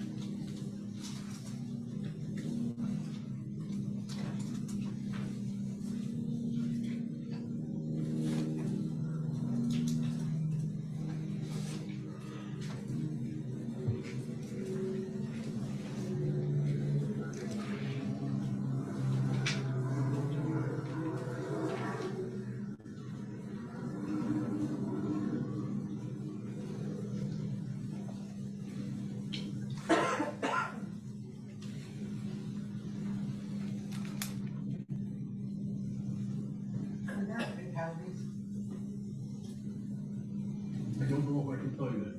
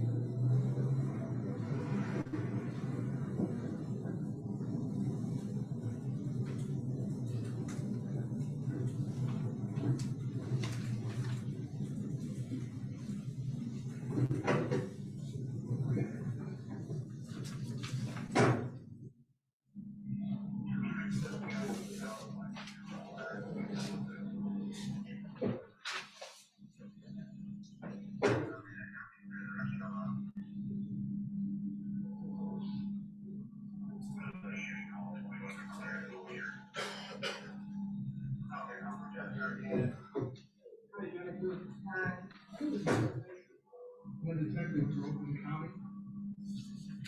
So, what's your date of birth? 4/1/78. Were you handcuffed when they brought you out of the house?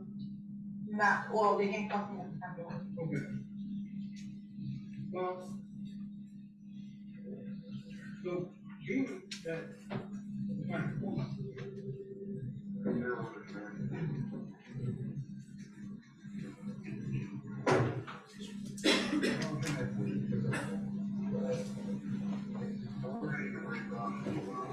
Jennifer, has anybody told you what's going on? I was on at the substation and I saw my son and answered questions and I know what he did. Okay.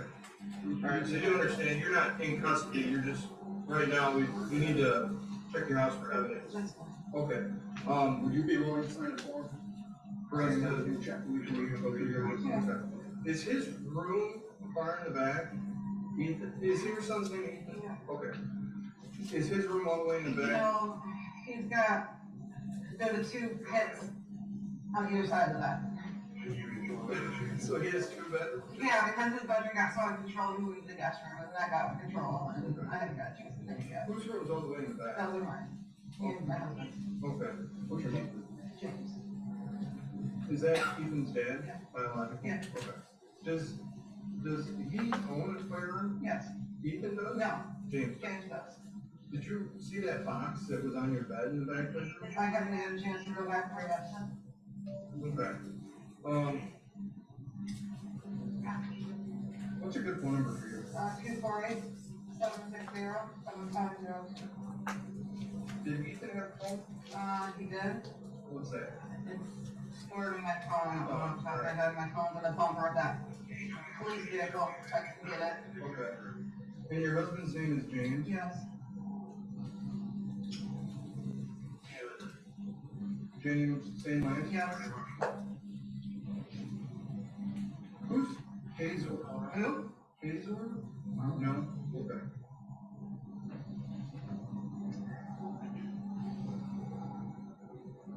Okay. I mean, how's your son this morning? I left to work early and James said we got in a fight last night, I looked at his grades and they were bad. And got onto him and took a step away from him and then this morning on the way to school, James said he seemed fine, he apologized and it was normal, there was nothing abnormal. Nothing, Okay. nothing. He left just like normal? Did he walk? No, James drove him to school. Oh, okay. All right. Did James hear? He's in back of one of guys out there. All right. When did you get home from work?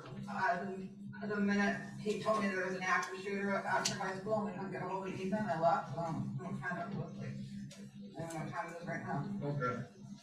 We So, went right to the substation. alright, so you were gone this morning before Ethan left for school Yeah. in Jamestown. What time did you leave? Well, wait a minute. Jane took him first, I woke up late this morning, I left after. Okay, were you sleeping in the bed? Was I sleeping in the back bedroom? Yeah. I mean, that's where I sleep, that's where I woke up. Right, but, so I guess it's kind of hard for me to ask you because there's a gun box on your bed. Yeah, that's when we found the active shooter, we were at the school this morning, because the counselor found some drawings on the paper, and said, didn't seem a concern, he could stay at school, and then we found the active shooter, James came home, and he looked, opened the gun box, said the gun's gone, and we had the bullets hidden in two separate spots, and the bullets were gone, and instantly it was like, oh shit. Okay. I think that's. And I drove you straight, just we called Logan County and told them what we thought, and they called us down to the substation. That's where we were. So, We just got back from there. so you guys noticed the gun was missing this morning? No, No. no. So, I guess explain it to me again. Didn't know about it, didn't notice it until we heard there was an active shooter. Okay. And we were just at the counter office because Ethan was drawing some weird images on some paper. And then all of a sudden there was an active shooter, and James flew home, and he's like, I had the gun hidden, and I told him where I hid the bullets, and they were both missing. So sometime, I don't know. Well, it had to be sometime today, because did you sleep in that back bed? Yeah. So, And I woke up in there, and there was nothing abnormal. right, and if the box wasn't on your bed, did you make your bed? No. Okay, so if the box is on your bed, so what I'm just trying to get a time stamp on it instead of picked up the gun. I don't think he could have. Not this morning. Unless, do you think, is it possible that James maybe, like, checked the box for the handgun and put it on the bed? Well, yeah, I told you. Yeah, after we I found guess out. that's the part that I was. Yeah, when we, after we heard there was an active shooter, and after, when we talked to the counselor at the school today, he came here during this whole time this was going on. Mhm. And that's when he noticed the gun was gone, that's when he called you guys. Okay. What kind of images was he drawing? And my phone, I didn't even look at that closely because Can you grab a phone? it's on the bumper of that. It's on the bumper of that car. When are they? Well, now that, when I was at the substation, I looked at them more closely, they're a little disturbing. Well, they're very disturbing, they look like he just fucking did it. Okay. Sorry. No. I don't understand even know what the hell I'm thinking. I'm kind of in shock. Like, he's never been in trouble, he's never done anything. Like, he's never done anything wrong. He's a good kid. Right. Well, we are too, and I mean, this is kind of like additional. This is fucked up. Yeah. So, Like, my son just ruined his life. I'll probably never see him again. Like, what the fuck? right. How old is he? 15.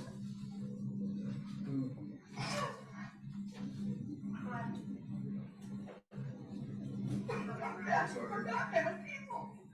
No, I wouldn't. The green one? Yeah.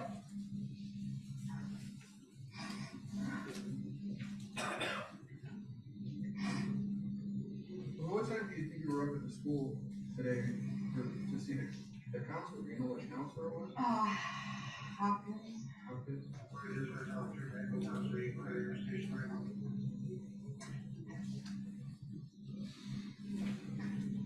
And now that I look at him closely, and this was just, we literally left the school. I went back to work and then this started happening. I'm gonna take a picture of this, okay?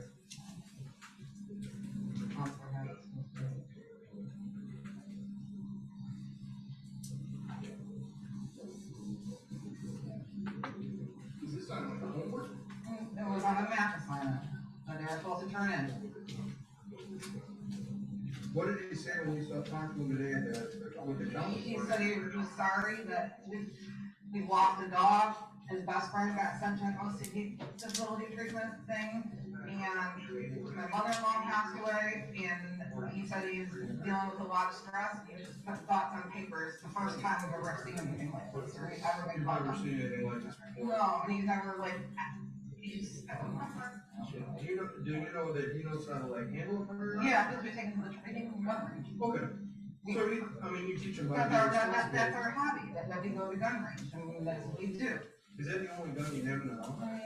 Well, the one, aside from the one that he took to school, yes.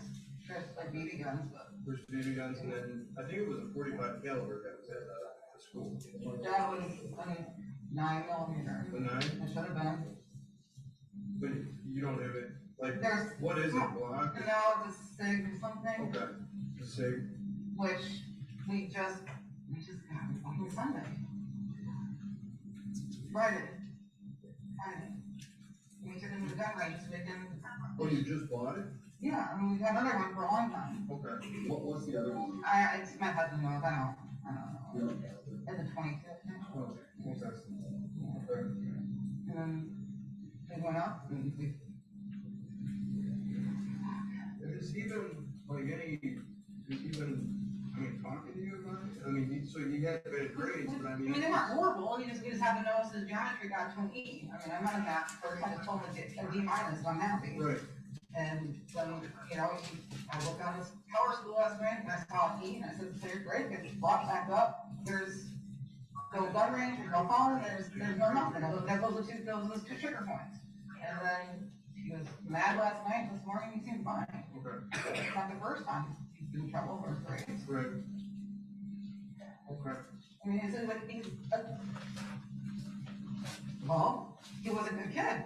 Right. Like, he just doesn't do anything. He like stays at the house, and I don't know. He loves the animals, and I never would have.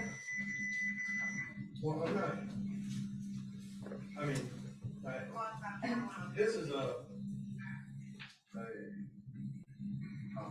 I don't think he's a bad kid. I think he might have just been upset about something today. Well, I mean, I'm not I never trying to, even like even not even have any mental issues. Like I never. He's never exerted any type of anger. He's never exerted anything. Like he's just like one of those mellow, laid back kids. We've always had a hope, and he'll talk about stuff like I don't get it. Right. I don't get what happened. Okay. Alright. Well, I mean, like you said, what grade was he in there? They're not gonna release his name on the news, are they? This probably, it won't be for a while, but, I mean, this is, I'm sure your neighbors are already talking. Right, I know. You know, I mean, And the fact that I got handcuffed outside my front door, that was great. yeah. Crumbley.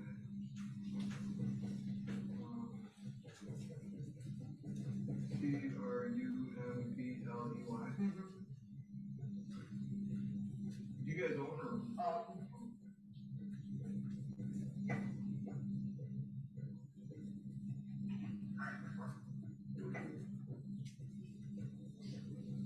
But I think they always.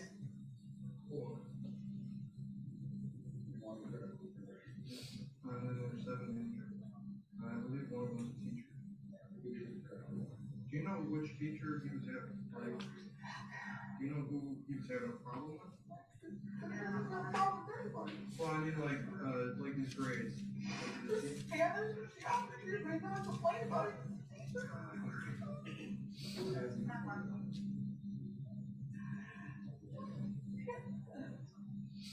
So like, what was like what a teacher last year? I didn't remember her name. Was it the same school? Yeah.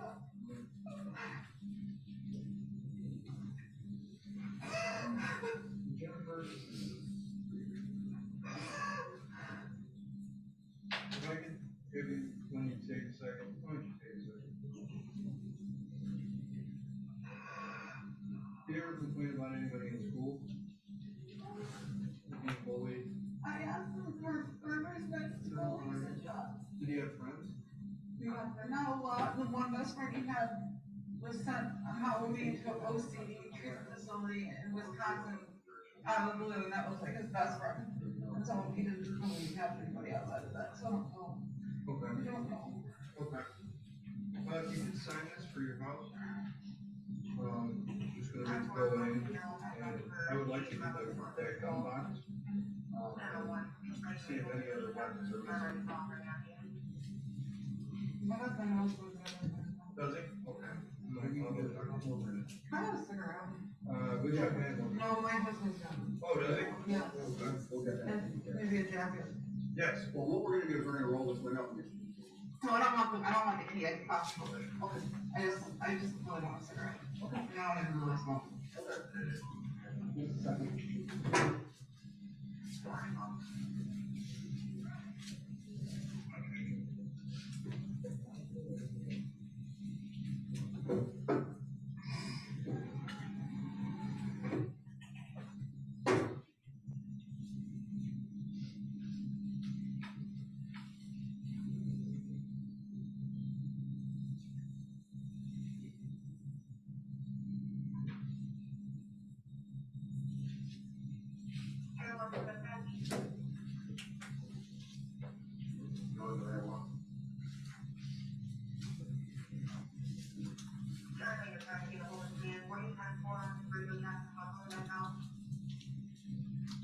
I just wanted to relay something for you on, because then we can do a letter check for,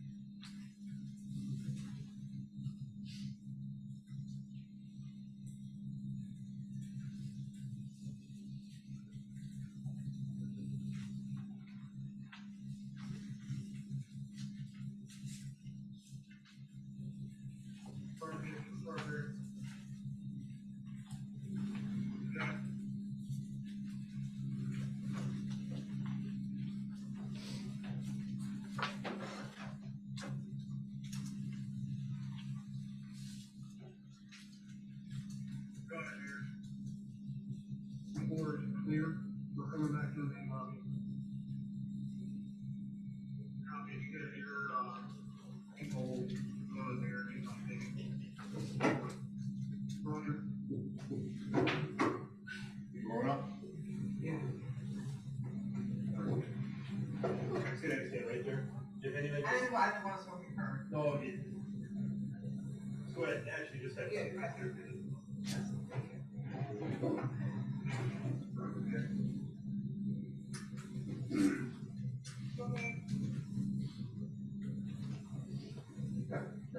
Yep. Easy enough.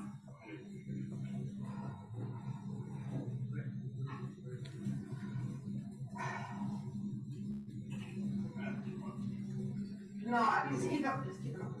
I'm gonna go get him back and I have to shoot it. So, I'll keep it open.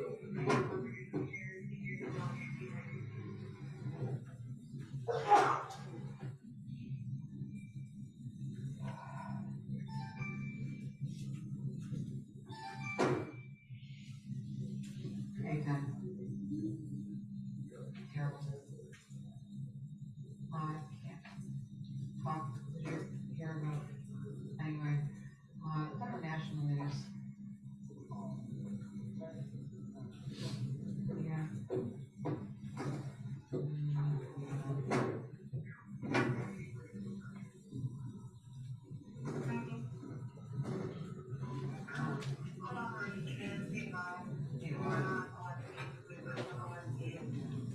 I'll shoot one of those.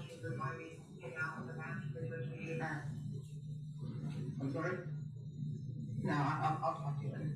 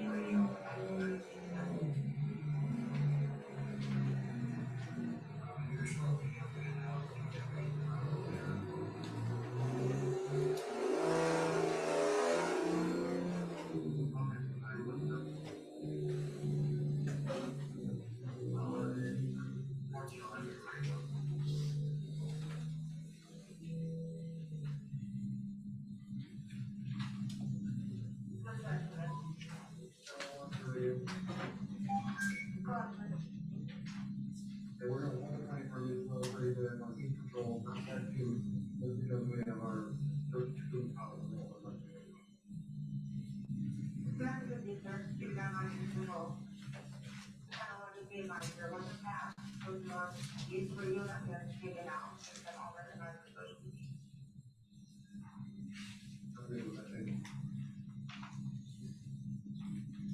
That's 113.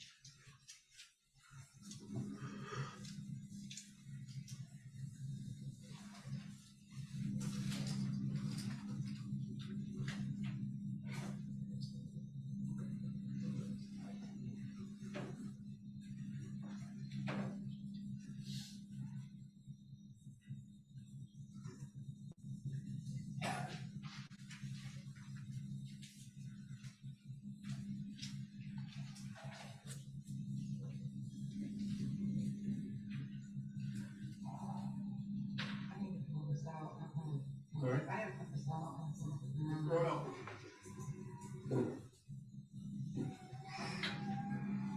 Sorry, I didn't smell. Oh, no. It's all good.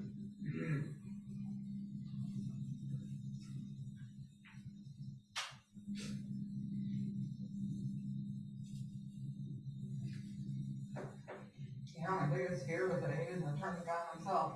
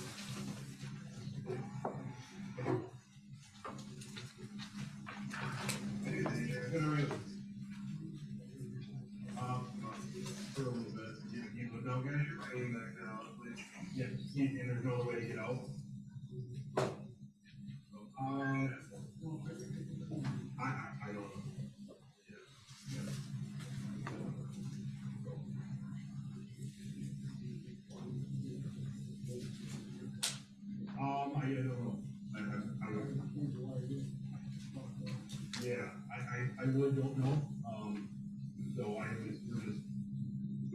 this is a house around here in place of interest. So. Yep.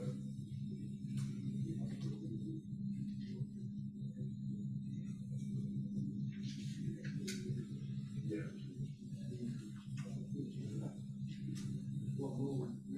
Right. Yeah. Yep. Thank you, have a good day.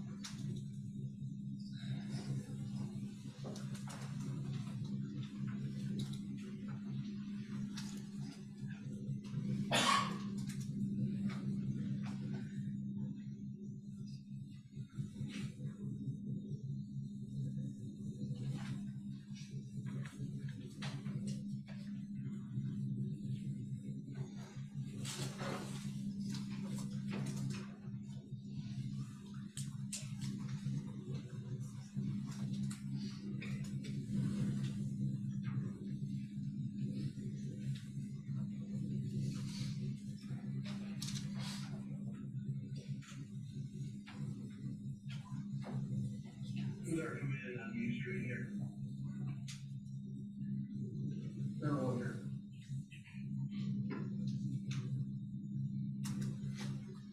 10:01, I have residents at 135. You good with me letting them get down there?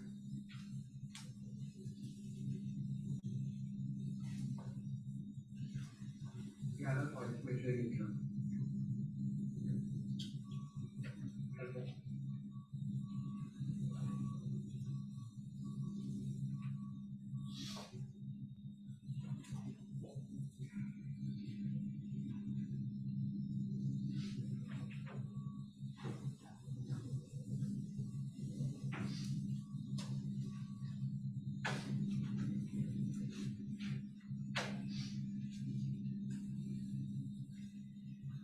Don't worry, you'll get something enough.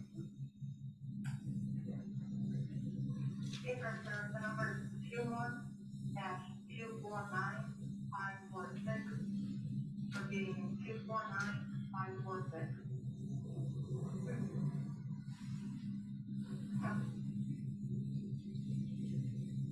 That's not it.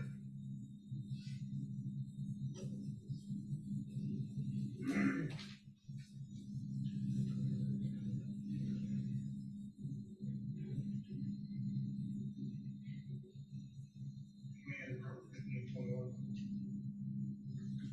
Right. You got your fire, you got something. Thank you.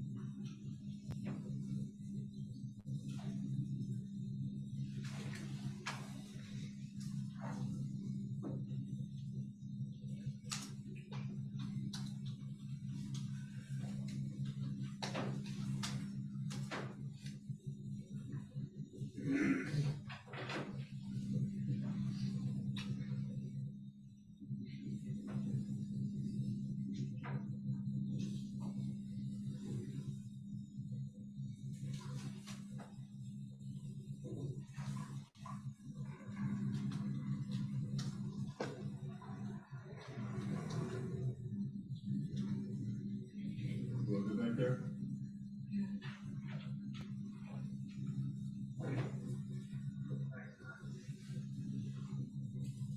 Right.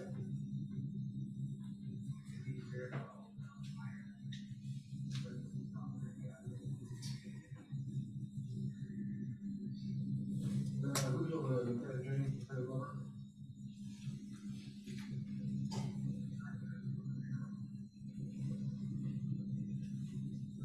yeah, give me a few minutes, looking back to you. Is it?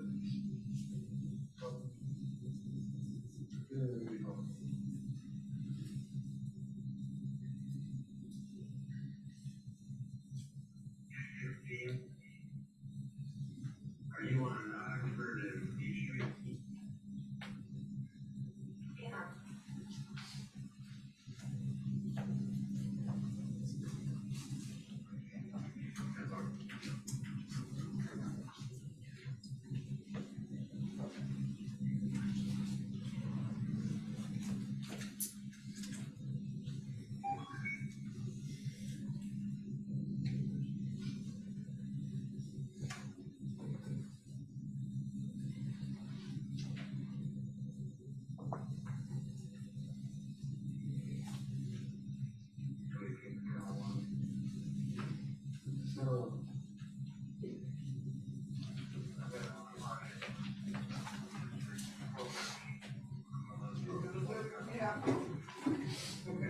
So, this might take a little while.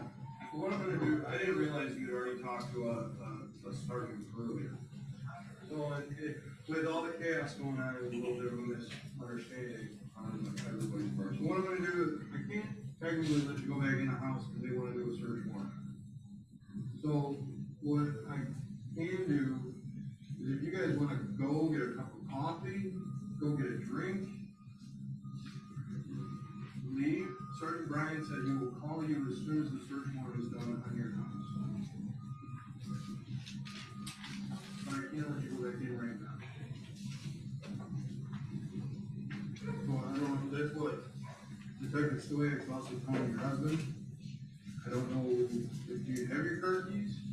No? Good, you don't keep guns in the car? Okay. So, yeah, I mean, do you wanna think about it for a second, or wait until your husband, or, what do you? I need to get my car keys, I mean, I don't know, I mean, the whole front neighborhood probably thinks like we're monsters and That's why I'm gonna try to get you out of here instead of just having you sit up. yeah, that'd be good. Is that okay? Alright, so, give us just a minute. And I just, anyway, A jacket, I yeah. don't care about Jack, I got hoodies in my car, I need like a charger for the battery, so. Okay, get a charger in the car. I don't know if I took it in with me or not, it'd be plugged in if I didn't. Okay. We'll just have a guy who'll go in with you to make sure that everything's cool, and then, Sergeant Brian will call you in the house. And just make sure the one cat, there's two cats, they don't get out. I didn't see it. Well, you're not gonna see one's kind of a kitten, and that's my son's cat. Okay. It's one thing he asked me to take care of it. Okay. But I'm not gonna be seeing him. I don't even know. Well, he's at Children's Village, so we'll. Yeah, I know, but. he's responsible for family's work site there, Yeah. and that ultimately looks back on us because here we are. Yeah, I didn't know that you had asked for an attorney either. Yeah. Did you want an attorney just for your son, or? I just don't, I work for a company that has attorneys and was there when I rushed out and he said, don't talk to anybody without attorney present, so we talked to him, I was there, but I don't even know, I don't, this is something you. Alright. Yeah, why don't you come out and I'm gonna let you make the decision. Yeah, I did.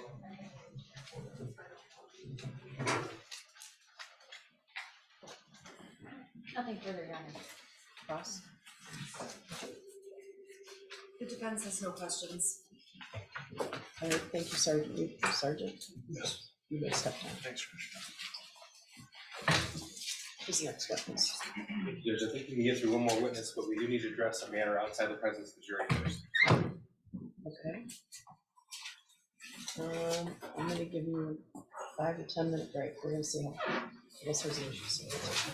All rise for the jury.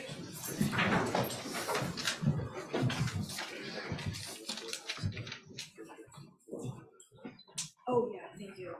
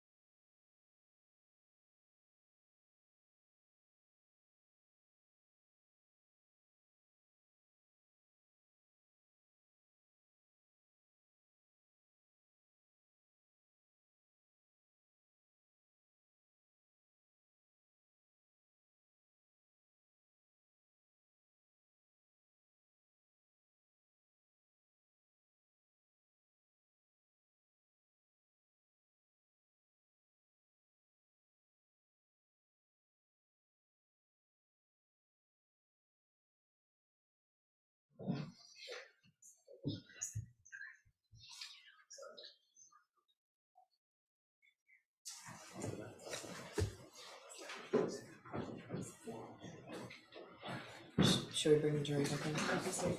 Yes. We're ready whenever the court is. Let me ask you, before, last night I let them all go, and then because I thought we were going through pictures, Ms. Williams called them all back and told them to come an hour earlier. It ended up being a good thing because of the weather, but are there any, aside from the issue with regard to what you filed and they're going to respond to,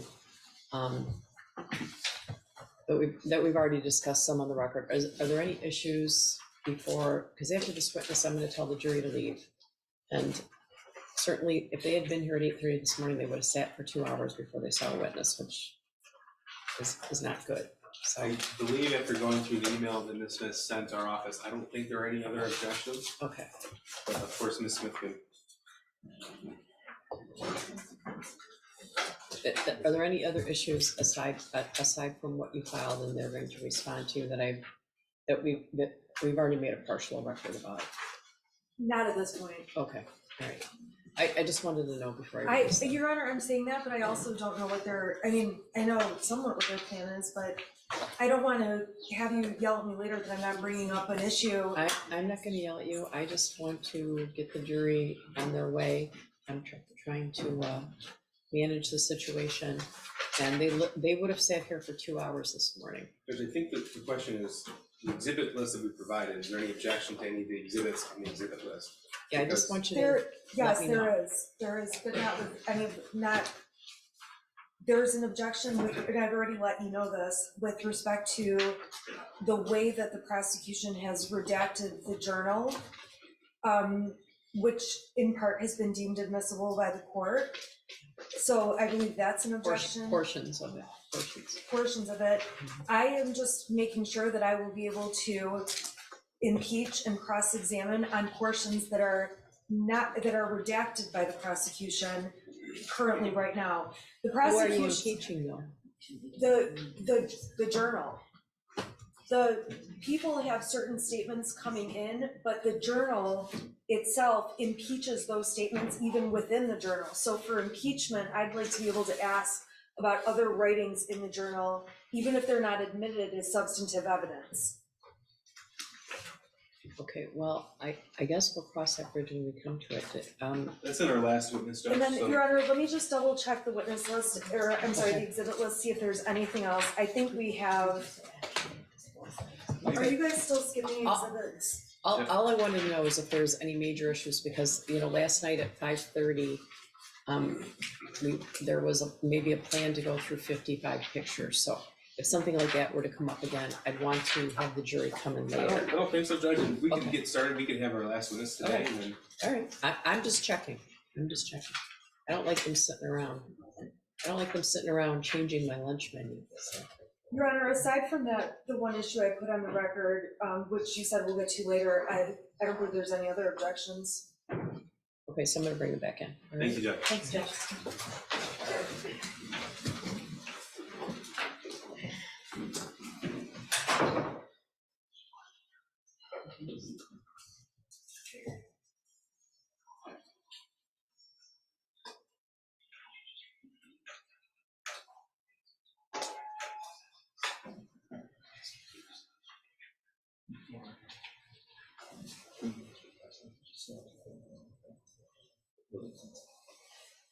Judge, I'll notify the court when it's these specific photographs. And I'll ask the court at that point to request the meeting at the time. Yeah, please.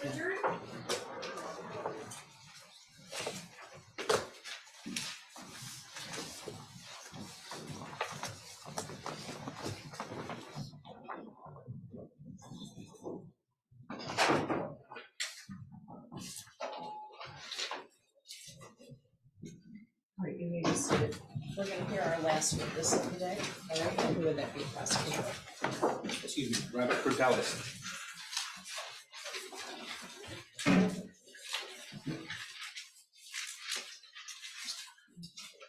Good afternoon. Could you raise your right hand? Do you swear or affirm the testimony you're about to give is the truth, so help you God? I do. Okay, please step up, have a seat, and state your name for the record, spelling your first and last name. Robert F. Cotellis Jr., ROBERTKOTELES.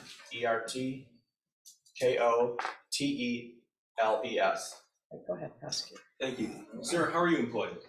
I'm employed with the Oakland County Sheriff's Office Forensic Laboratory. And how long have you been there? I'm in my 17th year. Okay. In total, how long have you been with the Oakland County Sheriff's Office? In my 17th year, so all Total those 17 years. Correct. Okay, thank you. Tell us, please, what is your specific title with the Sheriff's Office Forensic Laboratory? I'm a forensic laboratory investigator leader. That's my HR name, if you will, but I'm the crime scene supervisor and the laser print supervisor. Okay. When you say crime scene supervisor, what does that mean? I have a team of 6 people that are on my team, and I supervise those 6 when it comes to any crime scenes that needs processing. Sometimes they may happen during the day. I would say that's usually my night job because I do laser prints during the day. But I lead that team to do crime scene investigations when called upon. Now tell us, please, what's your background? I have a forensic science degree from Michigan State University. Okay.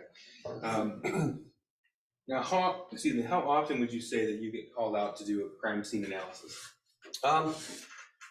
It depends on what year it was or what time frame of my career.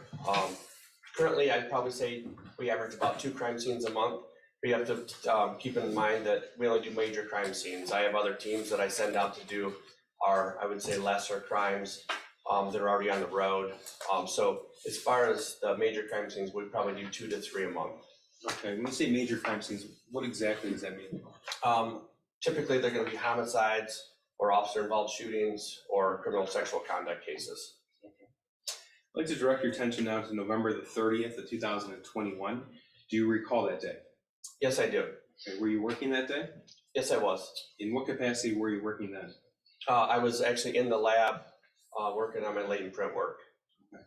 12:51 in the afternoon, November the 30th. Do you recall what happened?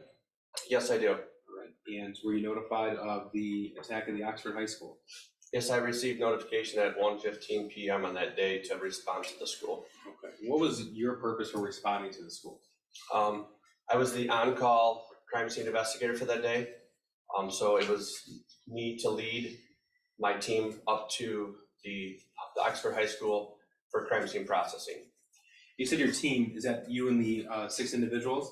Yes, and at that time there was 8. I had recruited a biologist to assist us and also a laboratory technician. Okay, so what sort of specialties are these individuals involved in that are on your crime scene team? They're members of our forensic laboratory in the firearms unit and the latent print unit, along with the biology unit. So is it fair to say then you were called to the Oxford High School to process the scene? That is correct. What's the first thing you do when you arrive on scene to process?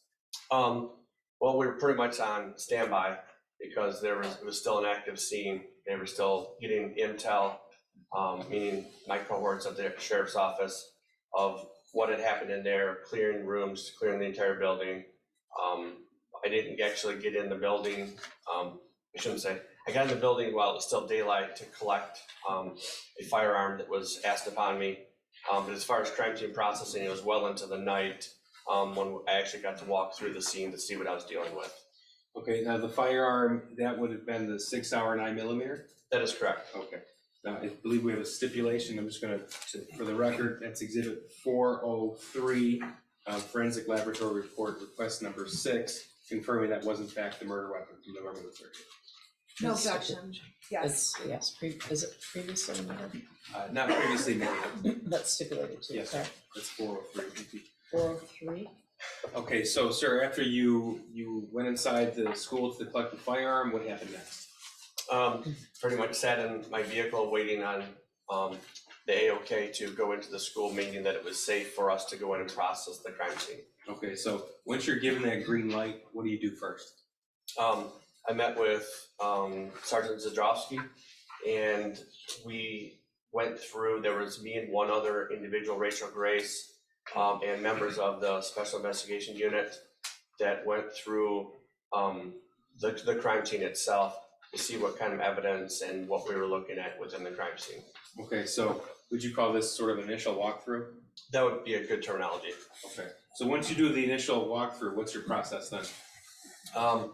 to go and report back to my team, to construct that team of what kind of services I needed from each one of them, kind of delegated out each of their jobs that they needed to do, in the chronological order that we were going to complete those tasks. Okay, so what was your decision then on that day?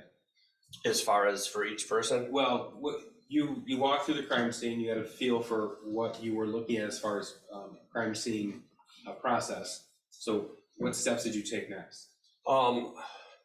After the initial walkthrough, photographs were taken. After photographs were taken, then what we have, what we call a 3D scanner. So it takes a 3D scan of the crime scene itself to document exactly where items of evidence and the bodies were located within the scene. Okay, so sir, why is it important to you as a professional in this subset of law enforcement to document things as you see them? So that we can keep the integrity of where they were located when I actually saw them at that time. Okay. So I'm going to walk through just a small portion of the photographs with you.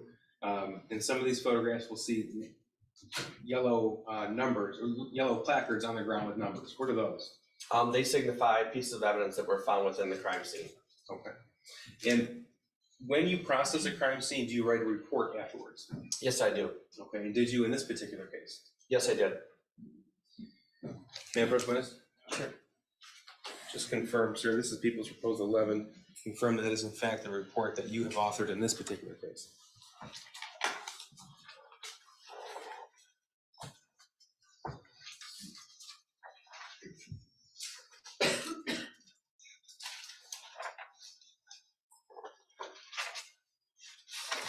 Yes, it is. Okay, people move to submit 11. No objection. 11's admitted. And sir, when is it that you write this report? At a later date, after I had cleared the crime scene, after all the documentation was done, had the crime scene, then back at the laboratory, and then taking my notes and then constructing a formal report at that time. Okay, and why do you do so? Why is it important to do so? To kind of paint a picture of what I saw that day so that other people can hear and see what I experienced and saw that day. And you mentioned photographs are taken and the evidence placards are put on the ground next to pieces of evidence. Do you also draw a sketch? Yes, a sketch was not prepared, but what we used was a schematic blueprint of the school because of the vast nature of the school. Trying to get several rooms within one 8.5 by 11 piece of paper was virtually impossible. So we used a schematic to designate where the items of evidence were found within that school. Okay, sir. I'm going to direct your attention to the screen here. This is People's 10. I don't believe there's an objection to the admission of this exhibit. No objection. This wasn't admitted already? Not yet, Judge. Okay. This is People's You have 10. no objection? No objection. 10 is admitted. Okay, so this is the blueprint, at least the portion of the 200 hallway where the shooting occurred. Is that right?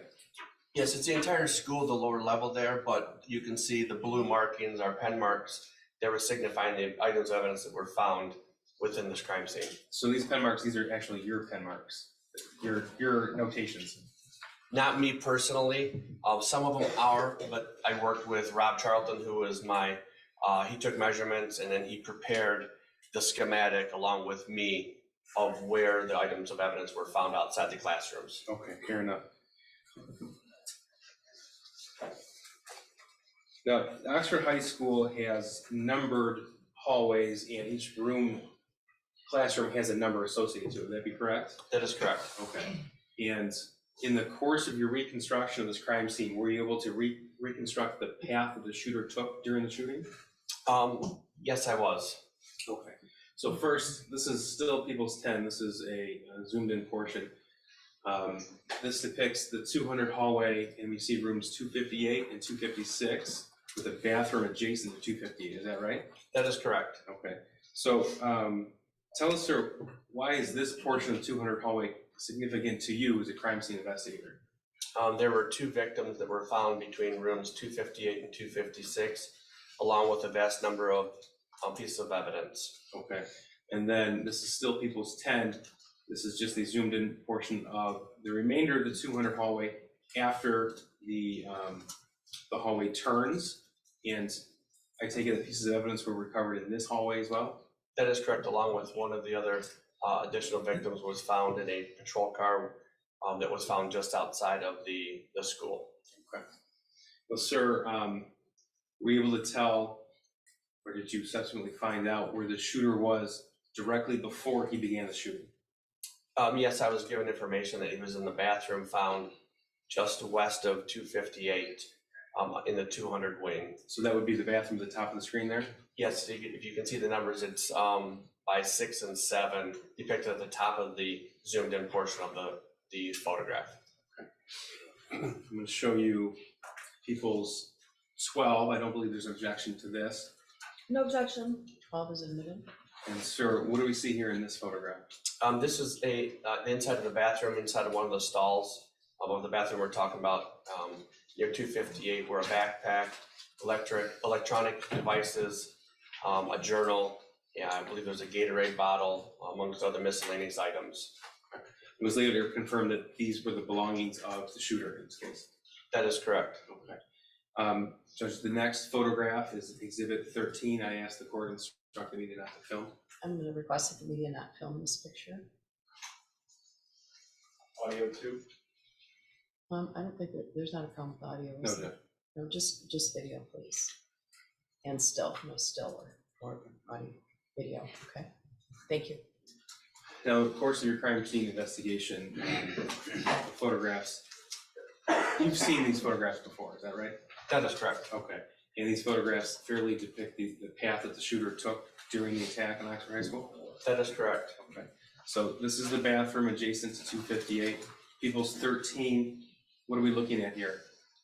This is the photograph taken just outside of that bathroom, showing down the hallway where 258 and 256 would be found on the left-hand side of this photograph. And you can start to see the evidence placards on the right-hand side with one of the victims lying on the ground on the right-hand side of the photograph. Okay, so for the record, that's Hannah St. Juliana, and she's on the ground to the right side of the hallway, is that right? That is correct. And further up in the photograph, there's another victim, and that's Madison Baldwin? That is correct.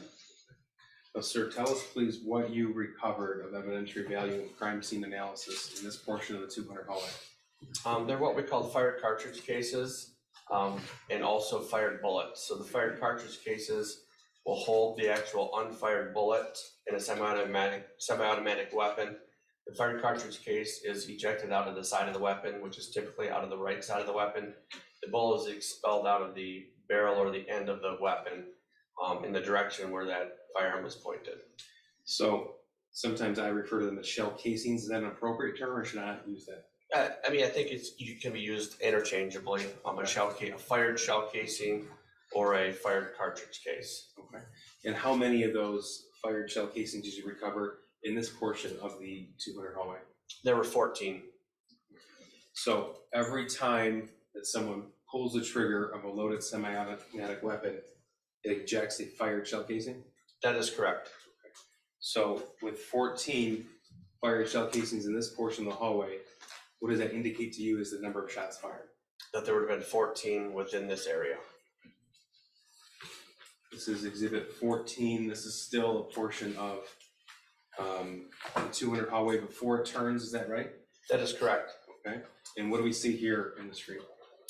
You can see a few more of the yellow placards that are indicating the evidence that was found in that area before we get to the turn, heading back away from 258 and 256. Okay, so this is Exhibit 15. This is continuing down the path.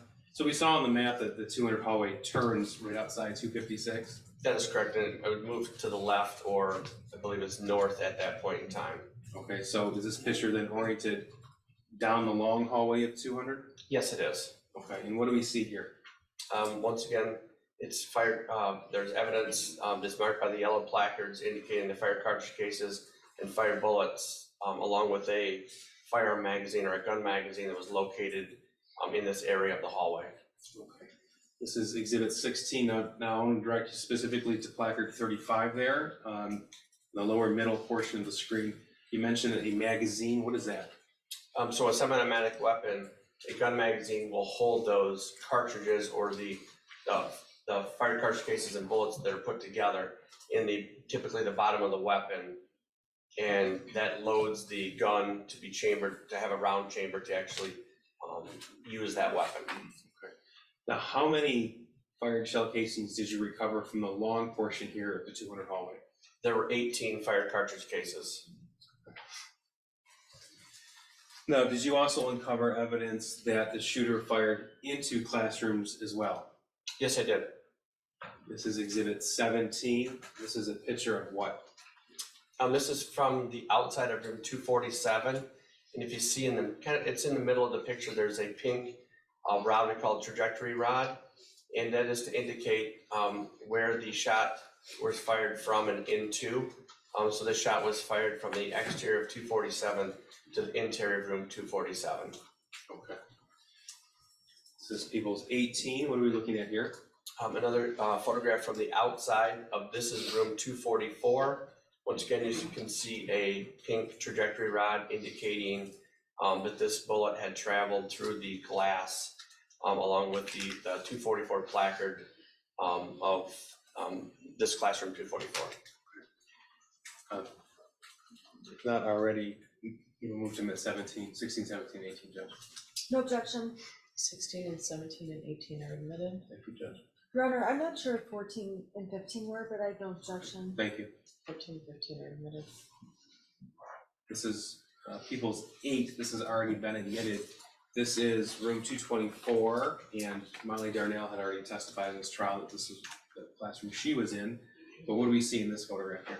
Once again, a photograph taken from the outside of room 224. And in this picture, you can see that there are 3 trajectory rods that were into the door of this room, indicating that the bullets were fired from outside of the classroom to the inside. Okay. And this is People's 6, again, already admitted. This is the same classroom, 224. What do we see in this particular photograph? On the left-hand side, you can see it's the inside of the door with the same 3 trajectory rods just from the inside. And then in the back of the room, there's what we call a perforation in the window. So a bullet more than likely traveled through that window, perforated the window, and we were never able to locate that bullet. But that was one of them. And what about the placard right here in the middle? There is a fired bullet that was found in the bookcase that was found lodged in one of the books on that bookcase. Okay, and then we see this defect in the file cabinet here. That is correct. That would be a ricochet or a defect that was more than likely caused by a firearms projectile or a fired bullet.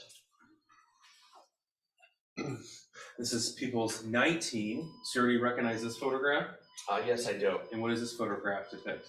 This is a photograph of the inside of, from the outside of room 223.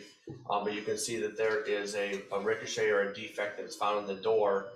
And this is what we call a bullet that was in flight and it was tumbling. And it had come into contact with something else because it's not a circular pattern like we saw in the other ones. Okay, people move to 19. No objection. 19 is admitted.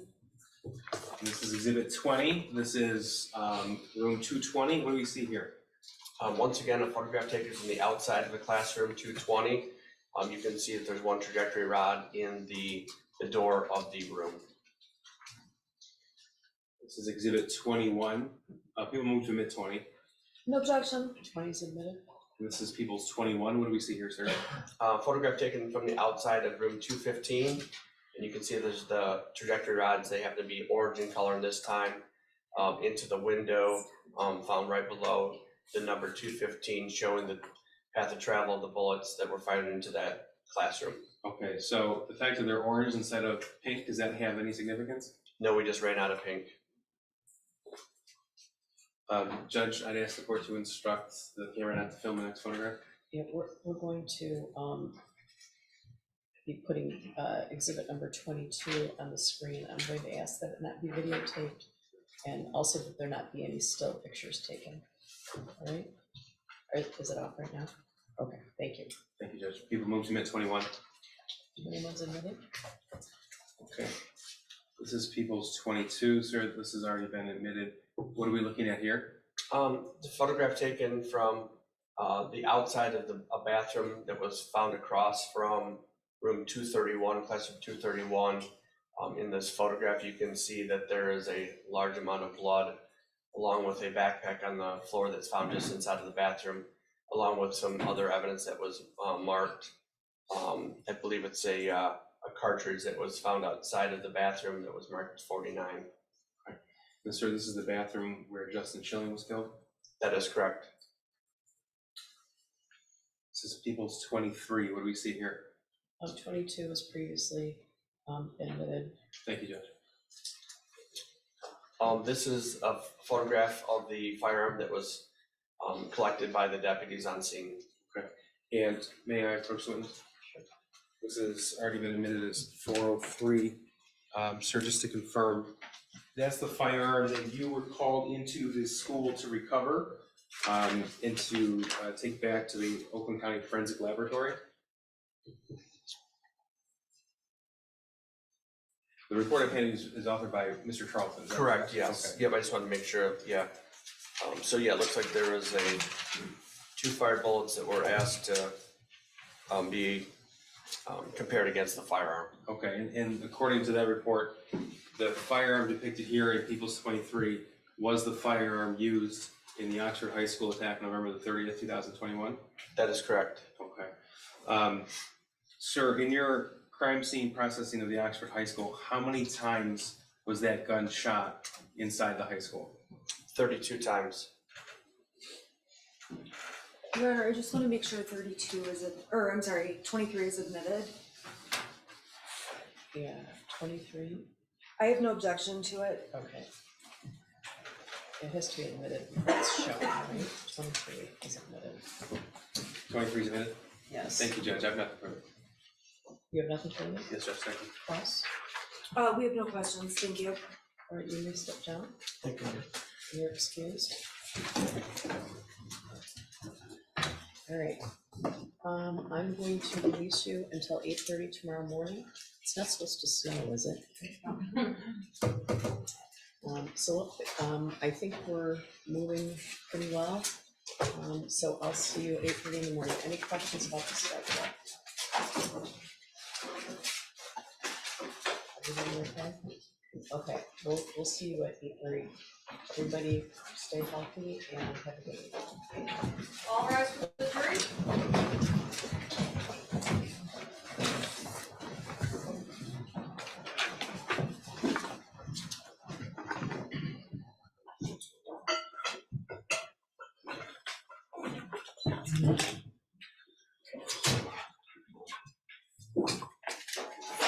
Be seated. Anybody, anything? I think so, Judge.